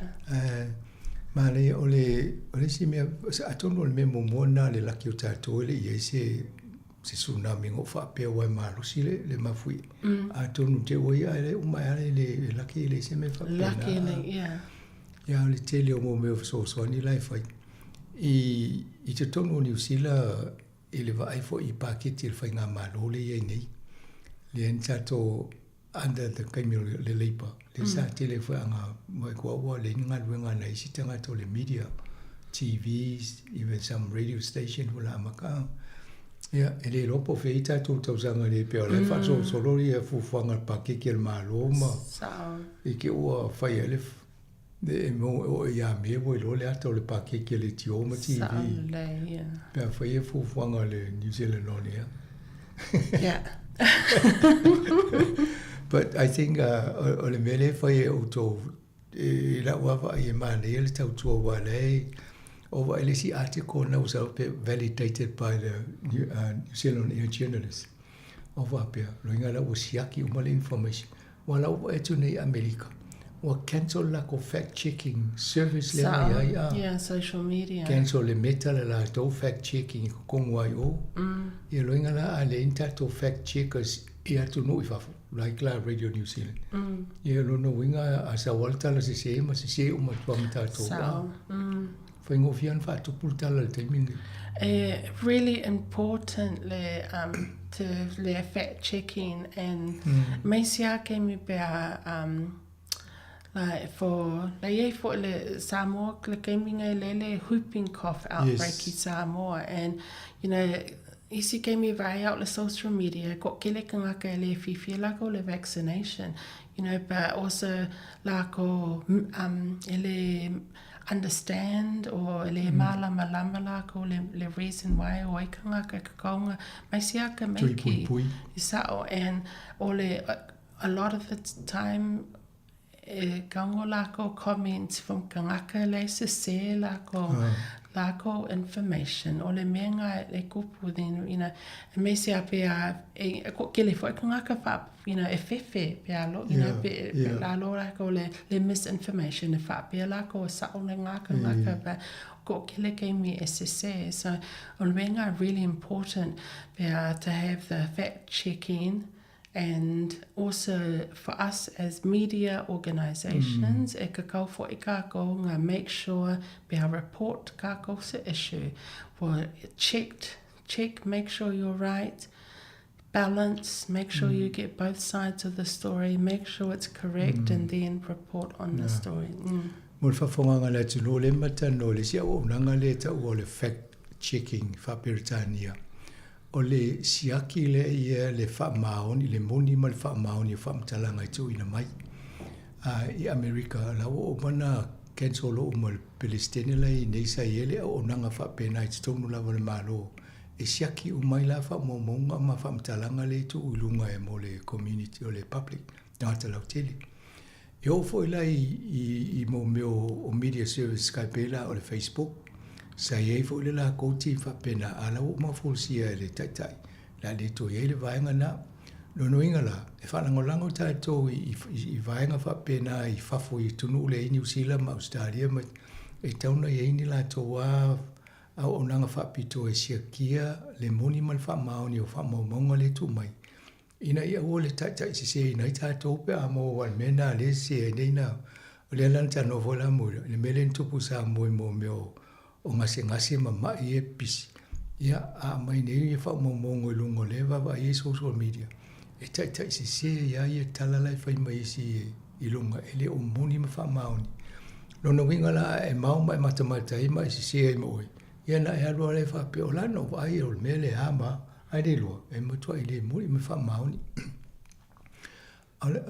Moro la wa fautuanga na isi o talano e afsiri mai te waiva ai le Facebook kai wai no fatula ia alo siaki pe kuku to ye o se company o mana ma le stala mo moana ai vai to le stala ia na masal salo lola ia se me fai me fali wai tauna vai le pe se le stala ia lo la fai fali la lo tu la fono pe o tomato ia e tate muli tu la fono le PSA ia na mai o le fa sal la ma to ia so uma pe ia ai so fa fitau li se fa ngau le malia ia na fa longo mai le io le tio e ilo le ia o vanga na ia wai le si Italy Yeah, o le mea whainga the difference for a organisation be af mako RNZ Pacific ma o ko Samoa Capital Radio o kako adhere le broadcasting standards e ye whai kako guidelines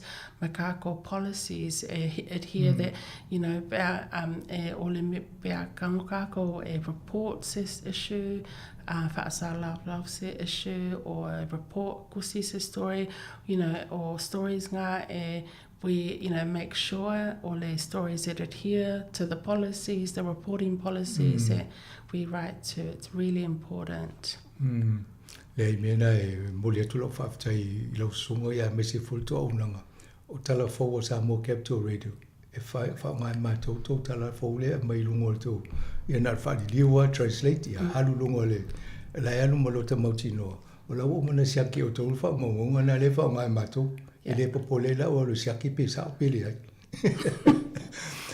la vai la fa si ta break to ta me se pese ia na fa u to le fa il te va mo le ta por la memoria.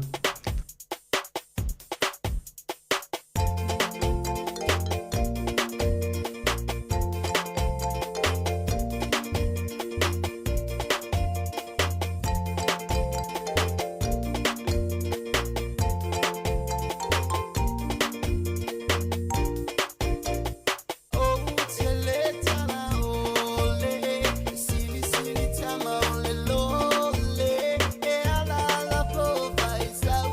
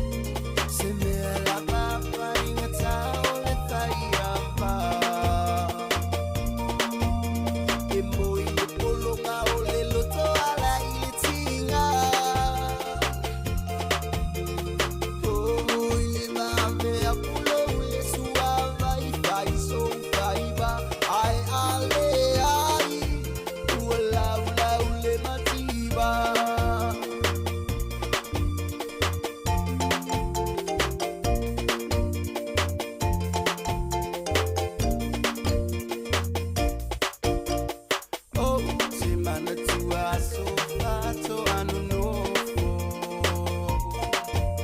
na ualu ai tau sue oni vai mani popo e tau vai ai o se suavai talu o tamas malei via ai se me la papa ingatau le taiava e moi le polonga o le loto ala i le tinga o i le mame a pulo le suava i fai so fai va ai ale ai ua lau lau le mativa se me la papa ingatau le taiava Sekia Samoa Kepata Radio. Ciao. Te whataro whatu le whawhonganga le tunu, ia, alai mau mai amtanga pokala men nei tula e sa matanoa o le mati whatasi mamura tula e Taylor. Ta tano i o le pule o le vaenga al Pasifika i le Radio New Zealand. I le vaenga mo sa matanoa ti highlights po mena tupu i le luafe lo sufa i le Radio New Zealand. Ia ma ngal venga fo i le whengai mai. Ia le vaenga lon lua le la mataltanoa i la to fo i fofuanga mo le luafe lo su lima. We only just came out of Christmas, New Year. We're just about finished this month. And before you know, we'll be Christmas again. So what's the plan between now and the end of the year? We're busy for the start of the 2025. So, Nga for the cyclone, lenga fai for the cyclone Peter, lenga ye for the start of the year. Yeah. Lenga affect ko kele parts of the Pacific. Samoa lenga ye for the o le nga amaka le cyclone o le tropical low lenga affect Maisia Samoa lenga keep ko ke le flooding in Samoa ye for le flooding a new way ma ye for o ka Fiji nga for Fiji ko ke le a flooding lenga ye Fiji mai le tropical lows lenga affect day o cyclone Peter nga le category 1 but o le first cyclone ale cyclone season e amaka in November to uma April this year. So and then again for ile busy for Samoa, and for stuff lenga happen for Samoa, and then again for ile I Tonga le we ile new Prime Minister I Tonga, Dr. Aisake Eke lenga ye Huakava Siosi Sovaleni or yearly former Prime Minister at Tonga but resigned last year. Mai se alenga faile motion o Huakava mai likunga I loa ia le la faile file motion of no confidence in his government last year. So resign ia le aso Eva o December. And then wa maua le new nga faile secret bar loka nga ka lenga ye nga malo o Dr. Aisake Eke. So o ia le new Prime Minister at Tonga. But o Tonga for le ye for nga announce le new cabinet lenga faile vaiaso le angei. And e faile pa loka le general elections at Tonga I November, the end of November. So busy time. And if I for of course, like the foreign Pacific leaders, if I saw New Solomon Islands, Kongi sa Solomon Islands, I think is September, or the Pacific Islands Forum Summit. I think September is Solomon Islands. So the kung eola leo sainga wala wanga we fata si sainga nga Solomon Island. Yeah. So yeah. Sa folinga mai wale le lo me tup o si temi e so longo le uma me a te we se me tupu ya di me tau fa pulkiki te a uto e ia Samoa na fo si la fia la fo ni fai to tala la fo mo ma to tala ia la tau fo le la to fo I ngasi ai talo le li fas so longo le ia ia vaenga ia wala to palo ta Samoa pe o tau sanga tu see it next year. So. Ya ai na o la wa mate ia palo te fa pena vo New Zealand o le tau sanga tulu mana i palo. Ya la te va to lai fa so solo vo fa nga palo ta isi no te mini a. Ya fa su ya inga ya ma su ya fo ma policy po policy se le fa ye. Ya awai o le mela tu pune America swing on la to policies. Te le ale ya fianga o isi no a i mo me o tupe mo ia po le value vo le tala a maulunga le tala Amerika o alu la lo tala New Zealand ia alu e foi la mo le value lo tala New Zealand pe alu Samoa e te le ale suinga pe a ia on vena le tupu e tato ai tato talo si ia te to e fio lo se me e fai fofuanga Donald Trump lan fai nga malo se no fo file moele la lang. Yeah, ole foto sanga yeah. E la ki fa ele di ma. E wa na limo o mi tele na fa tali le ta me nai. E wa longa no na tai mulbuli le wa o e fa lua tai mi fa na pale mir ta ma na pa e. E mange fo inga system. E le pe o tato a lo ya to tau sanga tino fo ya. E uma o le si public servant power tanga tana te lor pa le miele na ye pe a mi te. Le ai maloa ile si vanga le no fieta ofisiri atuai. Le utato vai ne le sui o technology AI. Le avo usa un le tala ne vai ato le tala no ile tipa sika saina. E whawhetau le AI Open AI Amerika ma isi teknolosi lewa ia. Ia le pe le to e saina 5 miliona ta lana whawela na DeepSeek e mai mi i Amerika whaitau biliona lai so e miliona lai so e whai. Au tātou la lau whaasala lau. Ia tau fo tātou whai po le ale whaongango le AI wa le o whaanunga tō pāsi e le malo tātou e ale e vaenga ia la whaonga le malo a.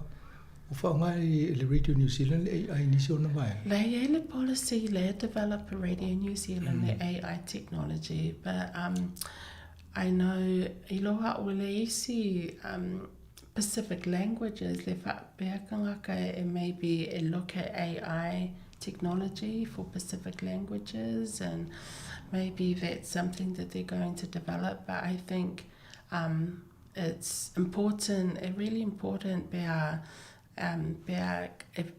kamukanga ka whaunga le AI e lako policies, they're really strong policies bea kupu se mea, then they're aware le o le issue o le AI or not or AI, and I think for Radio New Zealand it's still something that the company is navigating, but there's a team of people looking at how AI be mawhainga whaonga le game le la whai stories or other things, so yeah, that's what they're o le lua pe lua o le Open AI came around about le tausanga na o whatu le Severina kanga whaisau account. So see, we no type file account of now. Can we prompt ask the question? Tell us something about Samoa Capital Radio. So Lord, my le tau mai pola se fam talanga le Samoa Capital Radio. I sell fam talanga for my Samoa Capital Radio is based in Samoa. And coming I they say me Samoa. Over 12 years. Tell us something about Samoa Capital Radio in New Zealand. 12 years. Tau mai se fam talanga. So over my apologies. Waru to e o le roinga. A ele lo le prompt. Facility tau na fai. A sa wala le tala e tali se wala o isa muli la facility. So e pe o le si me life out to ina fu tanga te fa mal AI. You gotta know your questions. Ta wa tele e facility tu tum. Ina ia mo wale tali na te mna o wa a le facility. Sa voletali ele ato ele sawa. Yes, se ele voletali. Yo va pe. E te wa fia le se fa mal e ai volele fa no fela na ngalu. Ai le lo le la lo to motala se ele me ai na mo ya le fa pena.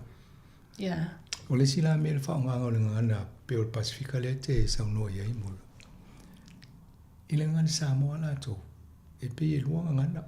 o le kā ma le ti ia o ia e fomo o le ti le whaonga ia alu nei la le i ai su e mai a wha pe to o te le le tau tala le kā o le ngangana nei whaonga le i ai i roi ngai unga e pau ana le mei lo le mua tupulanga lumana i le to ini tala i ti ai ma le kā ngā so isi mea nei tau nwa vai fo i le i ai le a I think whainga kā fo i pe a whaonga le ai i le ngana Samoa because e iei fo i me pe a formal occasions ese fo i le upu e whaonga i meisia ken pe a whai ceremonies you know ese le language the ngana e whaonga and I think kupu problems pe whaonga le o te loa i la ua vai fo le to mai ma le ata mai o fo yo ma fo fongo le au popoto le tu i le au fo i le mo fo ma fo fongo le ai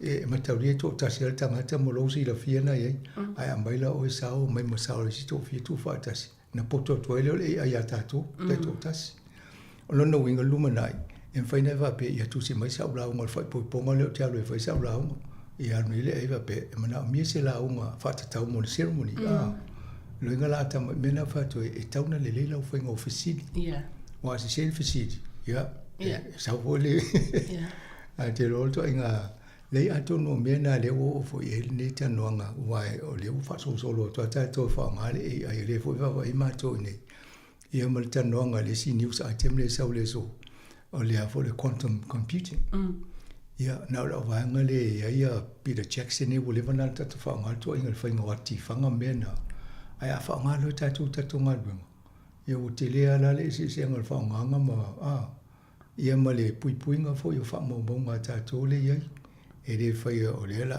te le ata mai o le fo le power computers ia to e ofa tasi male ai e to su e tu tato fa mo ngo ave o mai tangata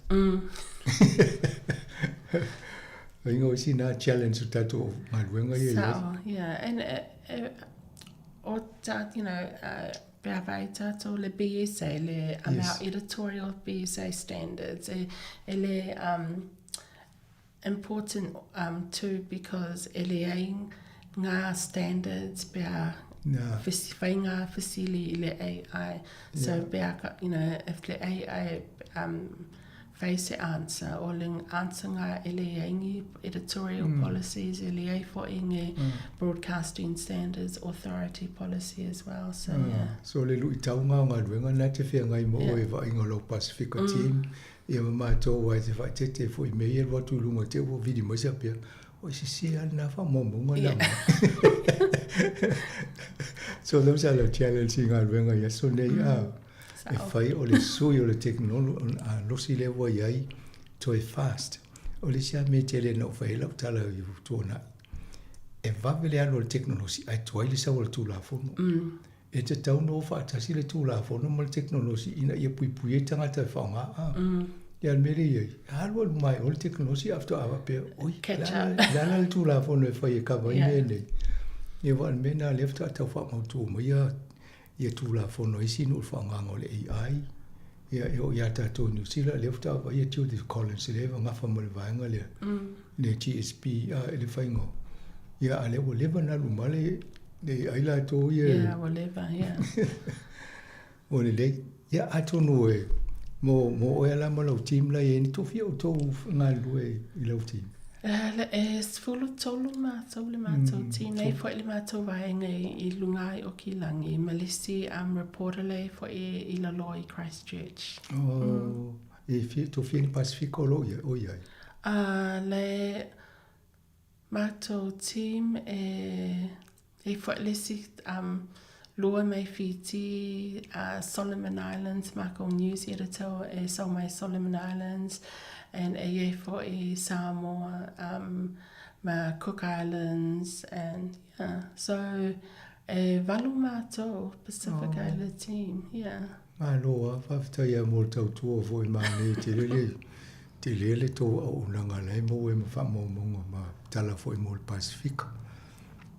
Me si diana ta whatari ese e po feo o i whaingo paketi wai o tu masino a pelila ma me u tau wala mo hata pe mo ni sia malanga te alu i kop 2030 te vai tu Brazil mana e ho nama a luna vidi mai le e fai mai sa li puti mo tato li tio i nei fa mo mo le pa le ai ma lo lava e si me te fi fa so ai mo ra Pawana le taimi le whawhai te le lava for ima mo le ava noa tauta leito listeners Samoa Capital Radio whawhai te le lava. Le ai ma tau whawhai ia tia o e wau ta whilo inga na nei no ma fo e tau na whaista to MOU i o nana e tala no fo le tau tu ia le na o ana whai re tatu senga na sa whaingaro senga ngol tatu whianga inga i le ia ma o le o sa o loto ia ma tau whainga luenga wa aia ia vanga ia matu ilon ia fa manatua ia te lo te ia ul ngalo fai mo mai lunga Radio New Zealand e le dai fai mai acknowledge for total tua ai fa malo te ai foi mo lau au nanga i te ingo na ba nga ta to mo Pacifica le Radio New Zealand ia mane le lo ala i tu mo isi ta tanga te se te pe o na foi vanga ia manisi ngal malo ia mato i Samoa Capital Radio ia na ia tu fa tasi fa mo ma te loe a tonu e talawhea ngai mo le whawhonganga le atinu ia na mamoli la ia le ngan talawhea ngai ia ma toea ia atol tae o le pokala me mai tau leo wa ea tō le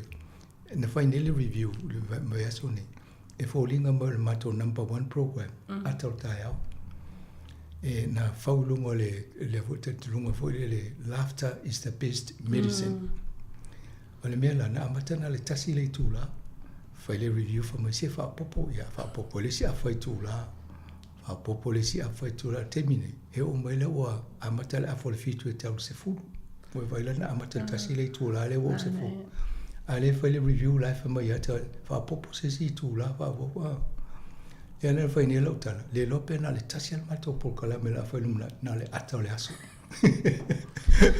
Awai mai pau ngal po la me le fifi tanga te favorite ta le ole ata ia na fifi to le be si por kala me alwe tonu na le ale a fafta tele amo le avanoa ta filo e foi le official si fongo la mo ni ta ia mora fafta fo mo lo ta to mo ta tanga Pacifica ia me se fo so ni mo Samoa Capital Radio ala tau tō le te tai e nā le Radio New Zealand ia manuia te le fōwhanga alo sunga me se fōni tau sanga ia tonu e nisi me tupu si te mi luma ta wheloa ia fōi se me te malanga ia vai a mana o se si avela watu stemina e bini mai leo te ratu wa e tele mal paketi o tōlo paketi si whonga lamua ai watu le vanole vai sau tala tato o whawhonga Paftai tele lava ma le avanoi le nei aso for ole highlight for RNZ Pacific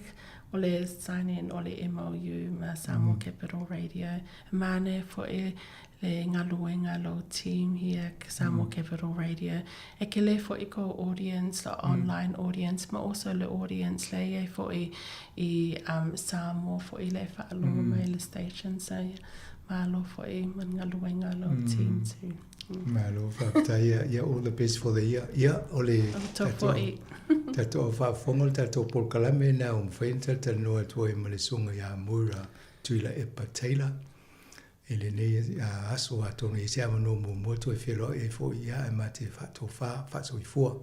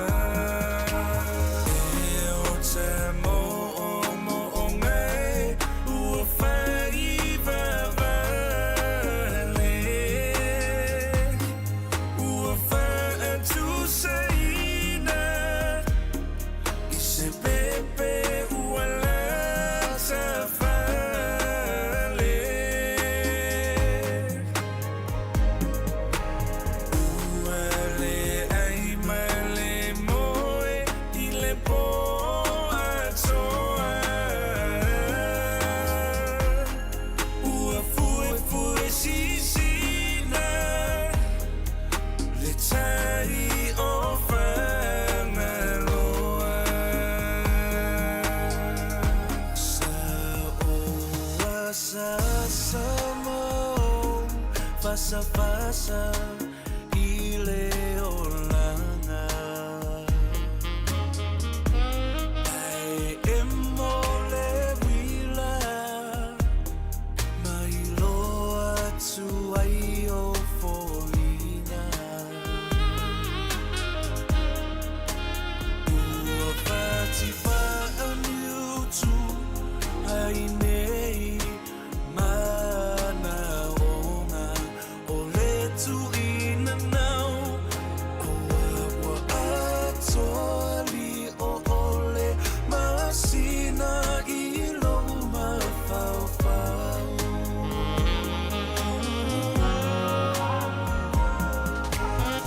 e o te mo o ngai ua fei vevele ua fei tu seina i se pepe ua le te fele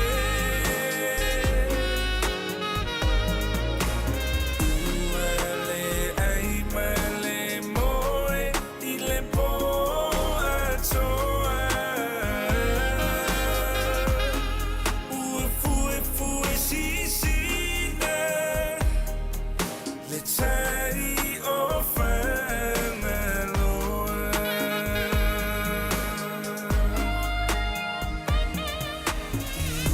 lava ina lucia i puava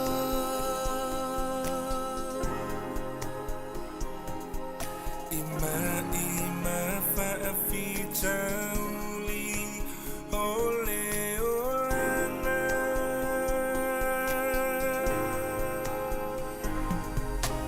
alea ua e i whanua whaiva ole tautai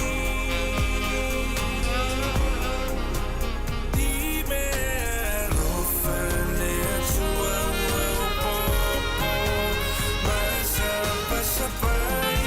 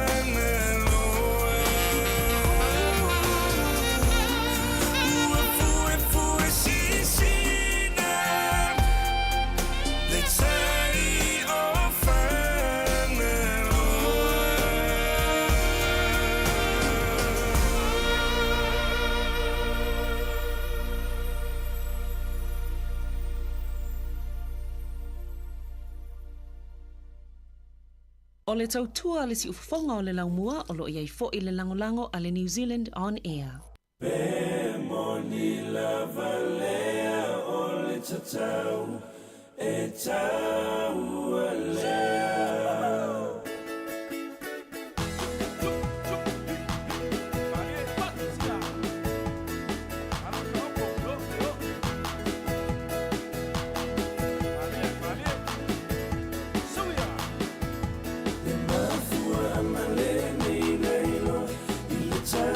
tatau i samo le malanga fafine tolua de feo si mai fitile pasala loa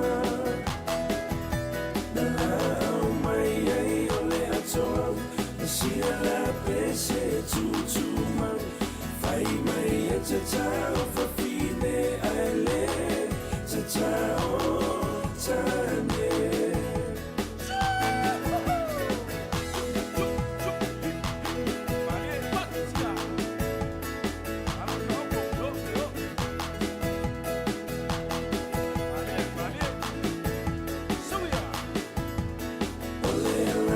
Tane Ono se si ala pese Talu inga tayo fale anu po Wafa ayaloa ole faisu Uatele Tonta fulo lea wafa fine Ma ua suia isi ala pese Fai mai e tatao tane ale Tatao fa fine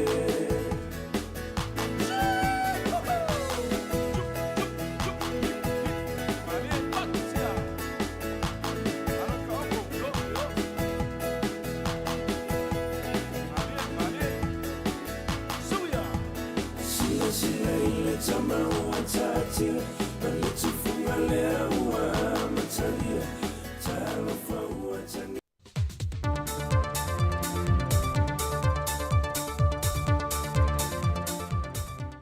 O te toi whawhenua ia tu le tātua te nuu leisi whaopoponga le neo tala whau mai Samoa mo le whaai unga o le neiva iaso.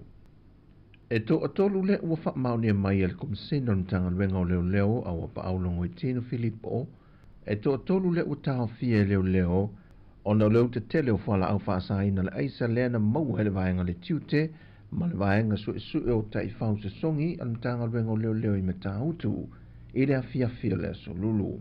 O le to'atolu i lato ia na tā ue au pa au i le whātarananga mana utu stana. O i lato ia o fia i se te mawhai pisinesi e fitus from al whātau sangol soi fua. Ma le isi to olue ngā lulue e le pisinesi e le te mahlea e fas from al luatau sangol le lii ma le te maita e limas from al whātau sangol le matua. Na whailo foi au pa au e taunu watu leo sa whainga leo leo le pisinesi e le te mahlea i loto pā. Wa loka le whale ai wale ai umani mea sa i tonu wa tā pena o maese.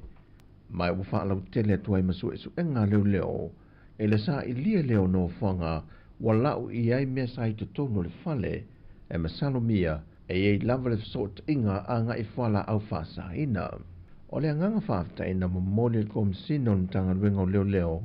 Mua muona moli le anganga whafta i fo i le tanga luenga tiute, e mase fo i le vaenga o le K9 unit ale mtanga luenga o leo leo mo le officer tiute le sa whaapea unga lako mawaina le ia whala au whaasaina nina au mai tu tonu o se container mo nei container whaapea na awina mai America ia mo se whai pisinisi nei Samoa o le nganga whaaftaila ona ua mo whai ona maua ia whala au whaasaina ni ele ia o kurunga ele i taape aku i kua le mamalo le tunu ia i la tau o lo whaia pēr nei nei ngā luenga o le tau mawhai no whala au whaasaina ni O whaamauti no whai o wapa au o se uta o whala au whaasaina mua muore nei wa siri atu lona te le ma mawha ma siri lona tau whaatusa le tele o whala au whaasaina le aisa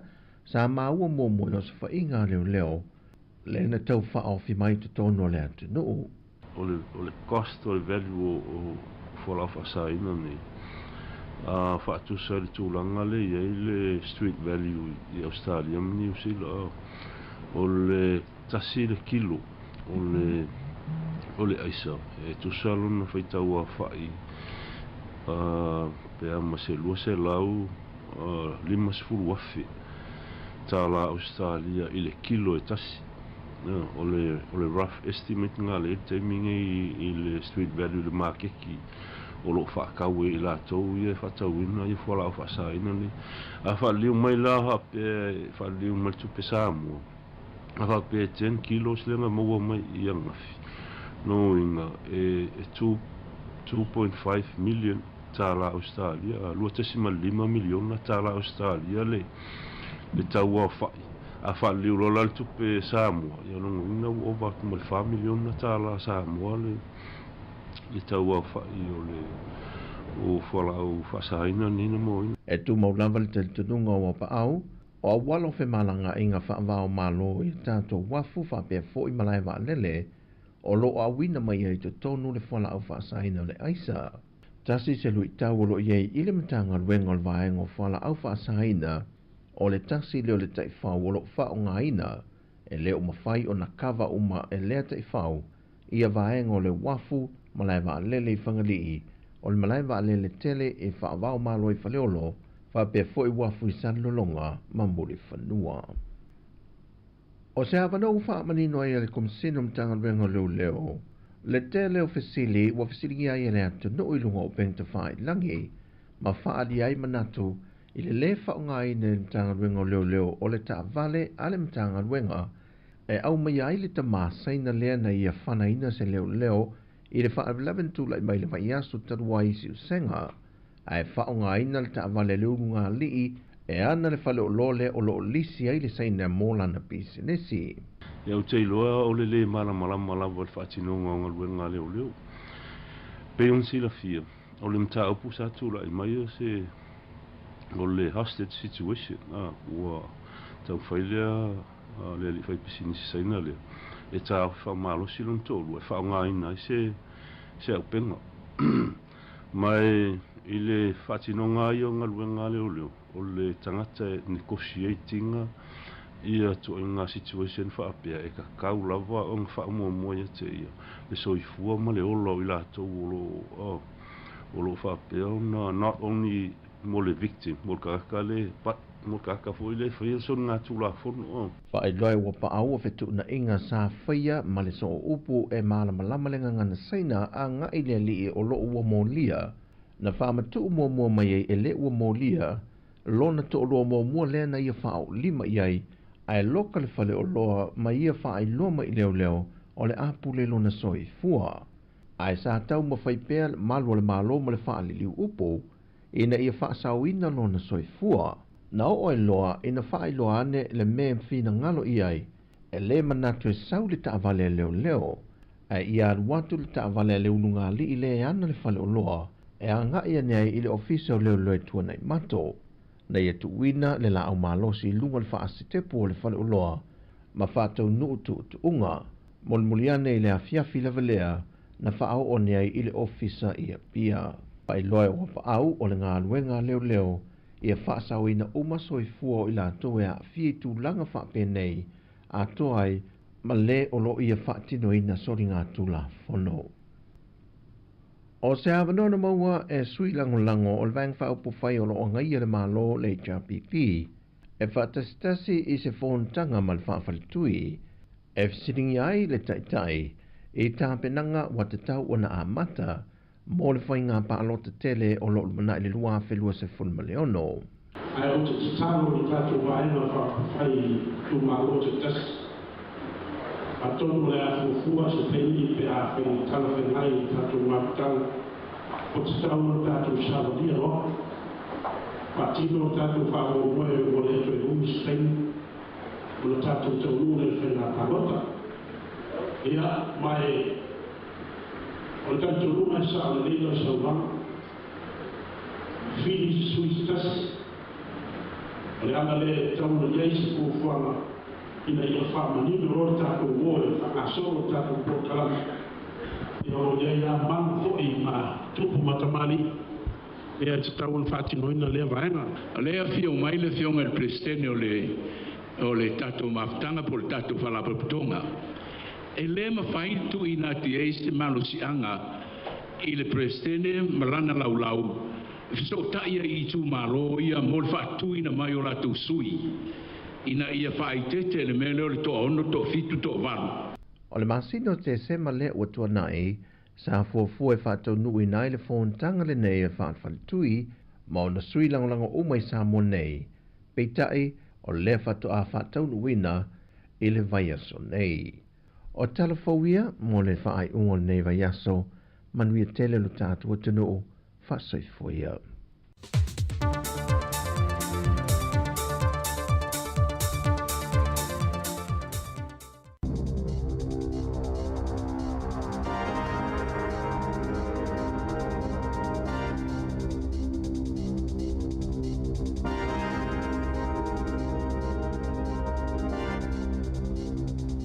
E trai whatalo whātua le whapopongo tala whau mai lisi wafongo le lau mua mo le ni vaenga o le awa uli. Ua lapata ia leo mātua I le vai aso nei, e winga I le tuina o atau whanawa o ngai lunga o penga o fesota inga. i le toe fo ia i o whanau i a onga.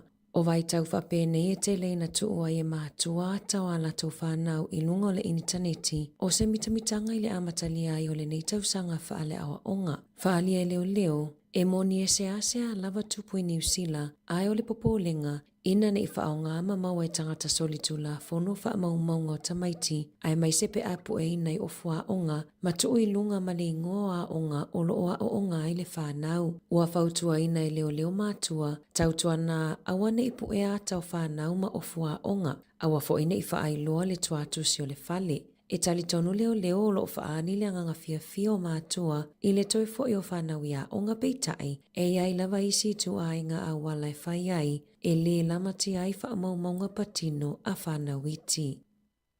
Ua whaiti au ina lau whaito whawa o ngā whata i tai le mālo i le toi lau liliu ino tai ala ua whaata atitia mai moa o ngā amata maa o ngā whaata i tai e la tau te tali tonu e le manui ai tamaiti o le vai aso neina tu inatua i le mālo se tusi mai i tangata su e to aiva e talo sanga i le mālo ina ia toi whaia whaatala noanga o ia tai ala manu whato a amata le tau sanga o le tusi na sainia i lau whaito whaamata o putau i le o onga mai le University of Victoria, Otago, AUT, ma Waikato. Whaalia David Seymour o le minista o tūlafono to ilo o suinga i tūlanga taulai sene e whiso o tai mamata upu tau i le o onga e mawhai ona whaataatia mai i tūlanga le leo a onga a mata i nisi ono fuanga tūtutonu. I le taimine i le titi fo male afa le au whainga luenga ia onga whaataitai e te taona a vea mawhai a onga nga waa ma umia whaailonga maulunga atu e fua i ai le whaatupenga, pe a whai e mawalunga atu vaenga o whai a onga i mata upu tau ia o onga a mata.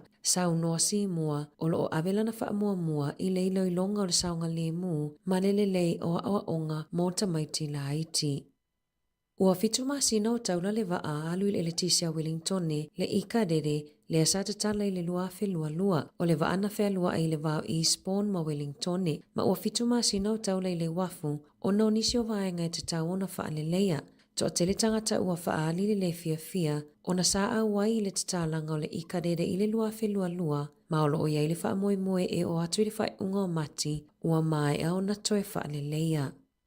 Ua whaatusa e nisi o tamaitia o ngā mea ai o repolkala me toi whaafou a le matanga luenga wa onga. Ua whaatusa i nei mea ai i tutono to ese. A o asia tu le minista lango a onga David Seymour i se tasi o a onga mawalunga i au kilani e wa ai taunu unga o lana polkala me. Mo lunches po me ai a tamaiti. Sa whaatu ai ona ki liwa mea ai i nisi o a onga. Ma sa whaatu ese Seymour ona o lea whale tonu. O le polkala me toi teu. Sa whaititi ai le tau o tau mawhata itasi i le tolu tāla o lona winga e whaasau i nai le se lau tolu 10 miliona tāla a tangata titongi la fonga pe ona whaamauina i pepa o whaamatalanga. Whaalia e nisi o whanaua o ngai lea onga a o tauhu na e lea o ngai lea solua mai 5 minuti o whaatalitani o lato mea ai. E toa tele mātua mapulea onga ua whaitia o ina mea ai na kili wātu ia onga inina iaso o le amatanga o le nei kuata whaalea o onga ua amata whaonga le porkala me fōmoa onga ma ua tele suinga i tau mawha mōta mai tia onga pe ona iai le porkala me na amata mai le leiba. Ua pāsia ilo na whaitaunga lona lua ma le whaitaunga mulimuli le pili tau whaofi e toi whaafo i aile ingo Maori o le maunga Taranaki le au loo whaingoa ina o Egmont National Park i le taimi nei. O le tulafono whaavai o le aloa i ai fo i le maunga Taranaki e avea masitasi o tūpuna mō tangata Maori. Pe ona finau ina e Maori le nei mata upu mai le tele o tausanga. Na whaato ese le malo molo na ave ese a malo sio ai at tau o tangata Maori mai le umia ina o le maunga. Whaapea le tasi te sima le 2 miliona eka o whanua Maori na ave ese le malo i le afe valu se lau ono 5. E silia ma le whase lau tangata mai iwi ese na whaatasi atu i le palimene i le asona nafi. A wale whaitaunga o le pili ma avea matu la fono. O se aso fia mo Maori, pei ona saunoa le isi taitai o le patia Maori, te pinga rewa peka. O le asu ia lingo o le maunga mai i le Egmont o lo oiai nei i le maunga Taranaki. O le afiafia na nafi na whaatasi atua i nisi o tangata mai atu moto le Pasifika. I le whaletusi o le Turnbull Library Wellingtone e mai mua mamoli mauina le whaaninga o ata le Pasifika na pueina i se tamaitai Netherlands i a Ans Westra. O le apolo ke tina tu whaatasia ili tamaitai a Suliana Vea o ia eswe ina mata upu tau ile Pasifika. Masa mawalewa noa whaatala noa i ele ali pulon si ufonga laumua i lungo le tatu tautua ili vai aso nei. E te le vaenga ese au nanga ili Turnbull Library bei ona sau noa Suliana e ia ile vaenga eva aia ata na tapu ele fia tau sanga taluai e ia ifo ile vaenga eva aia tustu singa whapea mata upu tau i Maori ai le ngata i leo le vaenga eva aia tala wha asolo pito na amata lia le wha moe moe na po ile sau ni ngā lotu tape na ina ese tamali i tonga suafa ia sa mani ma wha asolo ai le wha alinga o atana pu e Ants Westra mai le e kale sia me to tisi i Taranaki sa pu e ina mai le vaitau sanga ia feiwa se lau walu se fulu o le vaitau fia afe o atai le o mawhaiona wha ailo pe wha ingoa tangata o iai o ataulo o au fia i atau tangata tonga Fiti Samoa ma papalangi sa lolotu ile ekalesia me totisi Taranaki ile vaitau le afeiva se lau walu se fulu. O lo mawhaiona mai moa ia tailunga le upenga tawhailangi ale Alexander Turnbull Library sa ilipe search le Ants Westra and the Wesley Methodist Congregation. Na whaiuina whaamoi moa le tatalo na saunie sa mani ma sa mawhaiona whaatasia tuai nisi o le aufenga luenga ale si ufofongo le lau mua. Ua lapata ia ile matanga luenga o le loto i whale tangata lau tele ina ia mata la isi upenga ta whailangi tau whaasese po o fake websites ua whaia nisi e talo sangai sitiseni e se lau iwa lima tala le tau whaupopo i lungo le tau e tau na tutongi e apala ia ile sitiseni pe ona wa aia i lunga o ia upenga ta whailangi pepelo whaaliere so upo le DIA e whaapea o ala tau au nanga uma e au fiai tusi folau o sitiseni, pepa whanau, pepa whaipoipo ma pepa mo maliu, e tā uona tarosanga i lunga o penga ta whailangi e whaaiu i le govt.nz e tā uona matala i atulanga ina ne i maua i le au tau whaasese whaamaumaunga patino. O lo tau sa ilia leo i au kilani si tamaita i talavou. Na wha o lima i se tasi o le pase se lungo se pasi i le aso le tau sanga fou. Na whato awala au leo i le te au le afola fitu i le fiafi. Ina ua lipo tia se urunga li ina o sofa ia e nisi i lungo le pasi. La tāne i le whetau la inga ala i Hepburn Street ma Ponsonby Road. E te le mea tō tino le urunga li ina ngā oia. E tu sa male tolu a whetā lalo na tau a whai. Masafa amanu alia umai la ua i au sofa inga. O le taimi mo leo o tala noa whaalawa i tele ai e na afia e winga i lea whaalave lave sa la wha loa ua tele le suinga o la o langa ua fefefe pu e pasi le mawhai ona toi feo aina o la ua ino fuanga lau tele ma le tele o isi mea sa maasani ona la awa iai ua le mawhai ona toi whaatasi atu iai o nol popole ilo la ua saunga le mu. Whaalia leo e to atasi le ali talavo waloka ina o nao lea whaalave ai o lo tau sa ilia pea le tamaitai.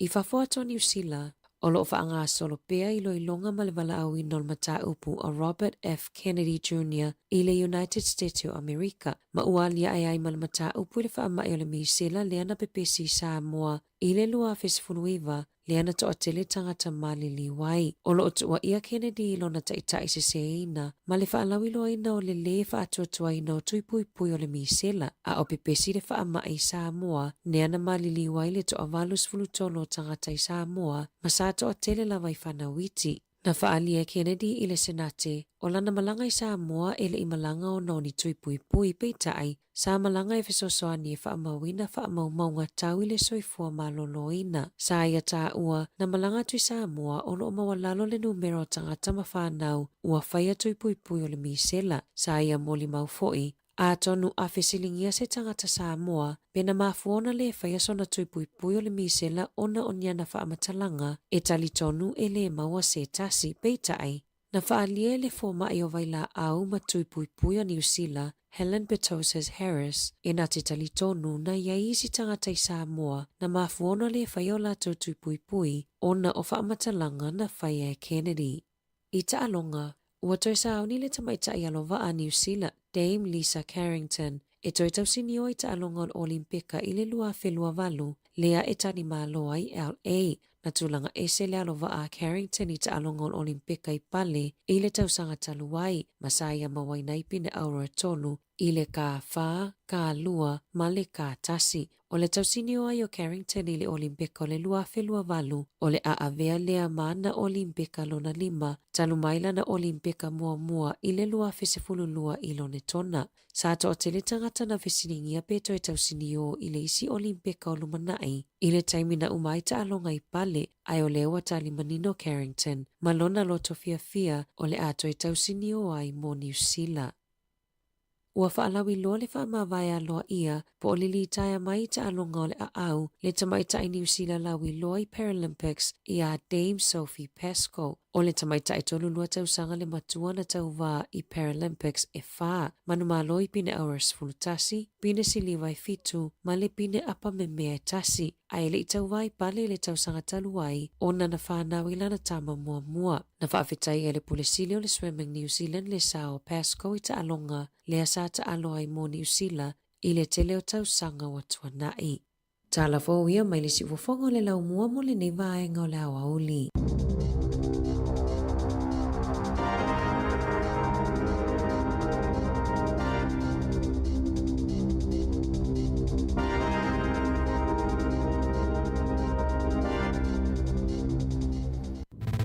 Musika o mano longa matau mawhitanga o leo au si ufofonga o le laumua.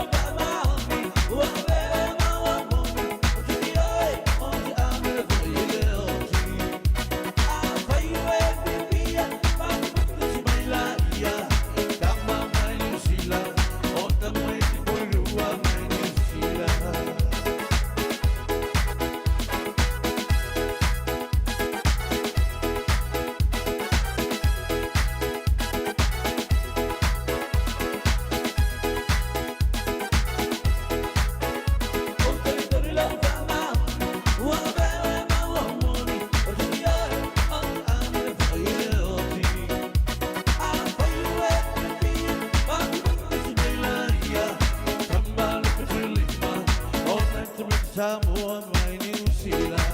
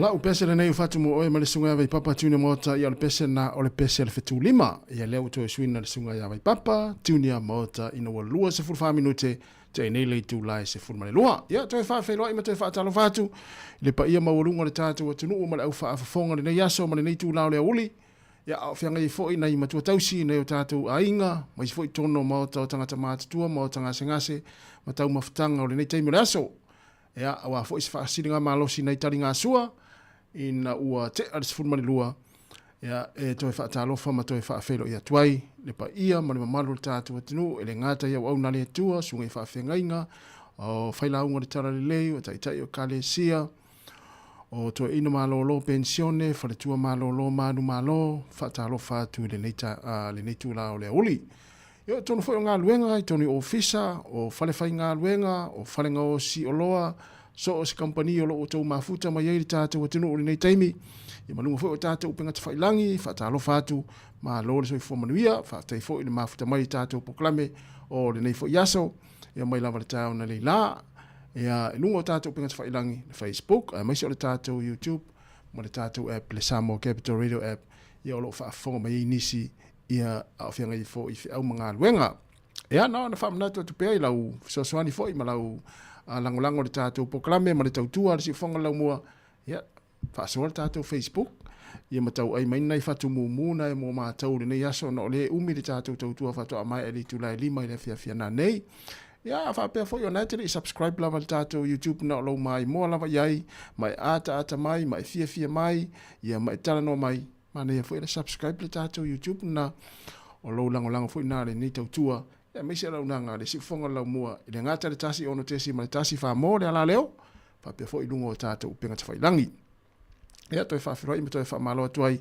le pa ia ma le mamalo le tātou tenu i so se tafa o le kolope o lo o tau mai moa mai ai ma mafuta mai i le nei teimi o le aso ia o le fau wa se mai wa fo i le whauina o le tātou tautua e pei ona o tau mafuta mai ai ma le sunga le lia o hao ia tu fo i fiso mai lava le tāo na le ilali tu lai fitu ia se ipa ia mai le tu lai se fulma le lua ia me se foi ni se lau fai ngā luenga ia pe ona i foi ia le tofine ia ana wha solo ia mo tātou telefou ia me se le fionga le pule ia manisi o le tātou fai ngā luenga stai muli muli ane ia ona ngai mai lea pe ona i le iso ia Jerry tapu manaia stai foi ia ona ngai mai foi lea a wale wha awina o le tātou tautua le nei aso se ipa ia la foi le tu lai lima i le fia na nei ia o a mai le nei a uli le tātou atinu ma le nei aso le aso muli foi o le tere o ngā luenga i tono New Zealand nei ia awa le aso whareile le nei nisi e toi whai ngā luenga tai au ia e pe o le tere lavo ngā luenga i tono New Zealand nei o le aso muli nei o ngā luenga o nei whai vai aso ia le ana e le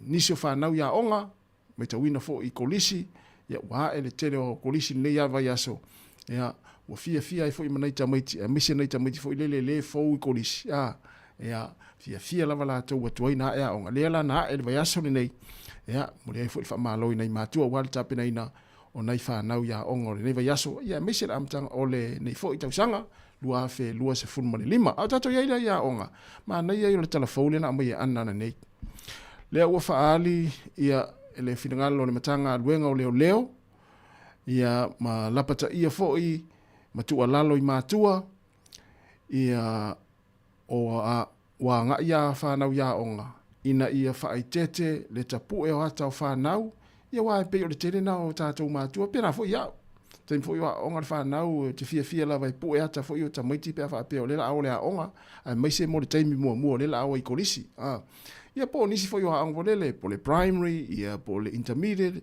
kolisi ia maisi a onga whapena e pita te e fia mātua e tapu e hata o nei whanau i lato tō ninga fau ia ona tuule i lunga ia se tuule lei ia le tu i lunga foi lele e whailo atu ai le fia o mātua o le la o ta pena nei whanau ia onga fo o le anga iai ai paulona wa awala mai ai foi ma tangata foi lele ia tatu ufa upu ise upu tala lata mai la ubanga foi lele au tau mawhai ave ta maiti ma le au mio le pulea o lo whaali lunga o penga te whailangi e whao ngala e tama nā ata nā pe atu i lunga ia e whai ini ngā yo inga solitu la whono ia o isi a o onga vaenga vaipea ia whanau fo le te ia ua ave whamalosi o le laua mai le lapta inga ma le tualalo mtanga luenga o leo na ia whaitete mātua whaitete le tapu e ata o whanau ia pe a whaiala a mesia pe a whaiala tau tō ninga wa onga oe ina ia awane i pu e ata matu ulunga ia mawhailoa ingo kolisi wal tere na o vaenga iu mauele au vaenga le au ami o le pulea e o anga ia i kolisi lea o ngai whanau pe a vai atu atu ulunga ia ata o whanau ia latu tōninga mai loa ia o ngai ia o ngai ia le lau a mai le tua lalo mtanga luenga leo matua tau tua na le saonga le mua tātou whanau ia o amatai fo inga luenga ia a onga o le neitau sanga vai tete ia le pu e o ata o whanau e mesi fo ilumo fale na ia aua ne i loa le address le pu e le ata o lo walo ia i toninga ia mesi fo i o haonga ia whai tete ia le whai loa o haonga i lunga o penga te whailangi lea o ngai na ia tātou whanau wa ina le hal au wala mai ai ia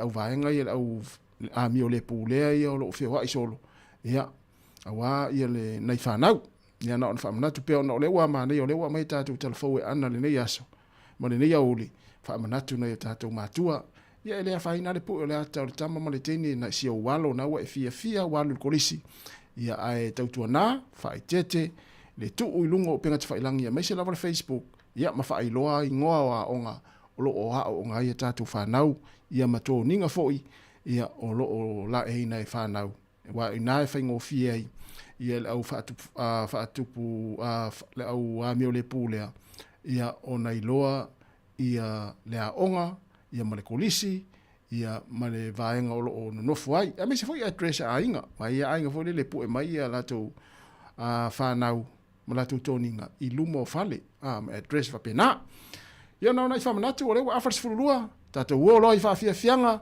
a o fianga ile tinu i nei tau maftanga o le uli a meise ia nei tari ngā sua le au ngā lulue ia ona wha awai fo ile o ngā luenga i le i tūlai tasi ia mo au whenga saloai na tau fo ila sauni malanga le nei aso ma nei taimi to fo i au kilani po Samoa e alofa te atu tātou tautua ale si ufonga la mua musika su filoi a wal fa fonga mai ale tātou atinu ia tani maria sua e a tātou mafuta pea ia tātou puklame ai mai se musika o nei auli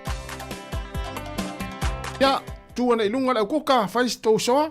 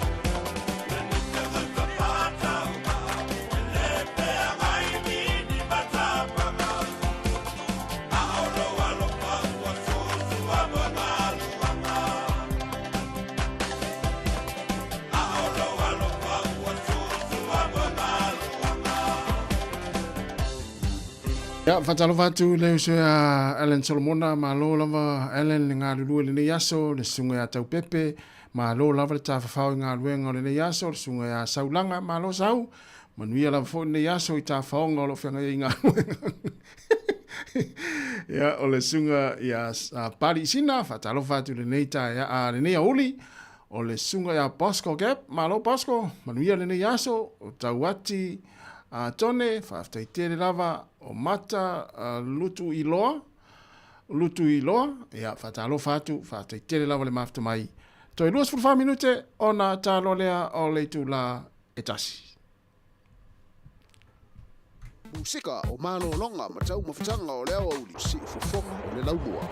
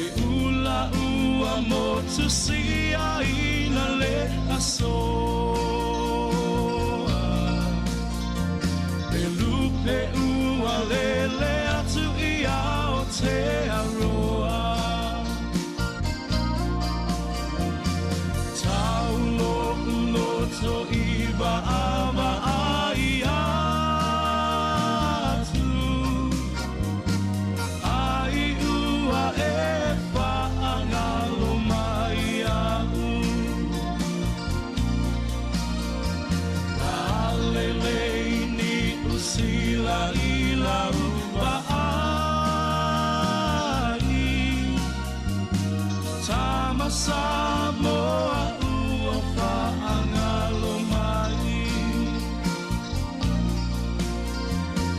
Tama Samoa ua whaangalo mai.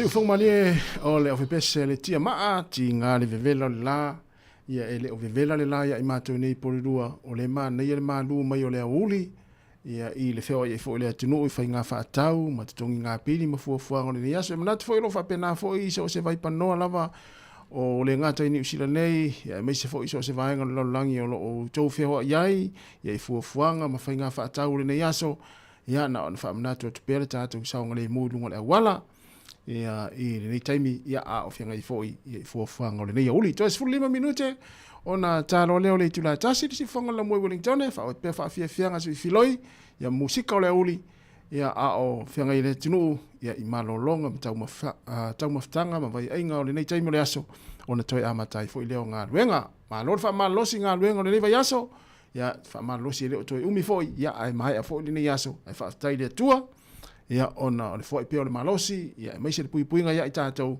o moa i peo le malosi tātou te anga ia i ngā ruenga o le nei vai aso talofa tu le sunga Saulo Samfaia talofa Saulo manuia lava le nei aso ia va pe foi le sunga ia va le mati ia mafuta mai au kilani ia malo va tai tele lava le mafuta mai ma le au finga luenga ia le fale moenga ina au kilani malo va tai ia alo va foi au finga luenga le sunga va le mati ia le alanga upu le nga upu tomuli fa tai tele lava ma nuia fo le yaso fa tai tele lava mafuta mai i mangele au kilani ia le sunga va sa se aso talofa va sa ia fa mole ta mai pese fa ula po le via vai usu ia o tele rope se pese matu no vai usu pese via vai usu pele ia va tai tele lava va sa mania fo le yaso ia o le sunga ia fish pala fish mania fa i fo fuang manga luenga lo fenga i fa tai tele lava le mafuta mai ia ngata ilea o tonu ainga o lo mai mo mai ai na i matua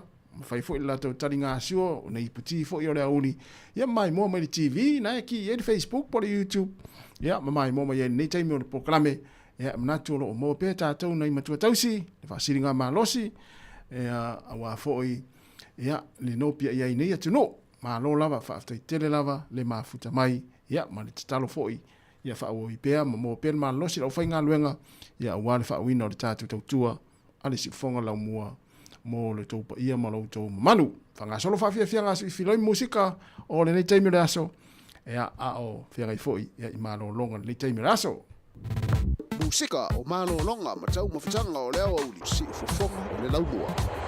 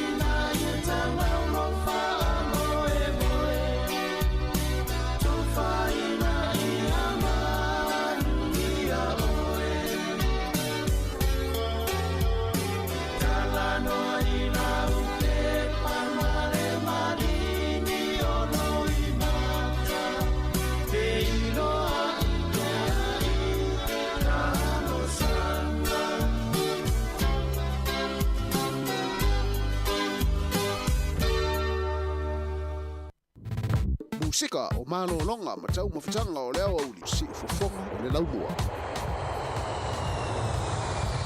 Tala fatu sunga launi paniani pa sui ai onu u ia me le sunga ba siaso ba sa siaso ma te fu fa ma tu ainu fa tai tele lava le mafuta mo le taimi ia manuia fo ia fo fanga le yaso fa tai tele lava ina ua toi 2 minute ona talo lea o le tuna tasi ia tape mafua po mafua fa tai tele lava ia le mafuta mo le taimi o le tato proklame fa watu musika o le auli ana ia le madu o Wellington.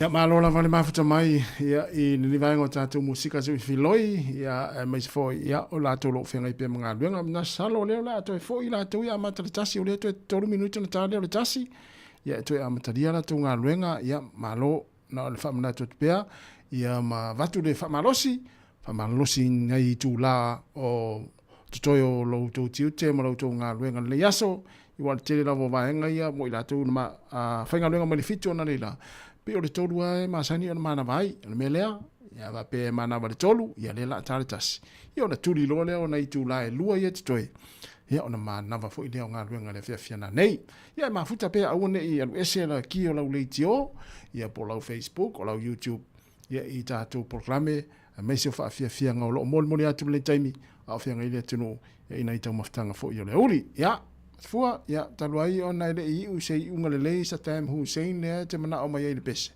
ia lea lalasui ia Saddam ia i lau pese lea fiafia ia le aualii lea te alu atu itua i o lau susu e le aualii o tufue ma Jerry ma Murray le pese lea fai mai o le filifili nalinga o le pese a matafua lea na fia le te alu atu itua la pese le aualii la filifili se fai poiponga lea lalasui le pese lea manaʻo mai e foi lele matafua e tātu pese misiluki i le pese lea ia ilana pese lea no le te watu le pese va pese au foi pese le fai mai tua ia lu te la tu tua le pese le o ila le pese le matafua fili fai poipong o le meu te foi o uma fai poipo le o ia tua alu te la tu le pese le fili se fai poipong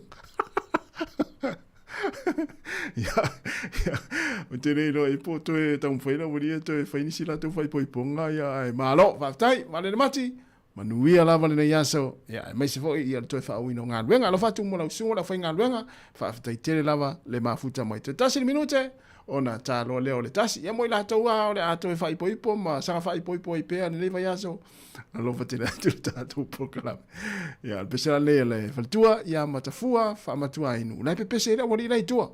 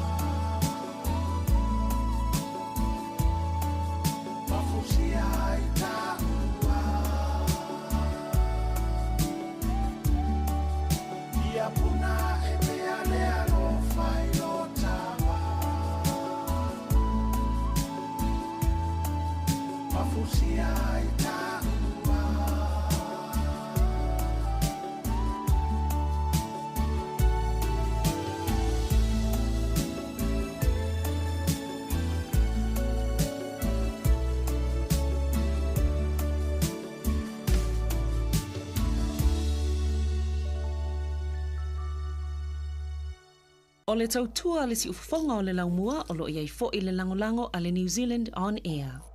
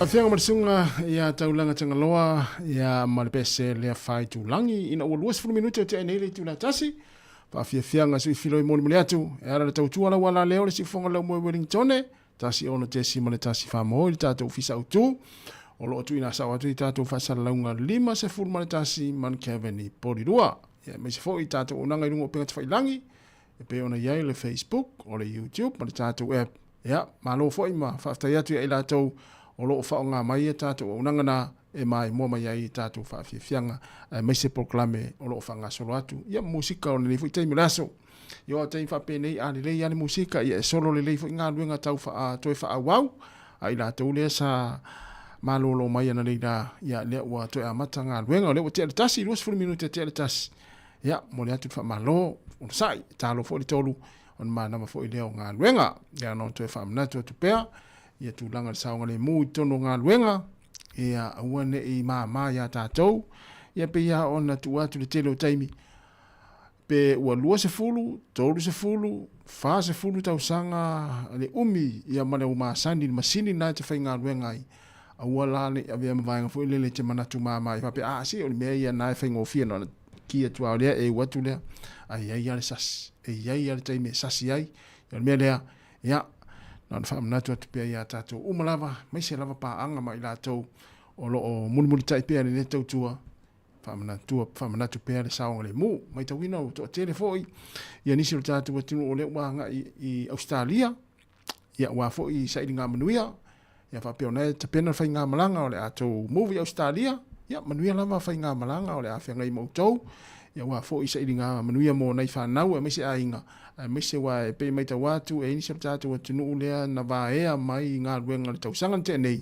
lea ua te lina tā pena ia ma malanga fo i Australia ia awani ngā ruenga ua maua mai ai ia a whapea nai te whaafonga manei teimi nai ta pena le ainga e anga i Australia ia manuia lava ia sa ili ngā manuia o le anga ia tu iai ia i nā tunu Australia fo i ua sao ale soifuanga i Australia ia i tūlanga o whaalave lave ma vaenga whapena ia tu na pe le saunga le mua me se lava nai whanau ia o le ato uoma ave ia a mua la tu saunga le mua me se ainga ia ma talatala noa ia i la tau lau a leva na mau Australia ia pe a mai leo langa ma tawa ona fesili ia wai mo ia se foi a leo langa i New Zealand ma le soifuanga i Australia mana ia le ia o la tau foi e pe ia o me ia masina fai tangata ia malanga mai Samoa le fata malanga mai e au mau i New Zealand nei ia o mai a fesili mua ia i la tau na mua mai nei atunu ia pe fa fea lunga o le soifuanga nei atunu ma le foi la pe fa pe na tatu ia le a o Australia mana ia le o nei a inga fa mau ainga nai fa mau tu ia matala no le po tu langa tau ona a matai ia ma ainga i Australia. Panga umfa pena siri ai la tau walewa na mau. Ia o ia tunu unala au tau nga iai. Ia Emanuela whainga malanga. E ni se tātou tunu ule malanga le vai aso nei tai au. Ia Emanuela whainga malanga. O le awhia ngai mau tau. Ia ai manatua. Ia au tau manatua pea New Zealand. Ia na awala mai ai. Ia lau tau wha manuianga. Ina o tau ese mai Samoa. Ia la tau fwoi na malanga mai ngaluenga wha vai taimi. Ia e maise le kuota.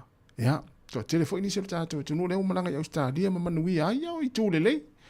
O i tūlelei ma vaenga tā uana na ia pea wha pea sa wha o ngā lelele pe whai ngā luenga le sa e anga i mai ai sa mo i nei uma lo leo no masina ta tala mai loa tātou e whai ngā luenga le na mo mai pe whai ngā luenga. Ia, ai lale maa nei o nauanga i Australia leo maa nei ia wha mau maunga o wha mau maunga. Ia wai ai la tau fwelele na maua maa pe whai ngā luenga. Ia ele alu whai ngā luenga le na avatu pe whai ngā luenga. Ia e sola. Ia ele se tūle le na vaenga. Taon whaamnatu atu pēr tātou tino. Ia ua na o le ua whainga tāi o na toi maua ni pe whainga luenga. Wale taimine nei. O le matua ato o tele al tātou tino le laki me le se. Ia ile kuota. U matua whainga tā o na toi maua ni pe whainga luenga. O na e mafua mai. O ila tau ia sa malanga mua mai ngā luenga ia na ofatu. Ma kampania na watu i Samoa. Ia sa ilin mawai pe whainga luenga. Ia awo mai fo i sola tutu animo. Ia vaenga umai whapena. Luas fulfa minute. Te nei lei tūra tasi. Whaafia fianga sui filoi. Ia mod mune atu. Tautua ale si ufonga o lau mua i Wellingtone.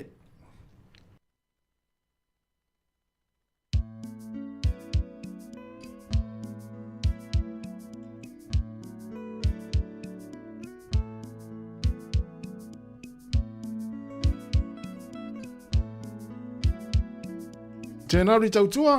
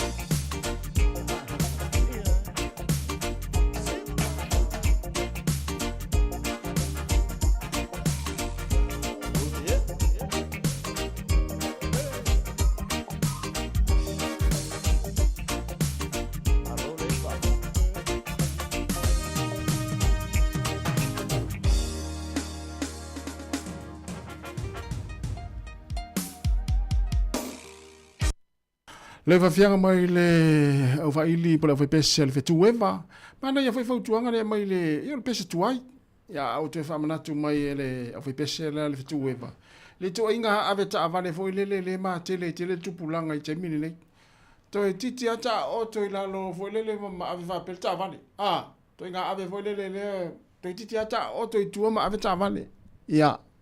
Ma le lima la le tasi foi le ia pe o le ave pasi le fa autu ia le pese le.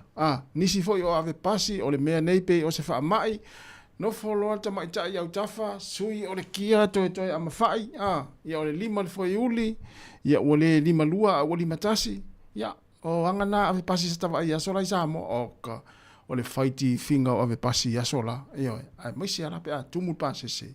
Ia itine a onga voi lele mai kolisi. Oka pe atu anga si le atu la Ianga le supokako.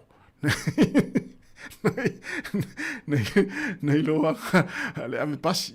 So le wanga supokako ia sola I pasi so le oka so le. Mtautia. Ia ai lea ua to e 2 minute ona ta lo lea o le tuna. 2 minute foi ona fata se mai le so ia mia. Po Jerry tapu mana ia fa wina tatu tautua. Ia si pa ia le tuna fa ia ona tatu to mafuta foi lea. Ia ile po le kalame le foi fatini ia le la fa wat fa fia we pese ma lo fa tai tele lava ia le mafuta mai tal fatu le sunga ia fa fuina tani elu ia ma le to tele tatu tunu ia lo mafuta mai tatu fa fia fianga mai se po kalame lo fa nga so atu ale tautua ala wala leo le si fonga la mua I Wellington ia manuia la foi fia inga le yaso ni si foi to titi foi o time o piki ai nei fana wa onga yo le a mata foi ona pisi foi nei va yaso le va yaso fo ale la tele na ya onga yo le a mata foi ona to pisi foi ia lunga o wala ia I time o onga o le tau sanga lua fe lua sfuma lima ia le wa mata nei va yaso no tele na ia iskolisi ia ai fa mna to per sanga le mul time o le anga ia e piki nei fana wa onga ma lo lava fa tele lava ia le mafuta mai ia nei taimi o le tātou poklame ma le tautua le sifonga laumua. O le tautua le si ufafonga o le laumua o lo iai fo I le langolango a le New Zealand On Air.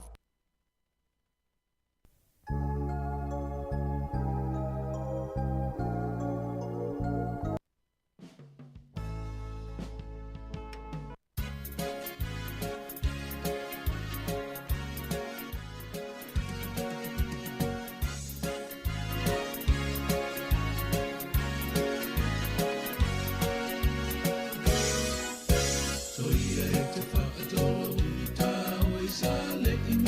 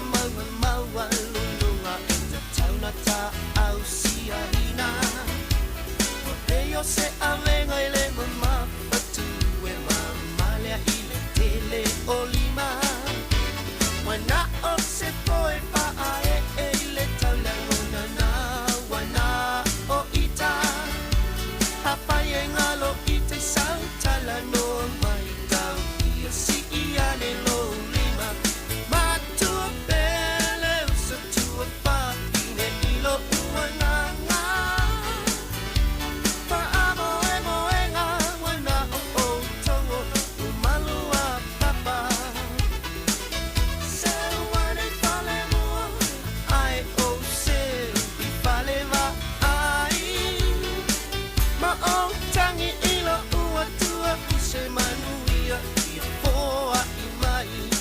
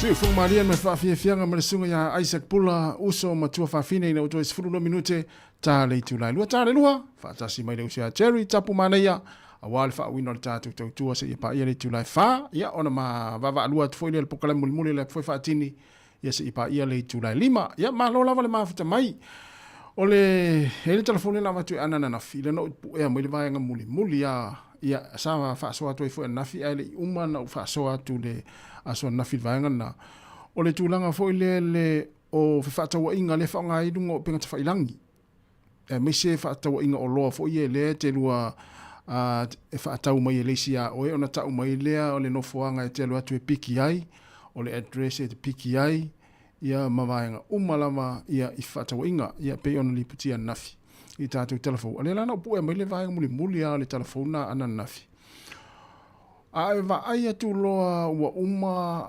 a fodele o lae fata inga o lea ua vili ua whaia fesota inga fo ile no foanga i piki ele o loa le ua fata wina i lungo o penga tawhailangi ioe a e toi whaalongo atu loa toi sui mai i ale tala le tangata lela e ua piki le o loa e a whaapea te lua wheiloa i se paka e watu ile o loa ea ona e masalo salo lo lea ila e iaiva enga ia e le o fetau i le lua whatau inga lea matangata le ona le oloa le la le piki mai le oloa le umana e whatau tau la ona e vidi ina leo ia i to inga mea whapena le na tau e tatu telefou ia e mo ia e le isau telefou e vili leo a o le tūlanga fo le pui inga o lo saonga le mu ia whatata inga whapea o lo vili atu ia fatainga mai se uso ia Cherry fai fatainga fa pe lo ma uvule lo wa tu dunga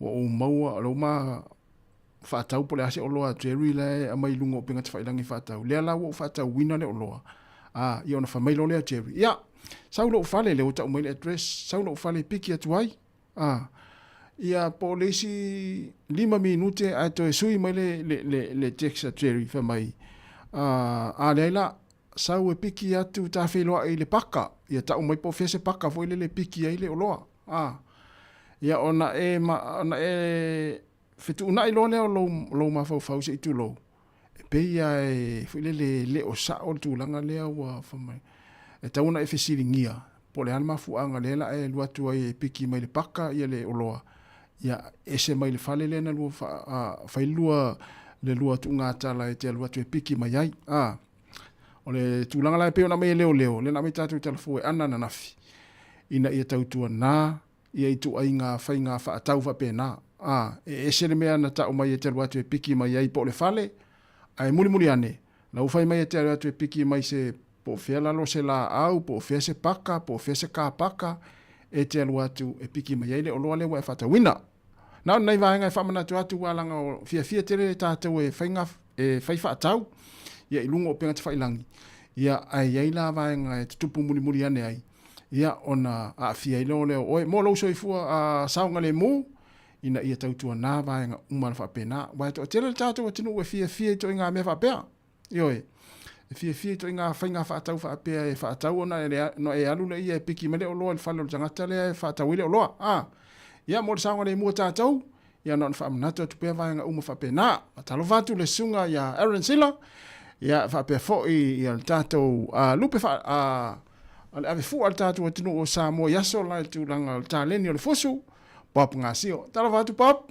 Ia manuia lava le asa whaftai tere lava le mawhata mai. Ia la whatu mo lau sunga ma le ainga. Ia whapea foi le sunga alo ese toa. Ia ma ila tau umalava. Ia olo mafuta mai le taimi o le tātou proklame. Ia tā le lua leo watu e wale minuta na tā leo le lua. Ia leo watu e fitu. Ia ona tā leo le lua. Patasi mai leo se Jeremia po Jerry tapu mana ia awa le whaawina o le tātou tautua ia mo le nei aso se ipa ele tu lai wha ia i le afia nā nei ia ma wawa alua tufu ile pukalai muli le whawhatini ia ai i fia lava leo ua taunu mai ia le sa ia o le sunga ia Jerry ia e soina le tātou au nanga ia pe atale i tu lai lua ia Jerry ia whatalo whatu nei taimi e maua mai e tātou whasalaunga nā pito tātou tautua, Jerry? Ia, maro sai fua manuia tasi nei vaenga le oli, maro lava le. On sa i fo i whai walo whirima ni asu. Ia, o le ua matua i maua tua i nei olo kiria. Ia, maro. Maro lava lon sa. E se ala wa ia tia oe lau la amen i whapea. Pea si usu e ese meo o whaale tonu le... O a mai lau sunga le nei asu. O a mai lau sunga. Ia, te ilo manuia whaftai. Ia, maro fo ngā luenga sa ngā lue. Ia le fo e taunu mai. Ia, wan whaawino tātou tautu. E a mele vai aso, Jerry? Ia, saunoanga manuia whaftai. Ia, tūlanga fo i ngā luenga sa whenga iai. Ia, whaftai fo mawela wano tā whilo tātou whilo e fo. Ia, ngāta fo i leo tapo inga sio tātou tuno. Na manuia ia le vai aso. Ia, i se men whaale tonu. Leina i mea fo i len whaale tonu. Wha ia le tatalo le tae ao. Ia. Whaola le tae vane. Tu atu le ali ia le aso ia e fo le aso ia te whaalongo ina le sosoni mai le li inga ruenga ia ele ina i mea fo le mao le ai se mea ele ai se mea le mea na te whaafsiri mai le atu tau mamatua ele ai se mea mamaoa ele mamaoa le ina whaafsiri atu awa e la tu ele ai se mea pi au inga ruenga pi e fosil fia ai te le ala whaina o le loto ma le ai vanga mawhapi ai me silo nae manuia mai Jerry me silo nawe e taunu fia me tatu ngā ruenga ia pe ia ana whai atu le telo taimi o a me te tupu ia inga ia na ona whaamaloa tua i wholele ia le ona sai fo i me o tupu ia inga ia wai ele ia se ainga le tupu na mea Jerry ia maloa le sa la le mea le tupu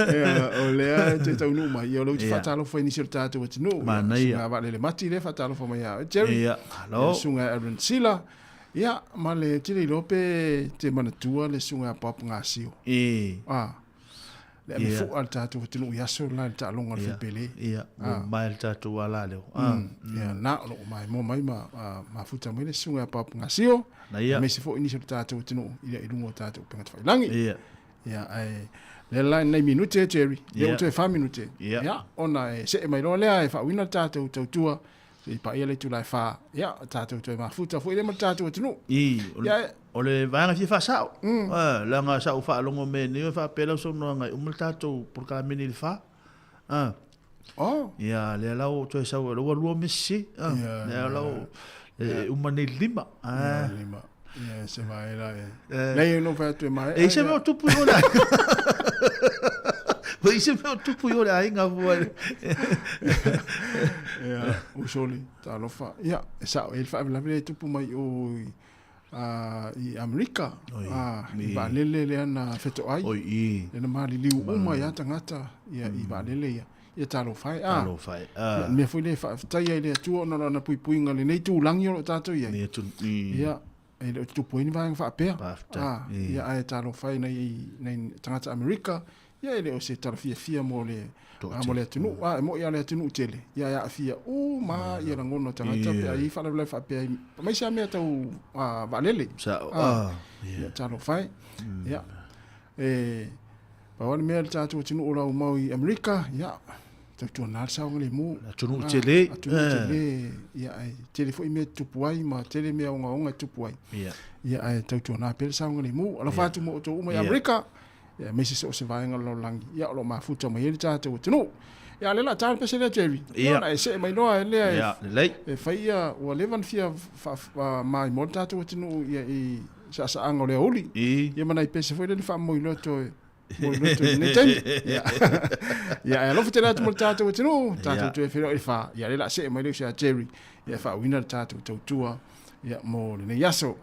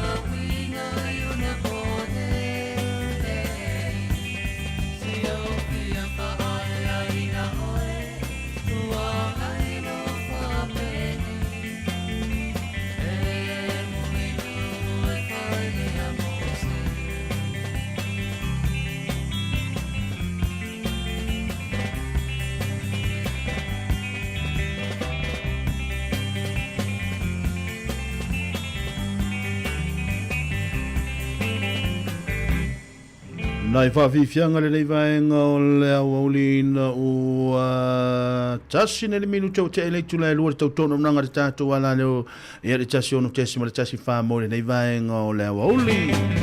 Ia mātou teo whalofa whaatalo whatua pa ima o lungo le tātou o tunu. Ia mahalo le soifua maua mahalo le langi mama.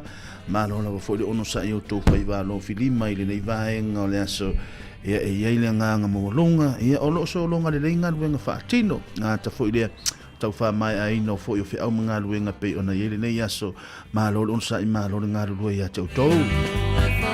Ngā ta fo i le whaatalo whare fo i sunga i whawhenga inga taulangi mo la tau whare tua so o se whata whai taulanga i o whera o fo i se vahenga o lo o ngā lua ai mga tau vini o lo o ngā lua ai ia mātou teo whalofa whaatalo whati a tau tau mahalolo so i fua maua mahalolo langi ma whaafitai lau tau pito la au whaatino ia wase manu i o le tātua tunu whaingaru i le tātua tunu ngāru loe ngā tafo i lea ia o le au nanga ma le tautua le tātua la leo whaatalo whaatua i fo i nei tātua ta mamtina mātutua lo pena on whaafongfonga mai ia i to tono maota malawa whalo tangata mātutua whela se vaenga ia lo o e maua mai ia tātua whaasau launga le nei vaenga le aso malolon sa i malolo tau ata ia te o tau ngā ta fo i lea ia whaatalo whaatua i fo i ia i lātou malava lo pena o le mafuta mai lunga le tātou apia fōlinga e le ngā te le tātou Facebook live a lunga fo i le tātou YouTube malunga le tātou a le frequency le tasi ono tesi ma le tasi whamo ia malunga le tātou app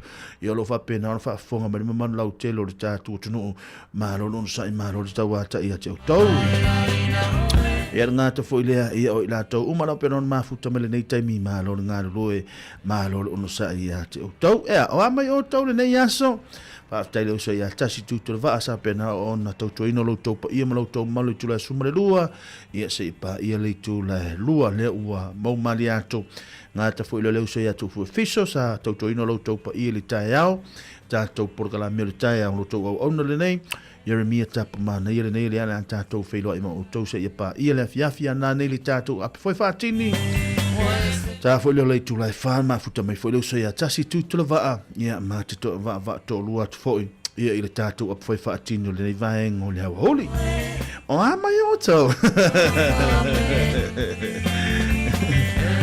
long time no see ia tūlanga i se au mga luenga o le nei aso malo ni ngā lue malo on sa ia na foi sa to fa fonga foi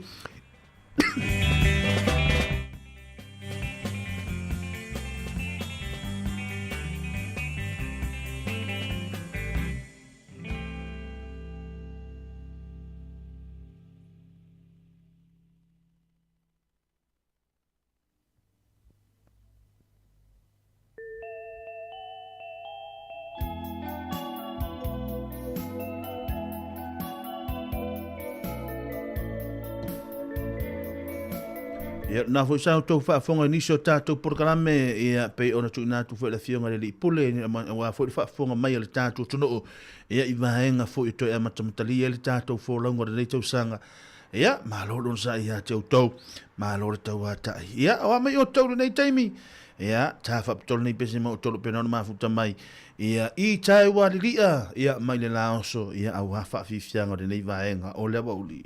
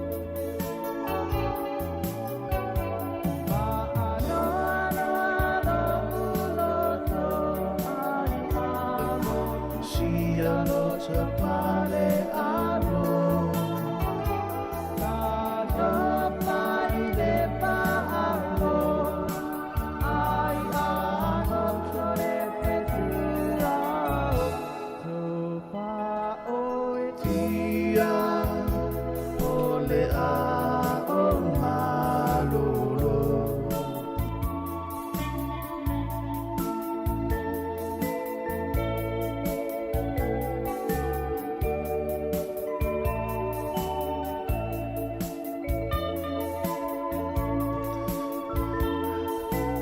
Malolo nganu loe a te o tau.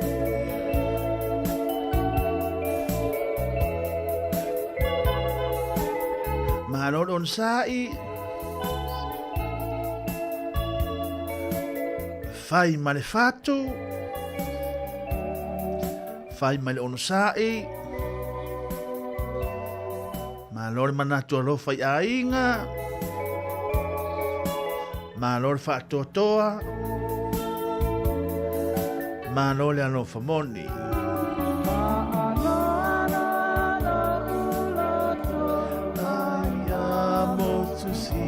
Lo tapale auro talo fa ile fa auro ai amo sole petua so fa oi dia ole a o malolo so fa oi noi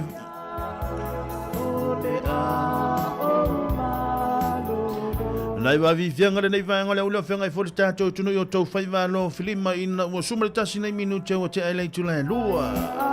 Ele tau tau lau nanga te tato wala le tasi ono te sima tasi fa mo ile nei vanga o le only.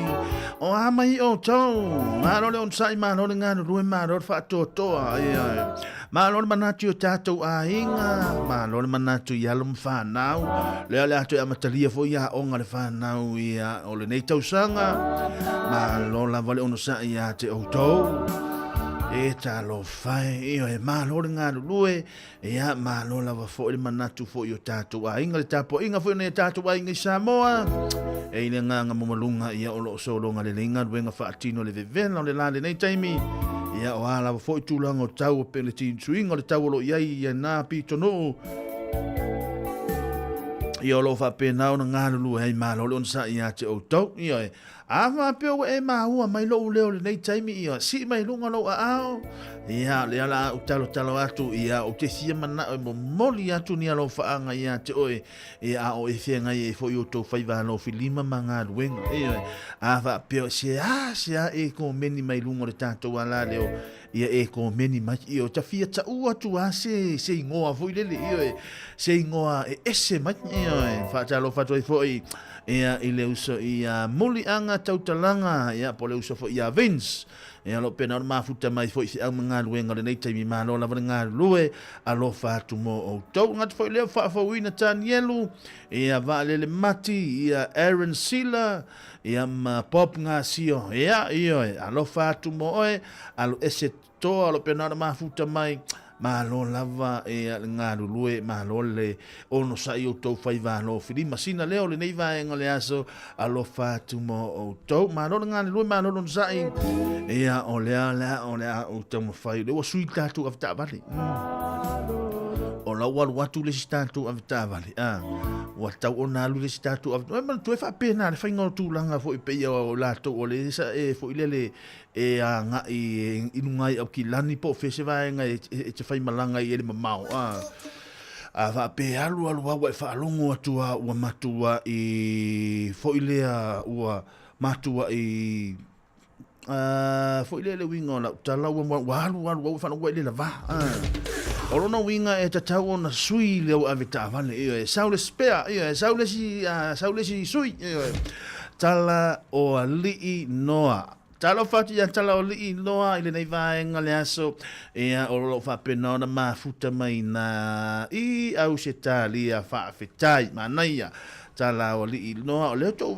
te mi mo le o lo le o ta o to le swafa le tala o li inoa ia ta ilo e fo inisio tātou so whaasalalau whaaftai ia le sunga ia tala o li inoa le mafuta mai Cornelio nonu malo whaafetai manaia e inisia tātou suafa Cornelio nonu malo olo pena le mafuta mai nai me le pone le nei vaenga le auli ia whala au taua nuu manaia ia manaia ia sau pea tātou le ala au tau mawhai e tai toa wha, tai toa lima e maua ia le ala tau whai e watu nei whaafisianga ia au whianga e o tau mga luenga o amai nai Australia o amai mele pone ia le nei vai o tau whaafonga mele mele le pesele le background na tua i tātou le te whaano whai mai e ha here mai ia e tā here mai ia le taunga nā mātou nā nei mahori so mai tala mai o ao maliu mai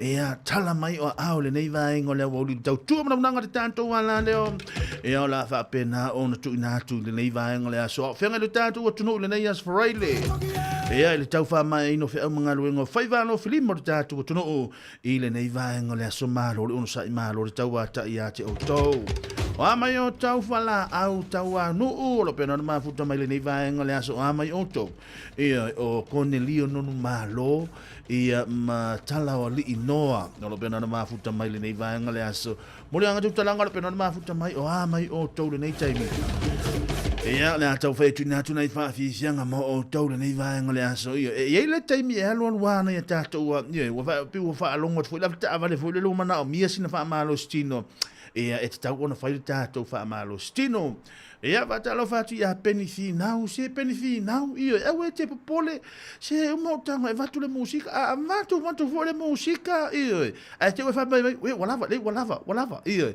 a we te popole penifi nau le ana tango e huli atu tatu sa paule mea a o e fe ngai au manga wenga le nei taimi ia a we te popole a le tau tulanga sa ngalemu ina ia malu pui ai tatu le nei vaenga le aso ai malo lon sai ia tu ina atu la peni le ala vatu musika io vatu musika le nei vaenga le aso ia e wa ai atu la ia peni hina wa e siva mal dato musika le nei vaenga le aso malo lon sai malo tau ata pa mo lungo dato tunu alo fatu mo oto a here mai su mai tala mai o ao ile nei vaenga o le awoli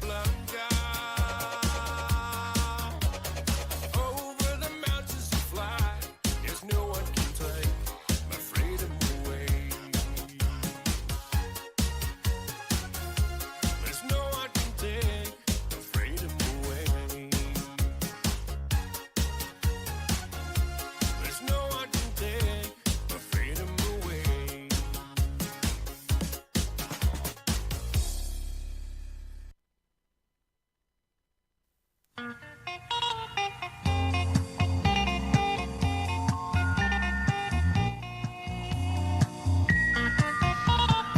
ngalo no malolo sa ia te o tau le nei vaenga le ula whengai fura tātou tunu o tau whaiva no whilima i le nei vaenga le aso malolo uno sa ia te o tau. O amai o tau le nei vaenga le aso whatalo whatu.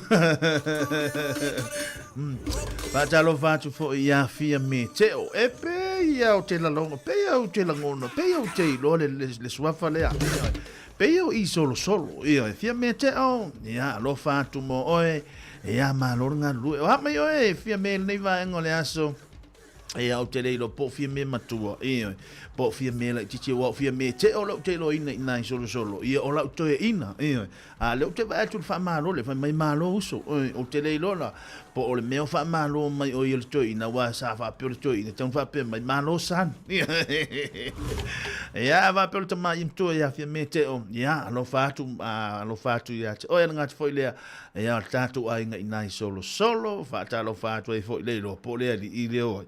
Le po le wali la iti o le wali la iti o lo pena na mafuta mai nga ta foi le fatalo fo ia peni fina o le pena na mafuta mai ma lo nga lo ma lo sai pena ia kopo le pena na mafuta mai i o taro le nei vai ngola wali fala au tawa no lo pena na mafuta mai na i fea Garden Grove ia ono mafuta mai e sina leo ma ro ono sa ia te o tau ia nga te foi le ia ole vale le mati lo pena na mafuta mai nei Jamie ma ro nga lo ma ro sa ia te o tau ve ono o fa ia tu mua ta here mai Alan Solomona so mai tala mai o au le tatou programa nei vai ngole aso toa i pea uma o tango tu o i tono le ta avale kile e malulu tu o lalo le fa malama aua te popole se me tasi na o lo fa fofonga na o lo fa fofonga to i pea ai mana e faisa malo longa aua te popole le ale o ta aveina le tatou ta avale o le uluina fo le tatou ta avale e alu ai mai la fa tulangaina aua va ai atu e se lau ia le mai la faatulanga ina o le sao le awana lea e te tau fui ona se lau tātou tio. Toa ufanu ina o e pe aha o le luma lo ufanu fa pea tuloa Alan Solomona ia la tu mai i tamaiti ia tamaiti la tu mai ia maltina le a inga la eva la au mai ia e te sua tuloa e faile mea te tau wat. Malolo ngalo lo malolo sa ia to fai valo filim nei vai ngale aso tavajon nei pese mo to malava nga ta foi la to pe no ma futa mal to no nga ta to ala leo tu langa ta lo ia ma to i nei Wellington ma na ia tu langa le tau ia alo fatu mo o to ile nei vai nga ole aso ile tau to no nga ta to ala leo malolo no sai malolo tau ta il pa ia mo lungo le ta to no nai va vi fianga mo o to nei vai nga ole aso mai le puni ala va le pese ua lau vivilu ai le toa tele le atuno mana na onga fa lupe o nau mati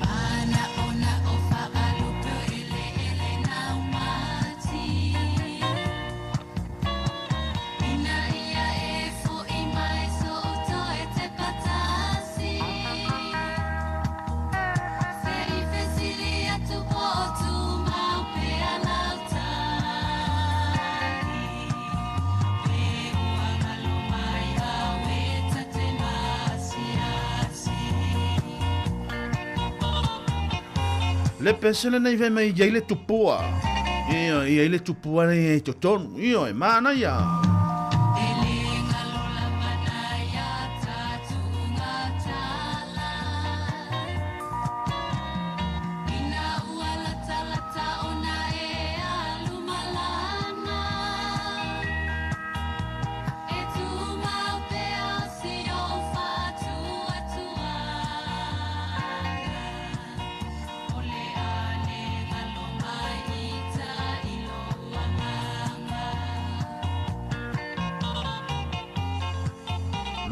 Lue.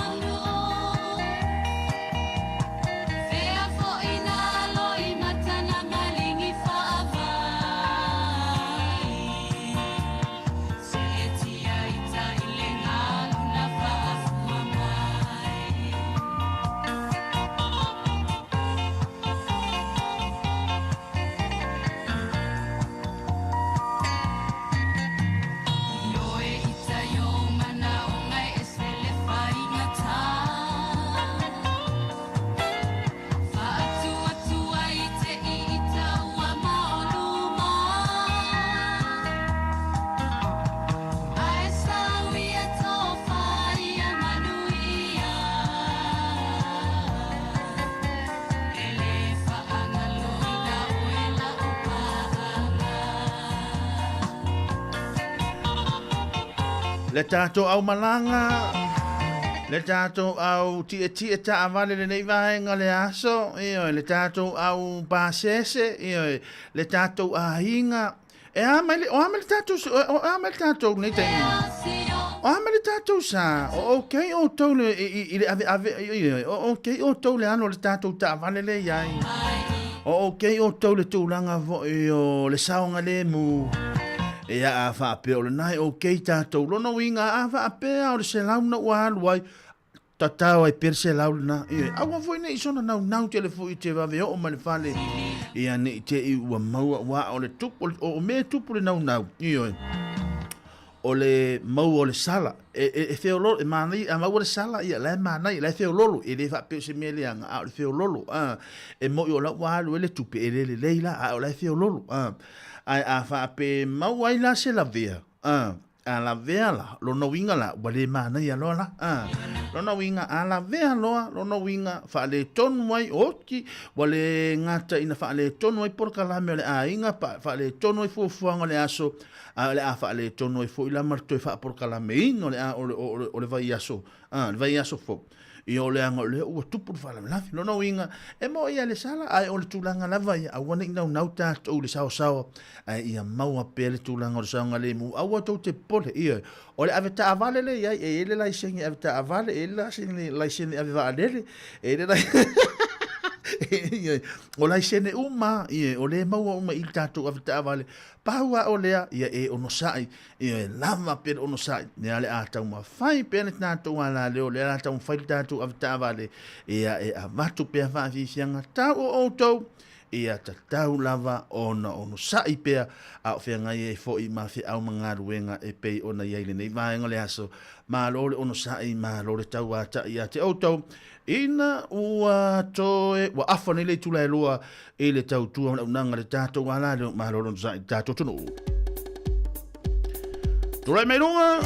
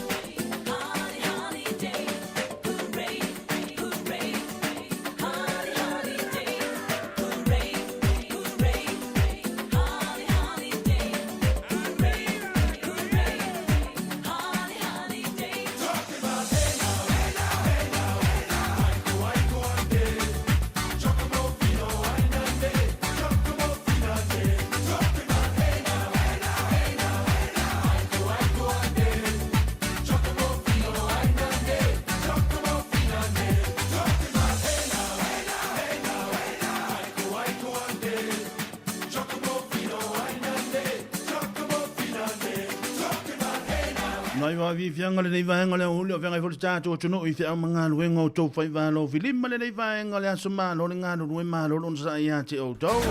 Fatalo fata fata pai mo lungo le tato o tunu.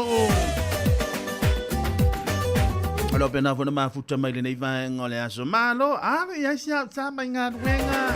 Malo fa malo si san malo fa malo si ngā luenga. Talo fai sia ua fa fine ia fa malo si ngā luenga le nei aso. Jalo fai sia fa nau malon fa malosi. Ia le toi titi lava ia mai anga luenga le nei aso. A umalo mai le fale ia le ua vela le kuka mami. Ia le fe ua vela le fa ali foteri. Ia le wa fo fa talinga o tau. Ia talo fai sia fa nau. Malon nga no lua ia te o tau. Ia o lea ta oto le lo matua. Ia mafa longo ia matapu wa matalo sia tu o tau nga luenga. Ia o le fai mai le lo matua e vili atu o tau. Siaki atu o tau po a me atu ngā ruenga le nei taimi. Fai mai le tua lalo le lo matua. Fai atu sia u whanau e wa ai le tūlanga o le saunga le mu. Nā lo arwha mālo si ate o tau talo fai sia u whanau. Ia tau te no le wa umana fai le tala le toi ina ma le lo matua. Tau te o mai lo le afiafi le nei tau te malo lo le lei. Ia ma tau malo lo mo moe le lei. Ia le ang wahalu le nei vai aso o tau usu le wha le vaveao. Usu le lima le vaveao. Ia tau te mai foi. Ia tau te mai tau te soani le toi ina ma le lo matua le whaingo le tau maftanga. A lea ua umano o whai atu le toi ina ma le lo matua. O le afiafi le nei. O le ale ai se fi au e whaia ia o tau sia u whanau ea. Le ale ai se fi au e whaia. Na o no tau mai a tau wha mahalu. Wātou wha whonga mai e le atunu. Le ua vela le wha alifo le toi ina. Ia le ua vela foi malau supo. Whai le tātou lotu. Tātou wha whitaia le alofa maleanga le lei o le ali. Ua umane nei vai aso. Wha whitaia te. E ta tāwho i ona whai se tala le toi ina ma le lo matua. E momoli atu le ngangot wha aftaima le ngangot wha maloi lau tau pito la au iyo. A wano tau le a ngā i tau te whai ngā ruenga. Ia e le tino mai vaenga o le tātou te mana na o iai. Wha afetai li tau soani li tamale a inga. Ia i ana monotanga i Samoa. Ia o tupe wala au mai e foi ia aunties ma anko i Samoa. Ngā tai leo li tātou a inga i Samoa. Wha afetai lo tau anga le leima lo tau anga lo whai o mātou a inga i Samoa. A le foi lau tau e tau melisi tātou wha la vela. O le fu la o ta o mai sia ta tu fa la vela ve vai aso fo se ta no fai sia o fa nau i o le mea ia ale mei ale fai ngau ta mai ti i e te le fai atu ta mai ti te o fai mil ta mai ti ti te mam mo ale mai le tupe fai le mea na tu te man te lua mana na o ia i lona winga mo le fa ma lo ma nga ngol fa tai ia nei ta tu walo ma fa nau ia o lo fe ngai la to manga luenga le nei taimi. Ngā ta foi lea, ia o lea fu toi amatalia, ia o ngā na ia tātou walum whanau nā iti, tāno whae. Mo le ngā ngar whaatai tele na ia tātou mātua, ia mo le amatamatalia, o lea lātou e amatamatalia, fo i le piki ina, male mo moli ina o na ia tātou walum whanau, se o le mea le nā e whai, e le loto o le tangata, ia. Fai mai le loto, e fai mai le fatu, tangata o le atunu ule nei, o tangata o le atunu ule nei o Samoa, o tangata e fai mai le loto, tangata e fai mai le fatu, ma e fai mai le fatu atoa ia mea malama. Lona winga, tātou whaalongo i aso i to ina mare lo matua. Te le so fatu, te le so fatu, te le so loto e fai le mea na alo i fai. Ti ngana e ilo e te vai e le mwhai ona e whaatau nuina. E mawhai ona e whaia i le whesoso ani mai o lo tātou tapa au silo le langi i a te outou mai tātou uma e whaatino ai fuafuanga i o lo outou whaatau nuina i lea taimi ma lea taimi. Mole atu le ngangar wha māloma le ngangar whaatai le tātou ngā leo i lau tau pito la au whaatino a o whia ngai ei outou i outou whai vālo whilima mga ruenga whaatino le nei taimi. Ngā ta whai leo mātua i le piki ina ma le mamoli ina nei tātou walo ma whanau le nei vaenga le aso mālo le ono sa i le nei vai aso i outou whai vālo whilima lea whai o le atoi amatalia o ngal kolisi alo whātua i le tātou programe mo outou mālo le ono sa i mālo le tau ata i tāwhapitole nei pese mo outou umalama le penana mafuta mai lungo le tātou penga te whailangi ngā ta whai lea ia o te alo whātua i se uso lea ia fia me teo ia o hama le tātou ina o hama le toi ina ia alo whātua i whai leo iso ia tō ia malitama hula e o la wama po a mai o tau ia ilina il tātou pitonu ina solo alo fatu li toi ina ia ele ma vai tātou maftanga ia ele ma vai foi ia le manatu atu foi ia ile toi ina fai ngata ia au na ua tamas ia ua tama le leile toi ina ia se ua fai le toi ina ia po ma wasa usau whanga nupi fa ia alo fatu li toi ina alo fatu mo o tau umalama ngata foi lo na il tātou a inga ina solo ta fa tol nei pese mo o tolo pena na futa mena nei taimi alo fatu tato por la me mo o to se un lo polonga ala me la se we folo polonga le anga fai mai le tana le toi ina male lo matua a e man ole mea ia lo loto e ia ile au wala fai ai fai mai ole tala le tusi le an foi lawo fai atu ia te oi o a uma mea uma o lo tutupu le nei taimi e leo se polonga na mea o le sa o lo tonga na mo le lumanai alo fatu mo e san Wama vai atu aso lele mo aku mafuta raua entu ila ufatu masani ngameana wilo aina Sasiliona o eva ile masina Seulo upalama uwalayona toela ona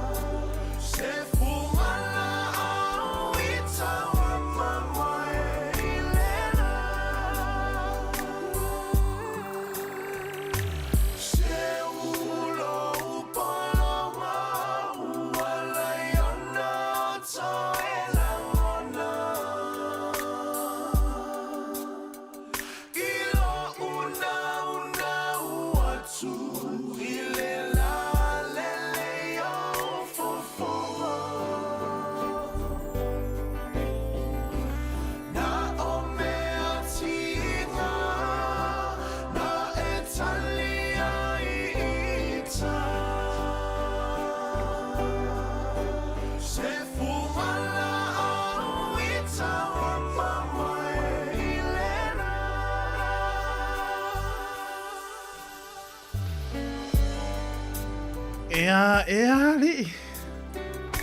O la me wa mama e furufunga la aure nei i. O la me wa mama e fua. Le ai ele te tau na mama e ui a o tato o marisi ui o nei vai aso wa e la ngona le vai o lo tino. Ai o la matou tu alano ma la matou fa malosi. Fa malosi le unga ina o tato fe au manga nuenga. Fa malosi ia I fi au ma tau tiute tau ave le nei aso o le aso wharaile le nei ia le ango le nei atunu ia e fa pena ia e peo na ufa iatu mua o le atunu le nei e tā ia ile matu le whafafonga mai o le atunu e tā ia ile pute ia e tāla o tātou māsani ai mai o tātou atunu si o tātou atunu I Samoa e whai loa ta alonga ia e whai lo mo meo lau siva e whai fo iloa mo meo le alta umo siva fo ie po o tausala ia fai lo le fai bala ai mai lo tangata fai mai ia sa bala mai le to ina sa we siva lunga ia nga ta fo ia po vai nga fo io le lau o le fola ina ni fa alo longa ia o le fola ina o le ava o le lau o me fa pena mi si o mienga ta ile puti o tamatani ia ai on me fula na lo fa ia to ia uia ia ore nei atu no one atu no e matua o nga luenga e tato de fa tau ina nei taimi o nga luenga na ele sili atu ia nei lo nga luenga fa inga tana o tato fa ia Samoa na me fa ona e fa ia ma lo un sa ma lo tau ata ia te o tau nei va ngale aso Faa maonia mai le aso le nei ono suma le fitu I la tau ia na mali liu ia ili faa alam lave ia ili vaa lele lea na pau ina I Washington ia lea sa e po lea ina I Amerika ia ili nei aso. Lona winga ia o se tūlanga fo I lele se iok tau mawhai o te whai tau atu ia ono suma le fitu confirmed ia o le ua mali liwa ia I lātou ia tātou va ai ia mau tātou fika whale mawhau ia I le nei atunu tau le ono suma le fitu o ka waka stoa tele ia le tātou atunu mai lātou lau whaafonga mai ia va ai le tūlanga o le saunga le mu ia ina I mawhai ona maru pui ai lo tātou atunu Erika Maoe ia maro lava Erika Maoe ia na uwha alongo le tala Erika Maoe ia e lo wata le o le lai a wui ia malo la vai ka oe ia alo fatu mo oe ia manuia fo inga luenga le nei aso tuina atu pe ne tatou fa fianga a fianga I folo tatou tunu inga luenga okay tatou ia au ngā rurue, ala au wahenga ia o lo te tu o le tātou tā vale, o sawa tele le aru le tātou tā vale, mana o mia le tātou so tai, mana o mia ia le pōpō mai o le, o tu o le wha anta maa pe toso le longo mai wha pe mai, ave tā vale pe ia o sawa, sia tātou menti, mana o mia fwe le ave tā vale, ia po o le hale tūlanga o lo ia I fo ia o tau na, ia o le ave tā vale fwe, o le hia tala nō, fwe le ave tā vale ia te o tau, le anga a halu vampele tātou sae le tala no le tā vale o lona winga ele mea le atupu le tātou tā vale ai fai matoi mai a vapeo e whaafonga atu ma e whaanongolongo mai ua sawa le halu le tātou porgalame lona winga e tatau ona e toi mai whapea mai ave tā vale ia ua sawa tele lo vai tau whaale mo mai lo vai ia ua sawa tele ia ili nei vaenga le aso alo whātu mo o tau nai whaafisianga mo o tau ili nei vaenga le aso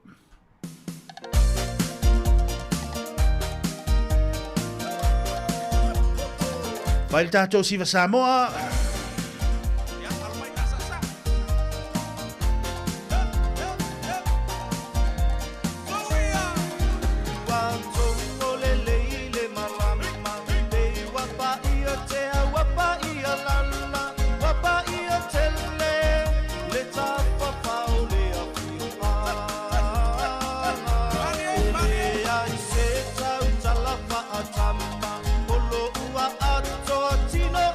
Tama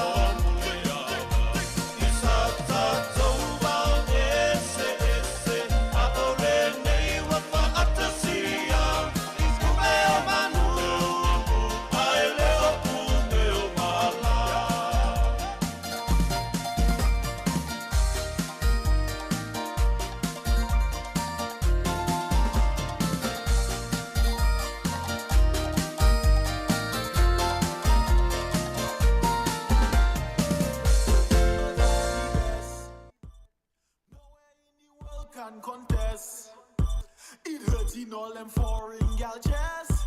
So my girl, wind your waist, get close, put it to us and wine. Let me see you wine, let me see you wine, girl. Ankle up the spine.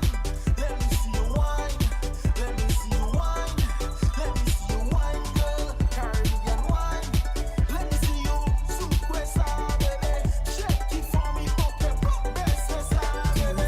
Come to for white tail, can never come on. My game, my love, tell it to her.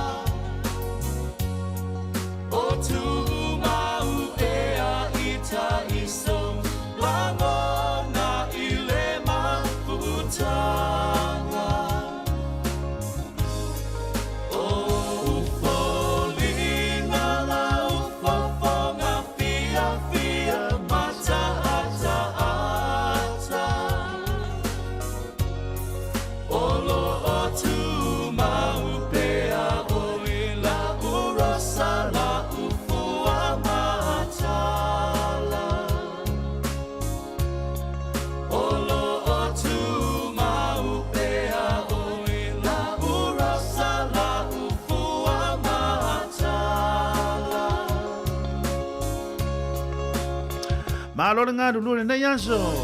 Tui nā tu pēa tātou whāwhiwhianga o le malu tele o le tātou tunu. Ai lo le pese, ia pese mai ma, uli mai lo sa. O te mana tua le tumua isi o uma whau whau.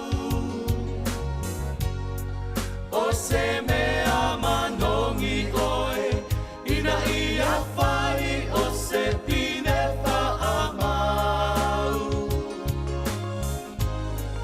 Ai sa o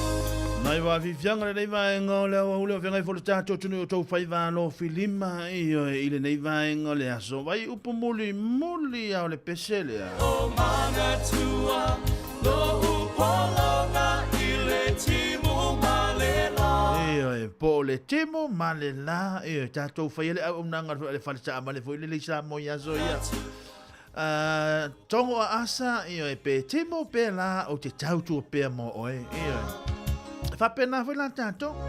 O au tūlanga o whaiwalo whilima ma ngā luenga o lo e whaatino le nei taimi pe temo pēla.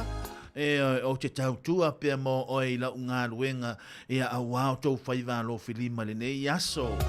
Ma lore ngā lue ma lolo no sa ile tātou tunu o whengai fo tātou tunu ia ile tau whamai aina o ngā luenga o le nei taimi. E iai ale ngā maualunga ia o lo solonga le lei ngā luenga whaatino.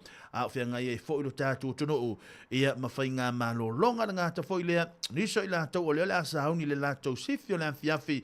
Whaatalo whātou leo so ia asa lemo polanta i vahoro penona mafuta mai nā ile ngā luenga le nā ale first. Security ile nei vahenga le aso i olo pena ona ngai foi mola na sifio le afiafi ma lo nga lue ma lo ono sa ia te o to se o me fai male fatu ma lo nga lue ma lo ono sa ia la to uma fore pena ma futa mai fatalo fele so ia se fa se mintone lo pena ma futa mele nei vahenga le aso nga ta foi le ia o ila to uma la volo fa fonga mai de to la nga ta to wala leo sina leo i olo pena ma futa mai ma lo ono sa i ma lo ta wa ta i pa seto silva lo pena ma futa mele nei vahenga Erika ma oe ma lo ngā lua Tams, pula vinaka, ia alo pena na mafuta mai le nei vaenga le aso alo fatu mo o tau. Alesi Peleti, alo pena na mafuta mai le nei taimi alo fatu tātou porgalame mo o tau le nei aso.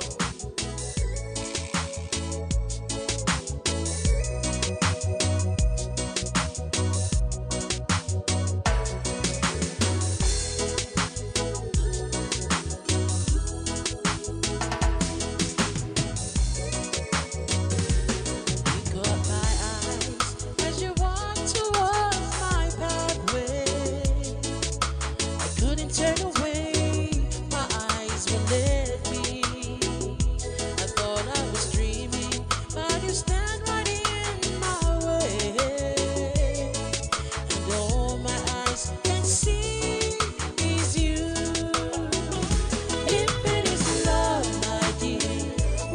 to my world and let us share the good times together. It's only one world, let's share it together. 'Cause all my eyes can see is you, my dear.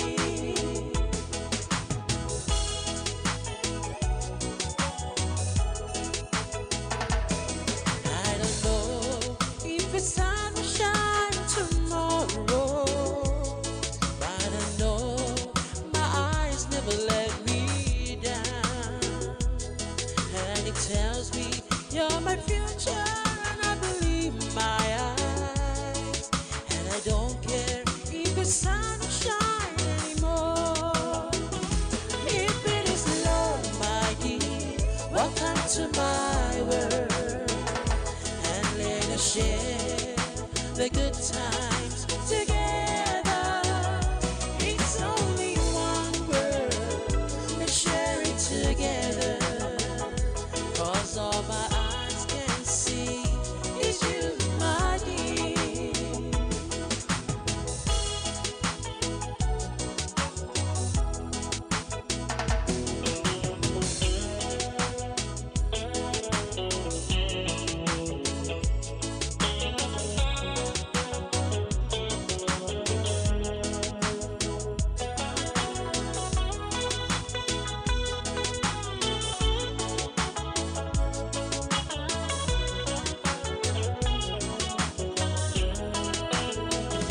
If it is love, my dear, welcome to my world, and let us share the good times together. It's only one world, let's share it together. 'Cause all my eyes can see is you, my dear.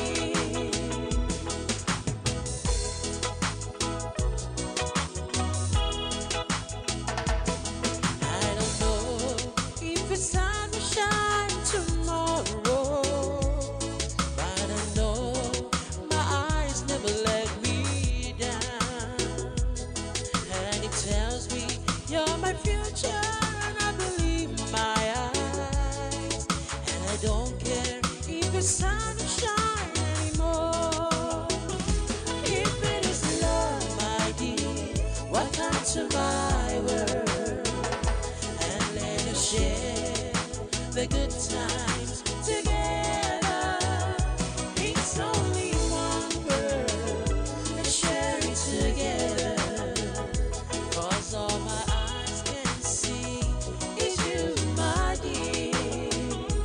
If it is love, my dear, welcome to my world, and let us share the good times together. It's only one world, let's share it together. 'Cause all my eyes can see is you, my dear. If it is love, my dear, welcome to my world. How many pole? How many pole? How many pole? How many pole? How many pole? How many pole? How many pole? How many pole? Malolo ngano no malolo na sai malolo telo na tato tano. Hey hey. Hey hey. Hey hey. Hey hey. Hey hey. Hey hey ta tolu mai ta tolu mai.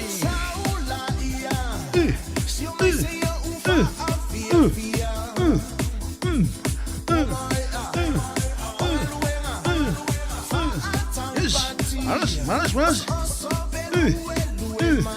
Yes. Hallo.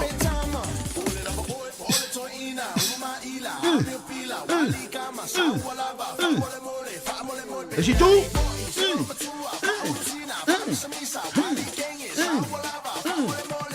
Is hij toe? Iya. Apa malas ingat banget.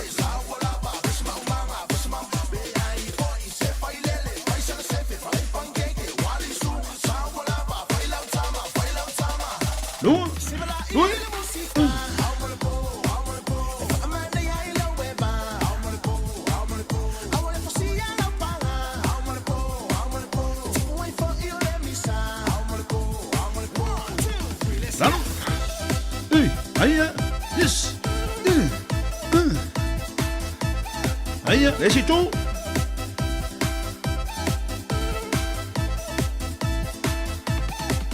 Lalo.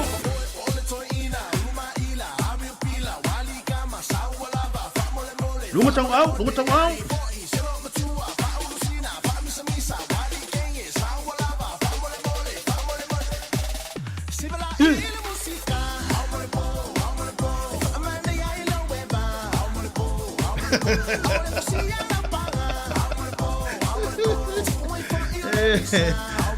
Allora fa mano sì.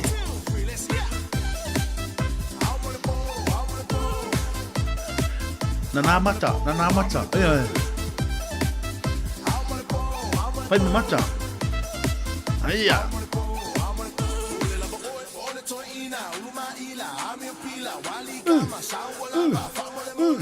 Lunga lima.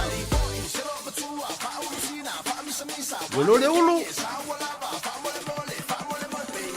Aia.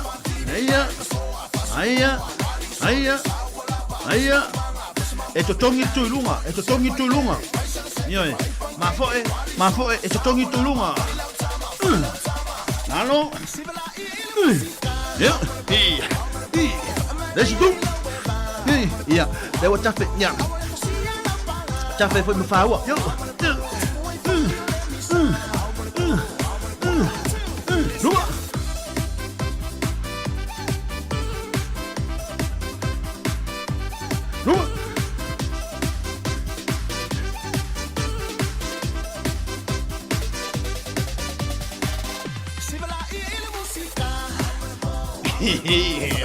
Let's go.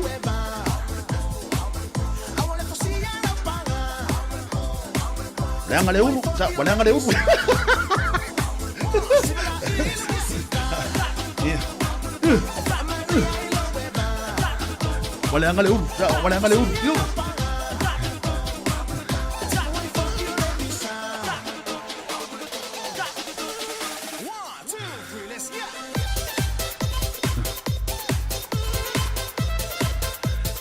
Ngano fana abule.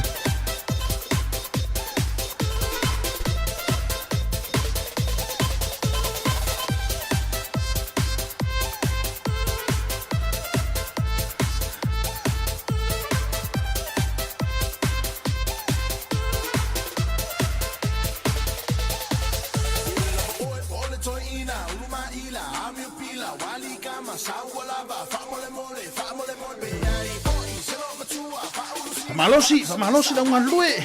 Famalosi. Tota sila itura. Yo.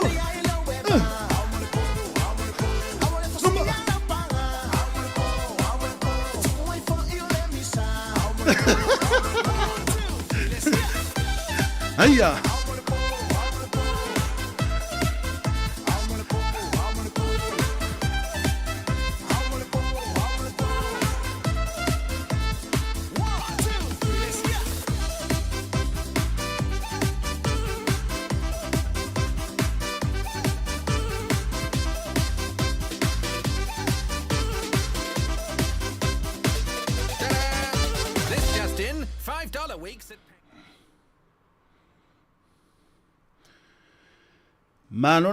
Manolo sa ia te au tau ai sale ia se male tau fa o soso ia o le mena le oi ai e tau e tara tu lore pesere ia ona alu le tama fa sa la weto inu ia o le ate halu tama fa sa la e to inu ana fa la au le mai ngale uli manolo nganu manolo sa ia te tau tamito le matonu Fale ta fao ngā pai na te e teru. Tia i le anga i nuu le ainga. Ere nei vai ngare ouri. Tofo baba ai i le sami. Opula marusi nami. Ma fau ai o sau tualasi.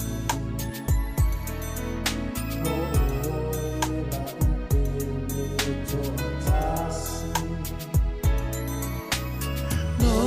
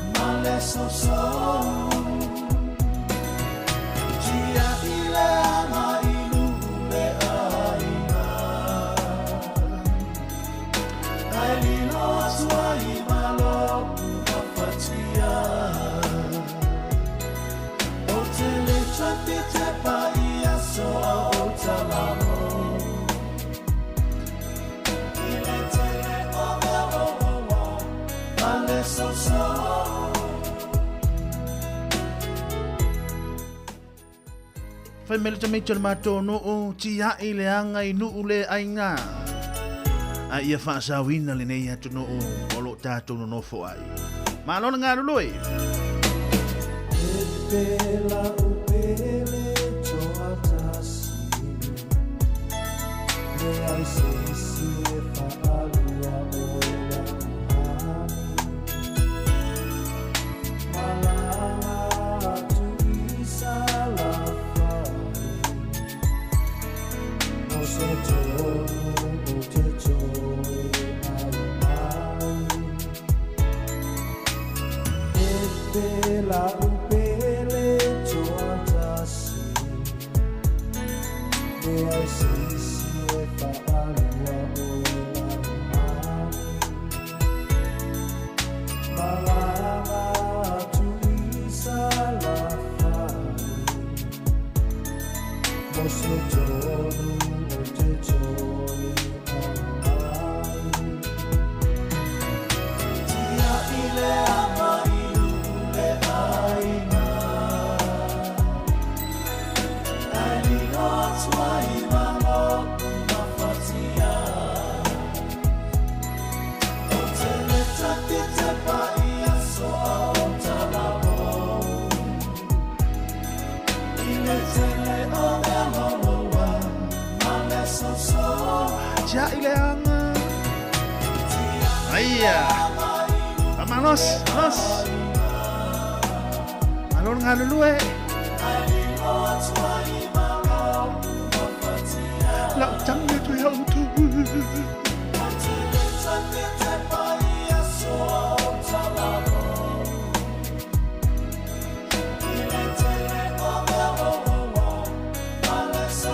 Tia i le anga, vamanosi, vamanosi.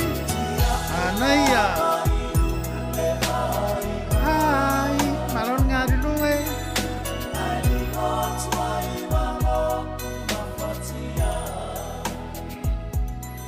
Nai wa vivianga mo o tau le nei vaenga le aso. Ia, vai le tamai tilo le matonu. Vai mai ana whatuwhatunga le nei vaenga le au auli. Tia i le anga i nuu le ainga. A e toi wha upu wina i sesi taimi. Tia i lo vai vai. Tia i lo le la va. Tia i lo wha pala pala. Tia i lo wha vai vai. Le anisti. Ai fa malosi ngā ruenga nei taimi. Le anga o taimi tonu anei e tauna su e tupe ili tātu tunu. Le anga o le ua o le aso le alata mai ha o onga le whanau. Le alo malosi o te toe, ungai tūlanga i ngā ruenga. Awa toi fai mai le pule e o le maua utu la e lue wha o popo. Le ane mea tahau fia i fua oso le mea le whasa. E te te i fo i ai lau tango atu fo i le lava i aso i lau account. E ua le whanau mera, ua lima, ui ea, start pe. Nai wa vivianga wale mana nau tele o le tātu atu no. Ea mai a whale tā whao ngā pai late e teru. Olo o toi whautua mai pai late i a whale tā whao ngā pai late e teru le tātou au ngā rulo e. Ai ti ya I le hanga I no ule aina. Ai a whapalani ti a I le anga I no le aina.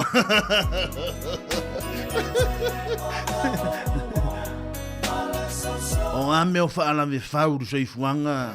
O ame o lo sou ai le whainga malanga. Tūlanga I ngā ruenga le lua whawhale tangata mai reisi. Wha mālo se unga I ngā ruenga. E le sau tangata na tongi au piri. E sau wa o e to tongi au piri. Ia e mālo wha mālo si.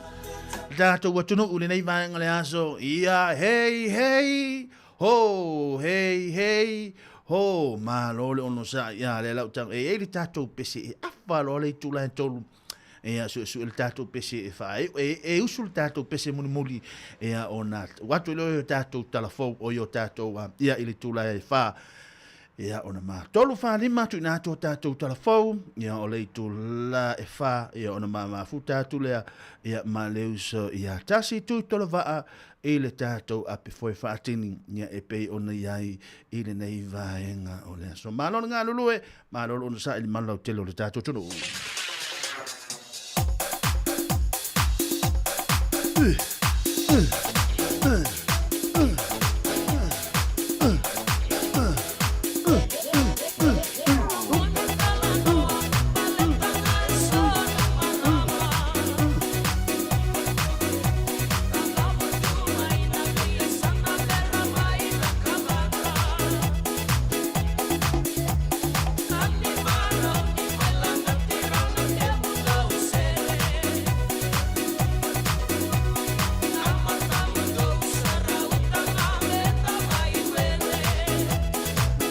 Mga vale.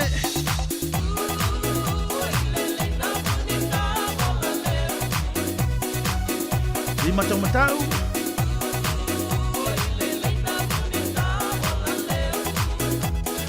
Lima luma. Ata. Kilo yai.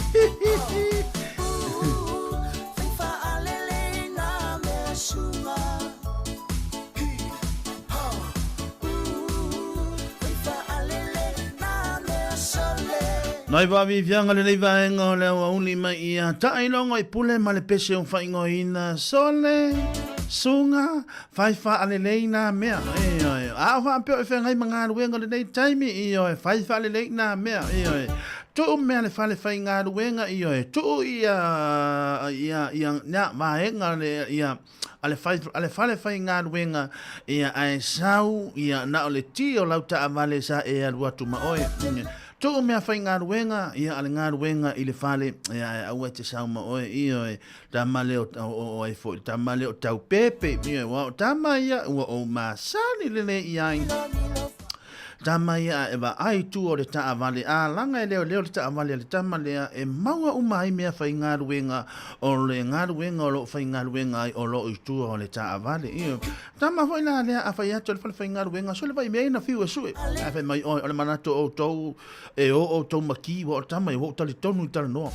O le manato o tau e o tau maki, a o le teime e tupu mai wha lawe ngā ruenga le paua fia, ia. Le whaaola o le halan mea whainga ruenga I whaunga. Mea nā nai tu e tu o le tama. Teilo. O le ua halu le tātou porkalami. O le ua ngano I a te au. E le au whai pa kiu. Le ua hanga pa kiu. Le lei o te fie. Mana ia whaina kuina. Ma ia tu inga whainga pa kiu ia. Ia nea. Hanga I o Chesi ia lei hana ia lo fatu ia Chesi lua ki tiona ia o lo pena mafuta mai aso vanu tau fafo ia e ta ape mafua o lo pena mafuta mai nai lo wahat ia o vesi lei lua to ilolo wahalu tato por kalame ia wangalo na o fatalo fatu ia te o tolo to mafuta mai o le tina ia Wilma a toa ai ono whaafetai lava ia tiresa ene whaafetai tiresa ene le mafuta mai ia Peniani pasui ai o le nuu whaafetai lava o alauni ia e whaafetai ia o le usopese ia rona folau pena na mafuta mai nai au kilani io e mai uso au lelei io e alofa tia ai rona male ainga pa fetai e o lelei manolo ai masile risati a lisa lo pena na mafuta mai io e va ai mea fale whainga ruenga ia e tatau ona toi ave ia I le lato ngā ruenga, tau pepe ia e ula lia le ala manua, o lo pena na mafuta mai whaafetai lava, whaafetai lau tau ko meni whaatamari, ia e whaafetai lau tau whaapapakiu whaatamari. Ia, o le toi ngā whaapapakiu, ia te whai atununga I e mana ia, ia e whaatamari le whainga, ia e leo ni papakiu fu I e matuari uriu, ia tiresa ene, ia mafu e Eric, ia o te hie toi ngā, ia tau pepe, ia leo toi ngā, ia e tātou te mau e whengale ingale lei, ma e mau te mau ale fia, ia waraki fu I lao ni tau vai mai, o le tangata ia le tu atu le foi te mine, ia e le aila, wa masani tanga te meo le ia mo ai papaki ia alo ma lo lava ia ngata vo ile ia o lato umalava ia o lo pena mafuta mai le nei timing ia ma lo non sai tolu farima ia ona tu inatu lo le o le tatu talafo ia ona mafa tasi tu lo le ia ma le usofo ia tasi tu la va ile nei va ngale ona te mire ile umal tato por kalami ia o le wasekil tato pesi le usu tato pesi ia ile nei va ngale aso ia e o lo fatu ai mo to a lo fatu mo to le nei taimi ia o le usu tato pesi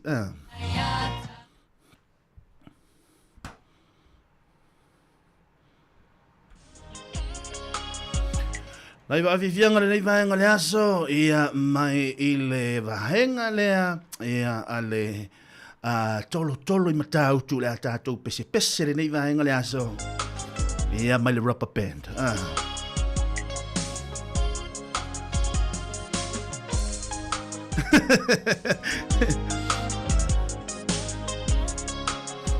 Sauni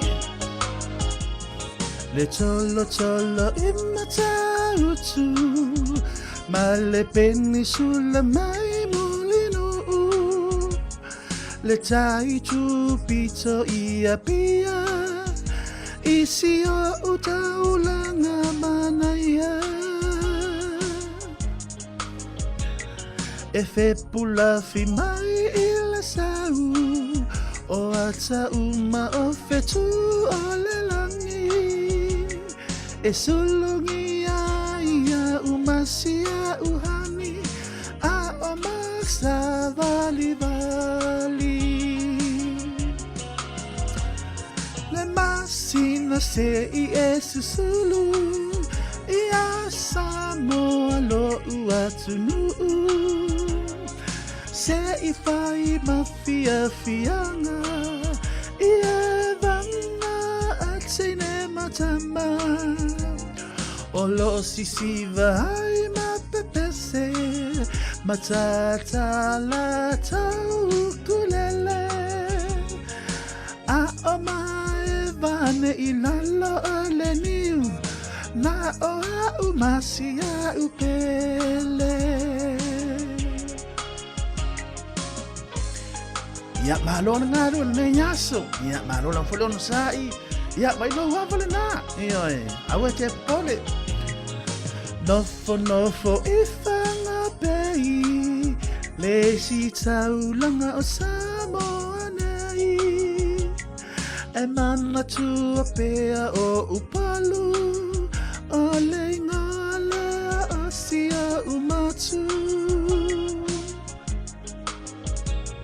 ele mawhai lava o nangalo le tafe malia vai singano o lo o nafo ai te ine matam ilunga o le awala lau papa pese fatasi le masina se i esusulu ia samoa lo uatunu se i fai mafia fianga ia vanga atsine matama lo sisiva ai mapepese matata la tau kulele a omae vane ilala ale niu na oha umasia upele e te loa oe o walu wana nei le tae au e whale kuka na o malona whale kuka whai male me aia ta maiti le anga lau te loa walu nei vai aso e whai ngara wima aia ta ia ulangona lawa nganga fie yati oe siau pele whawhetai le li iwa ia au maia se tangata e sili ona lele ma fa maoni io ma se tangata e fai ngana wenga ma losi ta ai ia ai malo ai te o daddy watolu matatau le ingoa ua fa ingoa hai Samoa le penina o le Pasifika wa fai mamita mitanga ya ita ua fa apea ona lauela ile lalo langi atoa walai ona to atele le au maima ia Samoa le masina se i esusulu ia Samoa lo uatunu se i fai mafia fianga ia vanga atine matama o lo sisiva hai mapepese matata la tau kulele a omae vane ilalo o le liu na oha umasia upele a omae vane ilalo o le koko na oha umasia upele o mai vale ilalo o le pou na o au masia upele ia mai lau tama o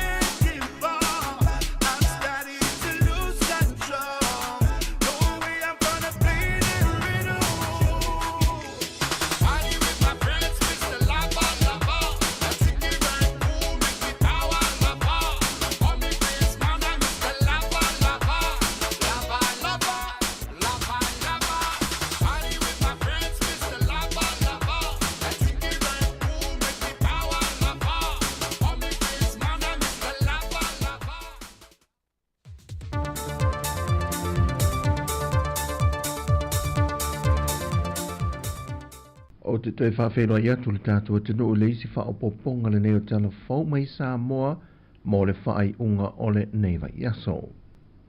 E to atolu le ua wha maunia mai al komisena o tanga luenga o leo leo au a paulongo i tino Filipo, e to atolu le ua taha fia leo leo o na leo te tele o whala au whaasaina le aisa leana mau hele vaenga le tiute ma le vaenga sue o tai whau se songi an tanga luenga o leo leo i me tāutu i le a fia le aso lulu. O le to'atolu i lanto ia na tā ue au pa au i le whātaranonga ma lautu stana. O i lanto ia o fia i se te mawhai pisinesi e fitus from al whātau sangol soi fua. Ma le isi to'olua ngā lulua e le pisinesi e le te mahlea e fas from al luatau sangol le lii ma le tamaita e limas from al whātau sangol le matua. Na whailo fo ia wapa au e taunu watu leo sa whainga leo le pisinesi e le te mahlea i loto pā. Wa loka le whale ai wale ai umani mea sa i tonu wa tā pena o maese. Mai wa whaalau tele atuai masu e su enga leo e le sa i lia leo no whanga wa lau i ai mea sa i tono le whale e masalo mia e ei lava le sort inga a nga i whala au whasa ina. O le anganga whafta ina mo mole le kom sinon tanga ruenga o leo. Mua muona moli le anganga whafta i fo i le tanga ruenga o tiute. E mase fo i le vaenga o le K9 unit ale mtanga ruenga o leo mo le office o tiute. E sa whaapea unga lako mawaina le whala au whasa ina nina mai tu tonu o se container. Mo nei container whaapea na awina mai America. Ia mo se whai bisinisi nei Samoa. O le nganga whaaftaila, ona ua mo whai, ona maua ia whala au whasa ina ni. Ele ia o kurunga ele i taapea kui pua le mamalo le tunu. Ia ila tau o lo whai a pēr nei, nei ngā luenga o le tau ma whai no whala au whasa ina ni. O whaamauti no whai o wapa au o se uta o whala au whasa ina mua muore nei. Wa siri atu lona te le, ma mawha ma siri lona tau whaatusa le tele o whala au whasa ina le aisa, sa maua mua mua o se whainga leo. Le na tau whaofi mai te tono le atu nuu. O le cost o le value o whala au whasa ina ni. Whaatusa le tūlanga le iei le street value i Australia mni usila.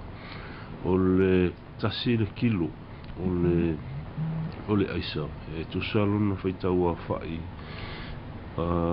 pe ama se lua se lau 5 wafi tala Australia ile kilo e tasi ole rough estimate nga le te minge i le street value le makeki o lo whakau e la tau i e whatauina i whala o whasaina ni a whaliu mai la hape whaliu mai tupe Samoa a hape 10 kilos lenga maua mai i angafi no inga e 2.5 million tala Australia lua tesima 5 miliona tala Australia le tau a whai a whaliu lo la tupe Samoa i anonga ina o watu mai 5 miliona tala Samoa le tau a whai o whala o whasaina nina mo ina. E tu maulava le tununga o pa au, o a walo fe malanga inga whaavao malo i tātou wafu whapea fo i malai wa lele, o lo a wina mai e to tonu le whala au whasaina le aisa. Tasi se lui tau lo iei ile matanga ruenga o vaenga o whala au whasaina, o le tasi leo le taifau o lo wha o ngaina, e leo mawhai o na kawa uma e lea taifau, ia vaenga o le wafu malai wa lele i whangalii, o le malai wa lele tele e whaavao malo i whaleolo, whapea fo i wafu i san lolonga mamuri whanua. O se hawanau wha manino ai le komsino mtanga ruenga leo, le tele o fesili wa fesili ai ele atu no i lunga o pengta whai langi, ma whaadi ai manatu i le wha o ngai ne mtanga ruenga leo o le ta vale ale mtanga ruenga, e au mai ai le ta maasaina lea na ia whanaina se leo, i le whaavlaven tu lai mai le vai asu tarua isi usenga, ai whaonga ina le taawale leunga lii, e ana le whale o lole o lo lisi ai le saina mola na pisinesi. Iau tei loa o le malama le whaatinonga o ngaluenga leo. Peon sila fia, o le mta upu sa tu lai mai o se, o le hostage situation, ua tau whailea, le li whai pisinesi saina leo. E tā wha malo silon tolu, e wha ngā ina se au penga. Mai i le whatinonga i o ngaluenga leo, o le tangata negotiatinga i atu i ngā situation wha apea e ka kau lava o ngā wha mua ia te ia.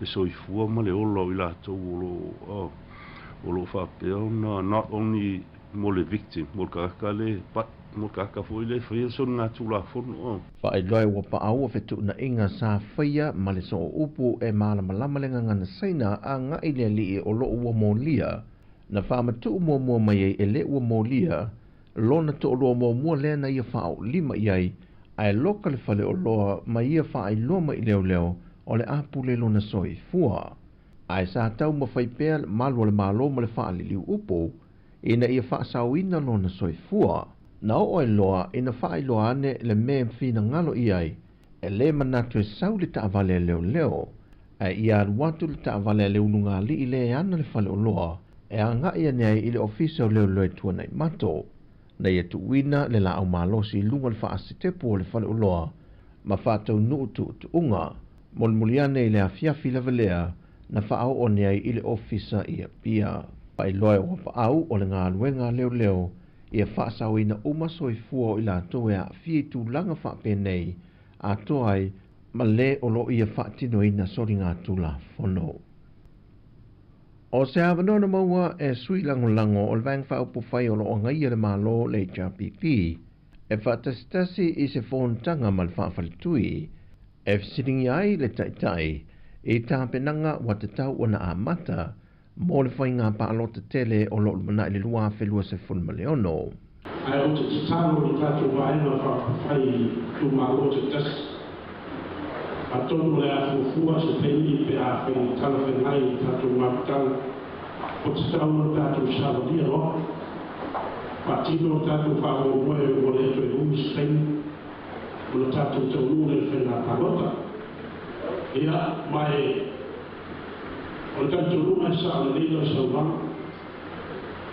fili suistas o le ana le tau le yeisi ko fuanga ina ia whama ni me roi tātou woe whakasoro tātou pokalama ia o le ia mang hoi ma tupu matamali ia te tau le whatinoina lea vaenga lea fio mai le fionga le prestene o le tātou maftanga po le tātou whalapaputonga E le mawhai tu ina ti e se malosianga i le presidente malana laulau.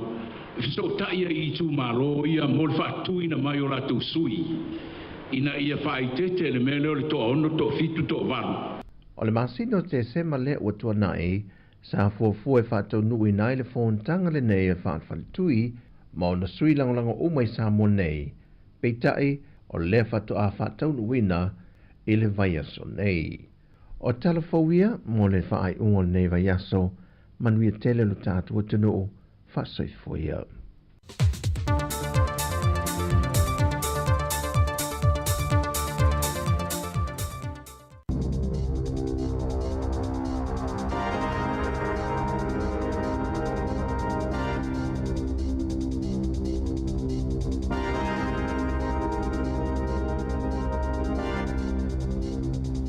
E trai whatalo whātua le whapopongo tala whau mai lisi ufongo le lau mua mo le ni vaenga o le awa uli.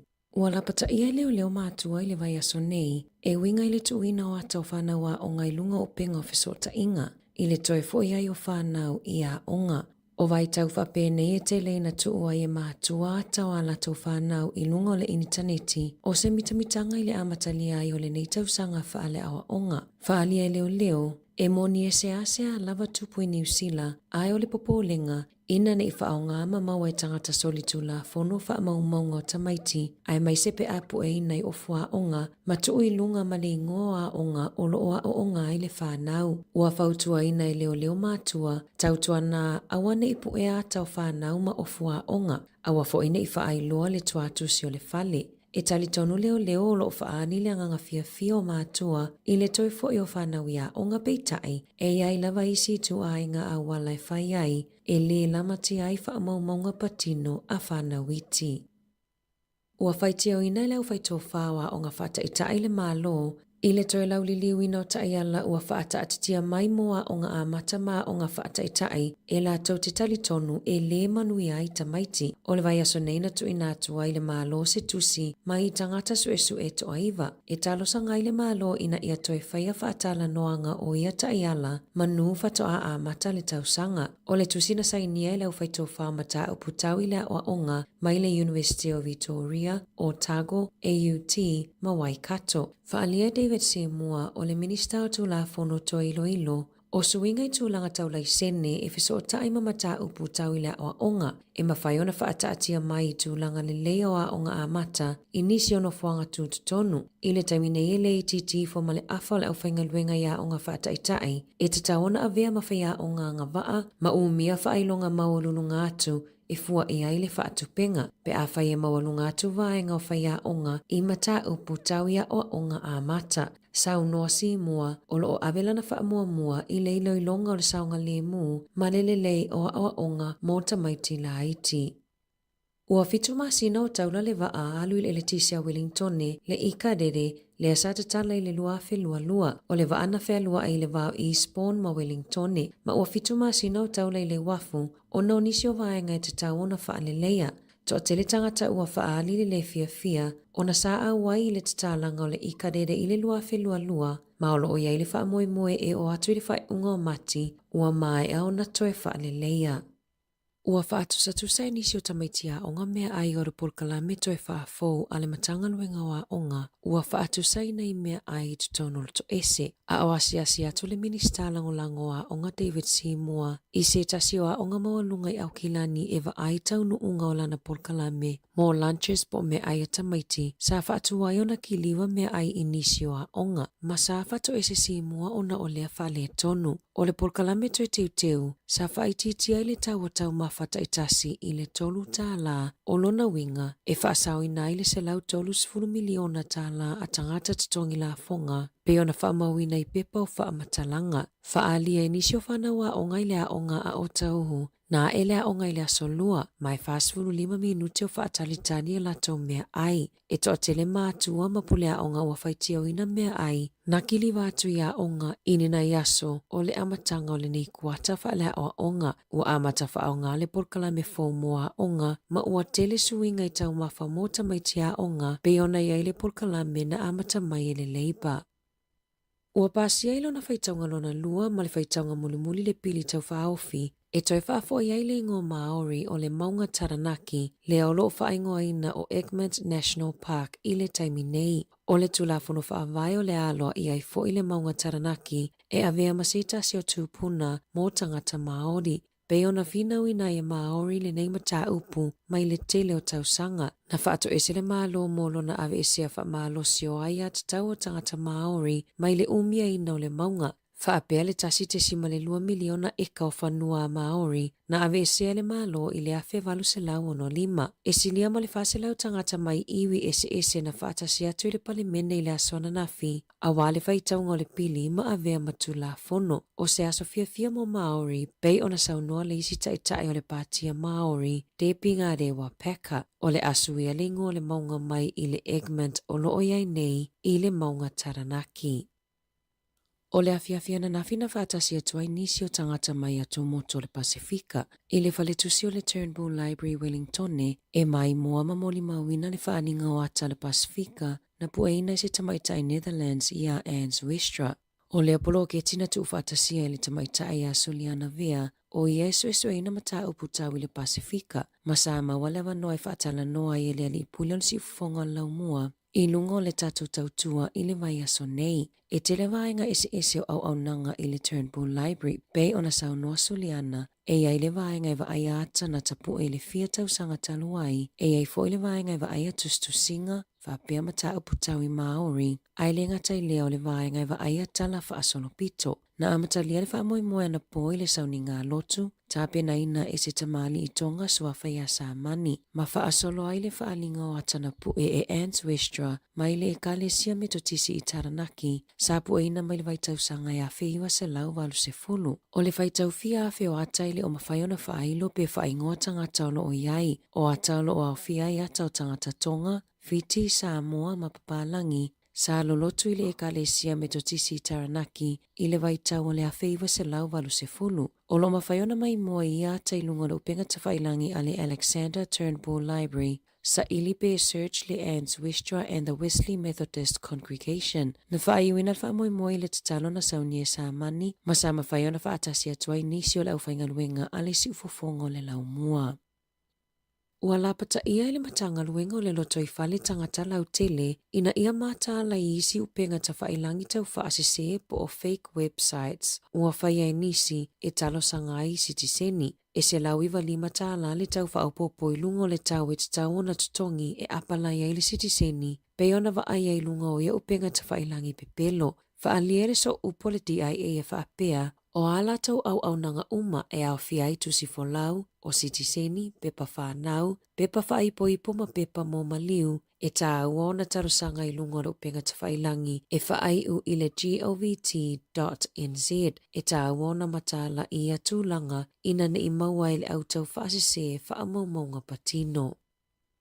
O lo tau sa ilia leo i au kilani si tamaita i talavou, na whaa o 5 se tasi o le pase se lungo se pasi i le aso le tau sanga fou, na whato avala au leo i le te au le afola fitu i la fiafi, ina ua li potia se urunga li ina o sofa ia e nisi i lungo le pasi, la tāne i le whetau la inga ala i Hepburn Street ma Ponsonby Road, e te le mea tō tino le urunga li ina ngā oia, e tu sa male tolu a whetā lalo na tau a whai, masafa amanu alia umai la ua i au sofa inga. O le taimi mo leo o tala noa whaalawa i te lea ie na afia e winga i lea whaalave lave sa la whaailoa ua te lele suinga o la o langa ua fefefe pue pasi le mawhai ona toi feo aina o la ua ino fuanga lau tele ma le tele o isi mea sa maasani o na la awa iai ua le mawhai ona toi whaatasi atu iai o nol popole ilo la ua saonga le mu.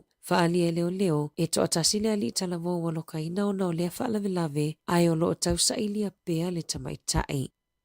I whafua to New Zealand, o loo whaanga solo pea ilo i longa malewala au inol mata upu o Robert F. Kennedy Jr. i le United States of America. Ma ualia ai malamata upu le whaamai o le misela leana pepesi Samoa i le lua fesifuluiva leana to atele tangata malili wai. O loo tua ia Kennedy ilo na taitai se seina, ma le whaalawi loa ina o le le whaatua ina o tuipui o le misela, a o pepesi le whaamai Samoa, neana malili wai le to avalus fulutolo tangata i Samoa, ma sa to atele la vai whanawiti. Na whaalia Kennedy i le Senate, o lana malanga i Samoa e le i malanga o noni tui pui pui peitai, sa malanga e fesosoani e whaamauina whaamaumaunga tau i le soifua maloloina. Sa ia tā ua, na malanga tui Samoa o no mawalalo le numero tangata mawhanau, ua whaia tui pui pui o le misela, sa ia moli mau foi. A tonu a fesilingia se tangata Samoa, pena mafuona le whaia sona tui pui pui o le misela ona oniana whaamatalanga, e tali tonu e le maua se tasi peitai.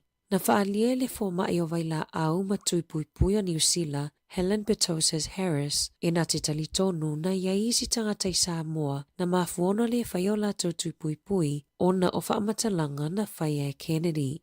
I taalonga, ua toi sauni le tamaita i alova a New Zealand, Dame Lisa Carrington, e toi tausini o i taalonga o Olimpika i le lua whelua walu, lea e tani maloa i LA, na tūlanga ese le alova a Carrington i taalonga o Olimpika i pale, i le tausanga taluai, masaya mawainai pine aura tolu, i le ka wha, ka lua, ma le ka tasi. O le tausini o ai o Carrington i le Olimpika o le lua whelua walu, o le aavea lea mana Olimpika lona 5, talumaila na Olimpika mua i le lua whesefulu lua i lone tona. Sa to o te le tangata na whesiningia peto e tausini o i le isi Olimpika o lumanai, i le taimina umaita alonga i pale, ai o lewa tali manino Carrington, malona loto fia o le ato e tausini o ai mo New Zealand.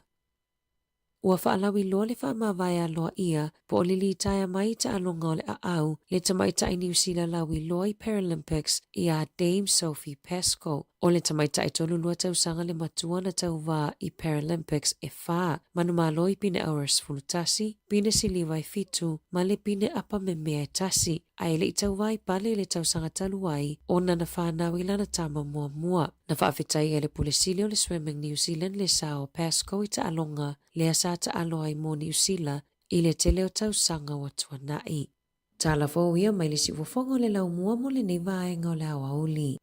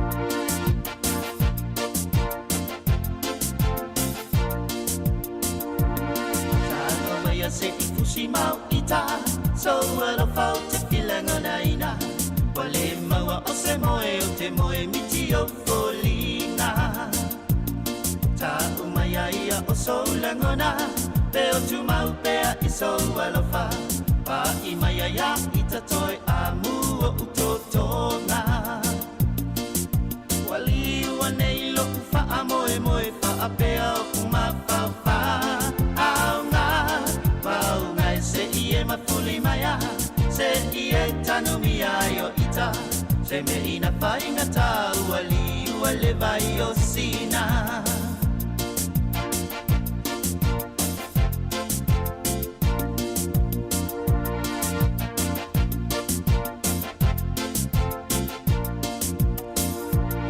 Wala toia mai le tau afi la upele o te no fo male tangi. E tu e ole langi sau se I fai mai a sau tali. Waliwa nei lo fa moe fa pea uma fa au na mau ngai se ie ma fuli maya se ie tano mi ayo ita se me ina fainga ta waliwa le vai o sina.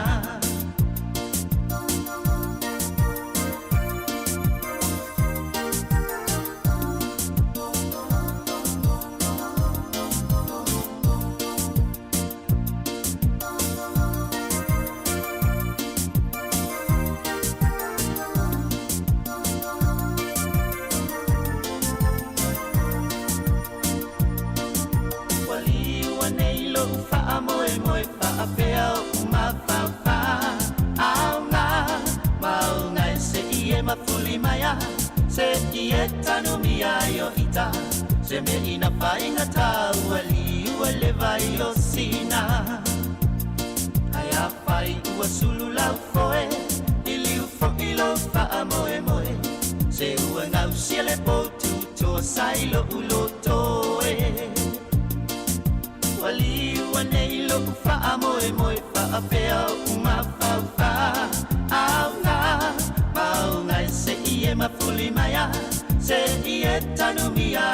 ta se me ina fainga ta uali uale vai o sina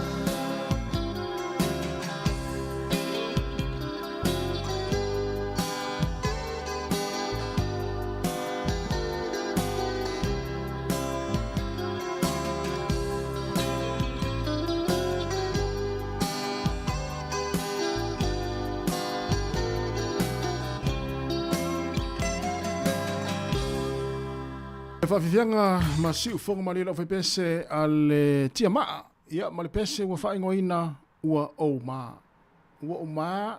ma e la ya te fatalo fatu il tatou tunu le taimi le fiafi na ua faafonga i le toe faasalawina o tatou telefou e pei ona tapeneina le tamaita ia ana faasolo o le nei fo yaso ia mai se le toe tunatu o tatou tala mai Samoa ia le tautunga le tautua le sunga ia ta se Salem Sam mai le nei fo yaso ia ua mai atu i fo i ma telefou ma tala mai Samoa le tautua si fonga la mua o le nei va yaso ia e faafta ia le tatou tunu ia ona o le talia pea o faafonga fo i ma fia whaalongolongo i tātou telefou, pe ona tāpeneina le au whainga luenga le neiva yaso, ia le tamita i a Savelina Casiano, i le sunga lauano ati lawa, ia ma le tamita i a ana whaasolo le neiva yaso, mai Wellington, ia me se ai tātou tala mai Samoa, mo le neiva yaso, le sunga i a tā sesa lem sem. To e whaafonga ia i le tūlai valu, le asonga fua le vai aso fau, ia i tātou telefou ma tala mai Samoa. Leo tātou il pukale muli le pwai whaatini, manatu, to tele ia o tātou ainga, o wō, mapaanga, o whanau, o mātua, sa ngai ngā luenga nei aso, to tele fo ila naua taunu i ainga, ia wa whaifo i se malolonga, ia matala noa, ma mātua, ma whanau, ia po a mai, ia a onga a matalo neiva yaso, ia mesifo, ia po a mai, ia pe a mai ngā luenga sa whianga ia ili nei aso, wa ia ia la tau e whianga i ma, malu i tau i tono whale whai ngā luenga, ia e whaapea o nai sa e sao ma iai le nei aso.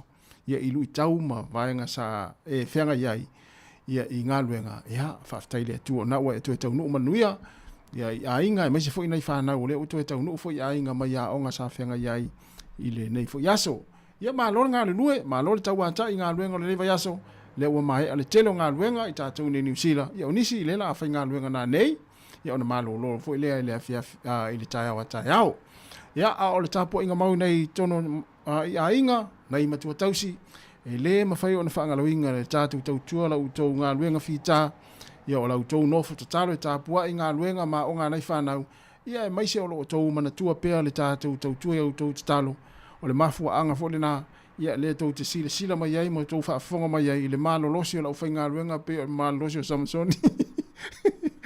Ia wale tau tuaina o loutou pa ia mo loutou malu mea lea, mo le atu le whaamalo, ia inga malawa, ia o wō, mapaanga, mātua mawhanau, sa whea ngai mga luenga le yaso, ia o inisi fo i lo lunga la wala o lo ki mai le teo, whata lo whatu le taimi, a wanga ia tuai o tau i a inga, ina o mana vai fo i ngā luenga ma onga, ma lo whaaftaire ma afta mai.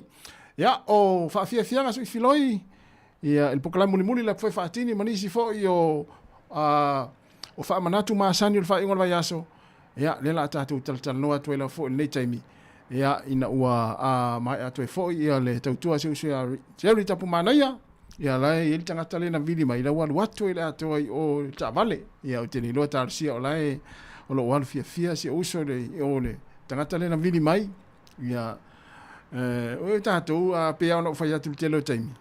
A me se a tātou le tūpata maa, a tātou sāwa vali mai nei ma tātou wholafolanga. E tau te whaalongo no i le leo i tina. Mami meo leo a tātou. Malo whaftai. O talo whātu na sunga tau pepe malo tau. Ia tamo ia o le tāwha whāua tamo ia. Sunga Kevin Swoka. Tai tere rawa Kevin. Monia foi. Ia ngā luenga foi mfuwhango nei a fiafi. Ia mese ranga ia tu wha ingon vai aso. Ia o whatua au leilea Wellington e tusa Isaia e tuare Casiano. Malo tusa ngā luen nei aso. Ia vai po le kuka le ulupo na la fai. Ia malo whaftai rawa malo ngā lue. Ia male sunga. Ia male toa telo le tātou tinu. Ia o lo mafuta mai e le ngata runga le ala leo. Ia whape foi runga tātou penga te whailangi. O teimi whape nei. A le lei a musika, e so longa le lei fo itala no wanga le fiafi. E sa o pene ai, talo fatu le usia a so valu, tau fafo, talo fa a so valu. Manuia fo ne yaso. Mo ne fiafi, ia ma fo fuanga lo fianga iai. Ala a ngaso solo tu fafia fianga, ia ma si fo yo nisio au nanga, ia o nisio fa manatu o le neiva yaso, mo le fa iunga le yaso. Ia, tātou talatala noa tu ila foi, ma fai fia tātou ngā luenga. Se o i tangata le fia mo le ital jaimi nei. Na ola utu ala lo amalo famanato o te ita yo o te ita ma so na fai fua le a fa pe ola sai ni fa la fo le ni sai o sa tupu nga luenga se tu o fa fa nga luenga i fa fita au nga luenga ai alu fia le fale mafuta mo tina ma fa nau ma mafuta mai tato fa fia nga ya la muli atu e fa te ai fa lo wita o ai lava la o ita le taimi o le pese nei o te o lo fa tu mo to O tala fatu ni sunga antele riva, tala fa antele a. Ya, manuia lava ne fiafi, po fiafi se ainga o ta milo sono ai. Ya, e malo fa tai tele Aaron Sila. Fa tai tele lava. Ya lela so atu atu fa fianga. E fa fia umai tatou sa fa inga luenga nei aso. Ya amana ya pese e so longa manuia fo ia nga luenga mafua fuanga le fiafi.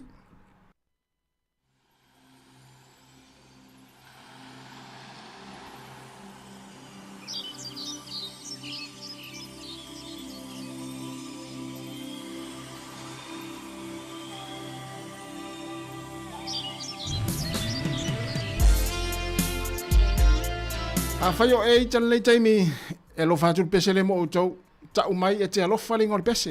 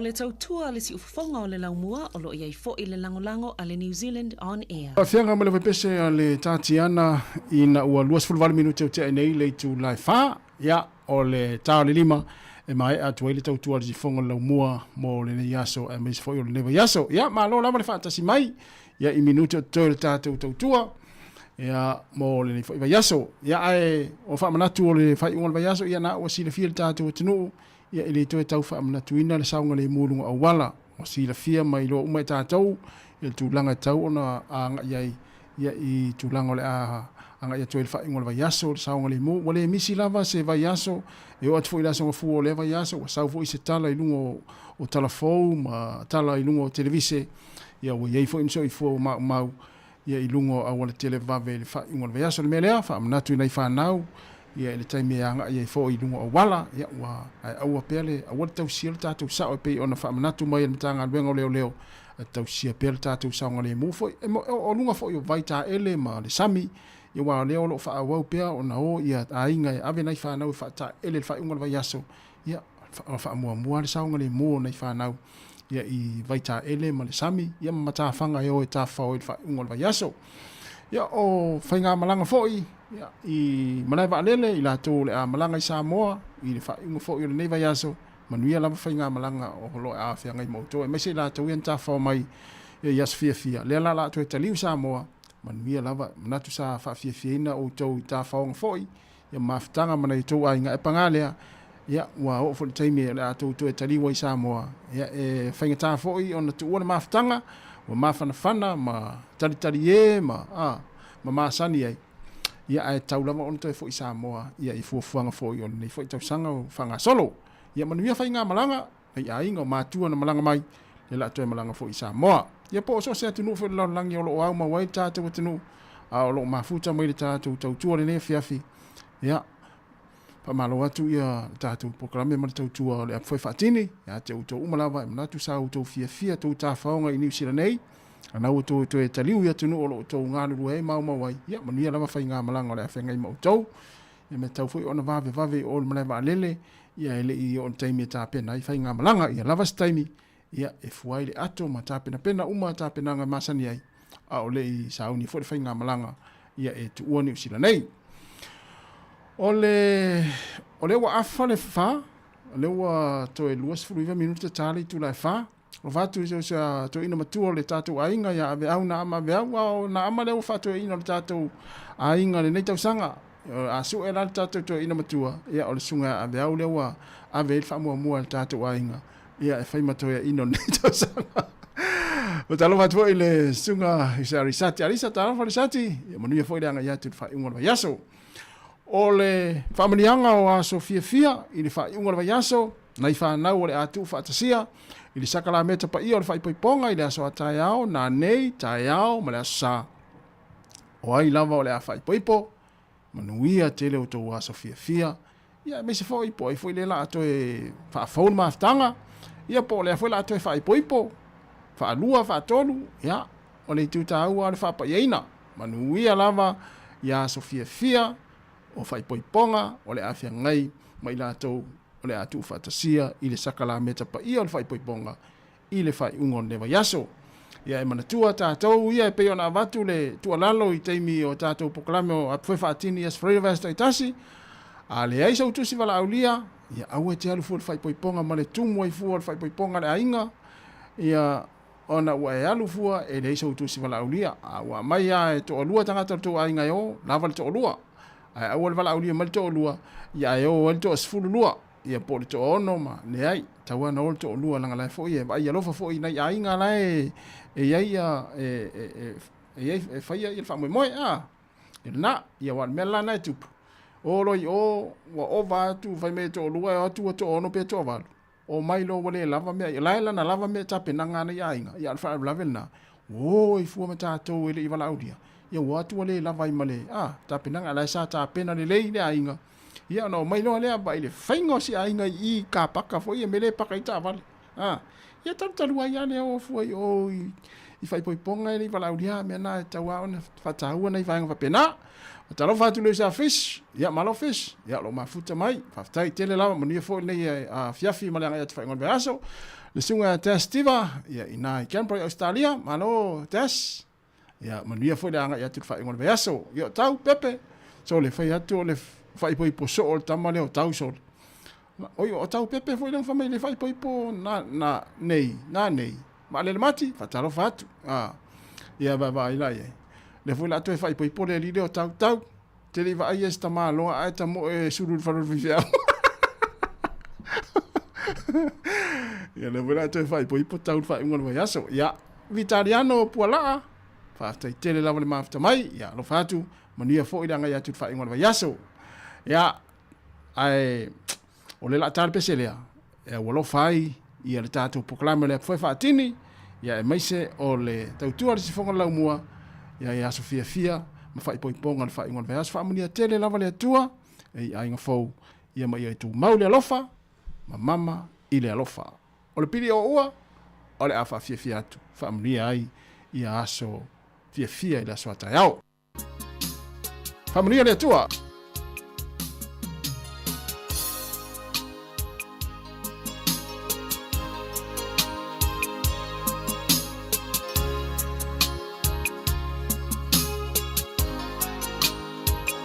Look at us, for all we see together. Look at us, for all that we've been through. Look at us. Still leaning on each other.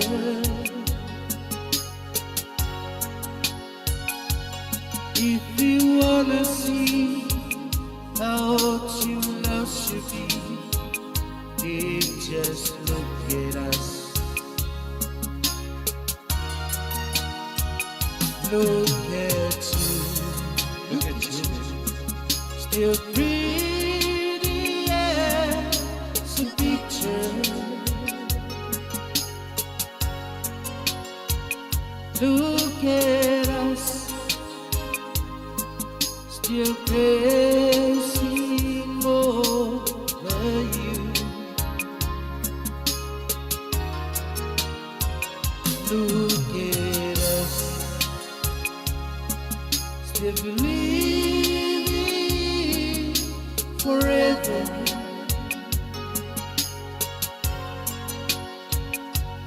If you wanna see how true love should be, just look at us.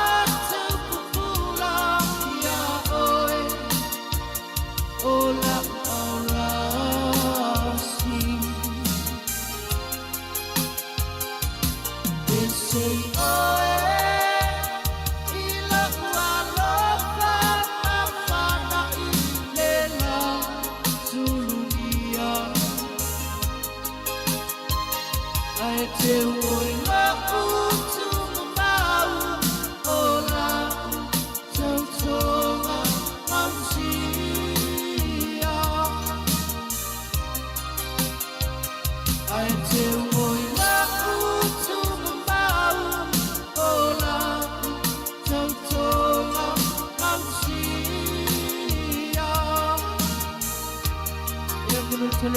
Ia, o le pese na mai le pili o ua, e ulo fatu ai moi la tau le a fai poipo fatasi, fai poipo fa alua, fai poipo fa tolu, fai poipo fa fatai au, manuia lava inga fau, ia me se foi, ia, o maftanga, o le afusia, i le alofa, mai le tua. Alofa tai, toi 2 minuta na tale o le tu life, e 5 tale 5, mai al tatu tau tua. Ia, mo le atu fa malofa, aftai tele lava le tatu wa tunun mafta mai, oi, leu te vai le mafuta mai se to finele ya mua fiti u fiu fifi nau fa ya te ole leva na nimo so ya alo vatu mua ya molua ya malefanau ya Australia fa tele lava le mafuta mai wa tu leva na nimo ole fa tali atu le falalanga ya oi ya ya ole la fa watu na fa fianga nei ya fa manatu ia o na o mantu inatu ya ai mana ia le tu watu ona i fa fianga ia fa no file mo fo ni fiafi ia me se na to ya o lo fianga i makuka ia wa ia na to le lumo sitting room le mana va le fa sa vidi fa fois ai si lai tu le makuka la pa ole sa ve un le ulo ia o isi foi la fa fo la mo le va mana ia le fiafi le mo va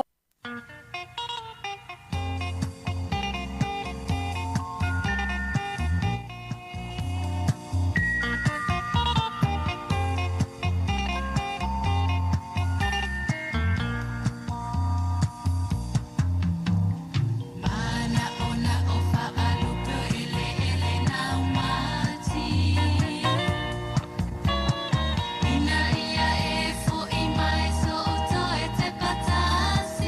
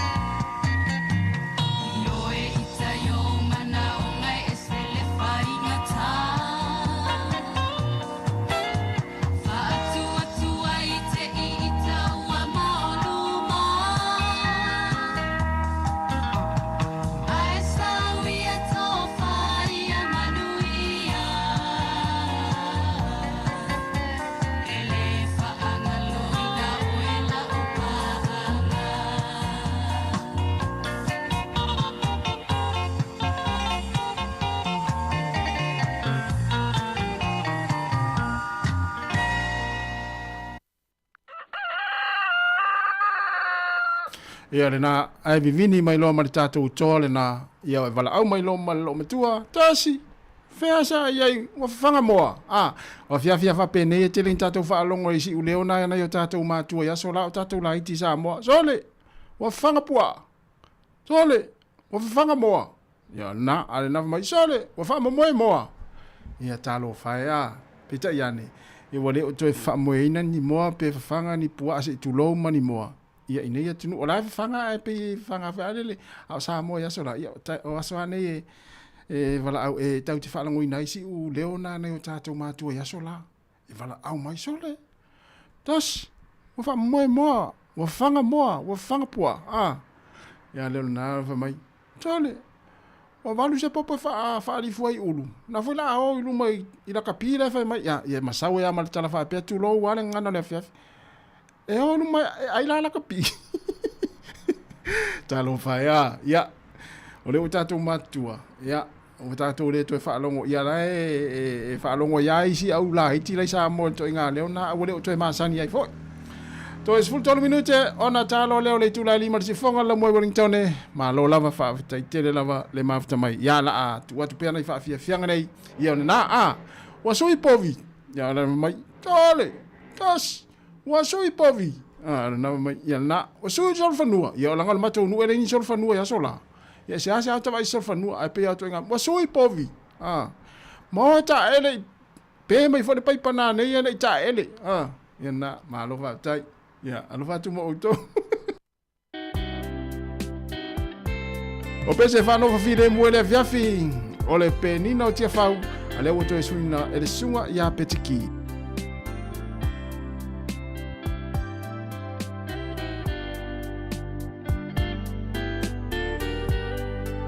Alvatu le sunga misi fai malo tala misi ya alvatu manuia le fai ngon veas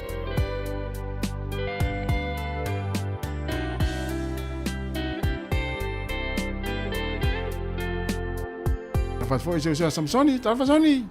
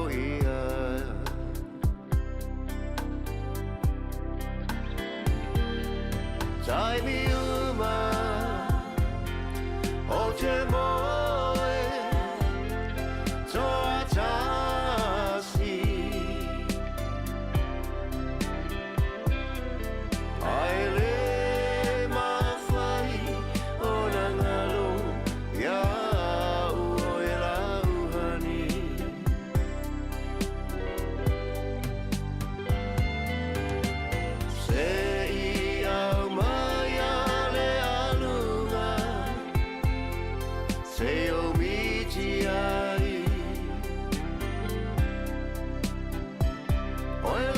tapelea o elea o manao iai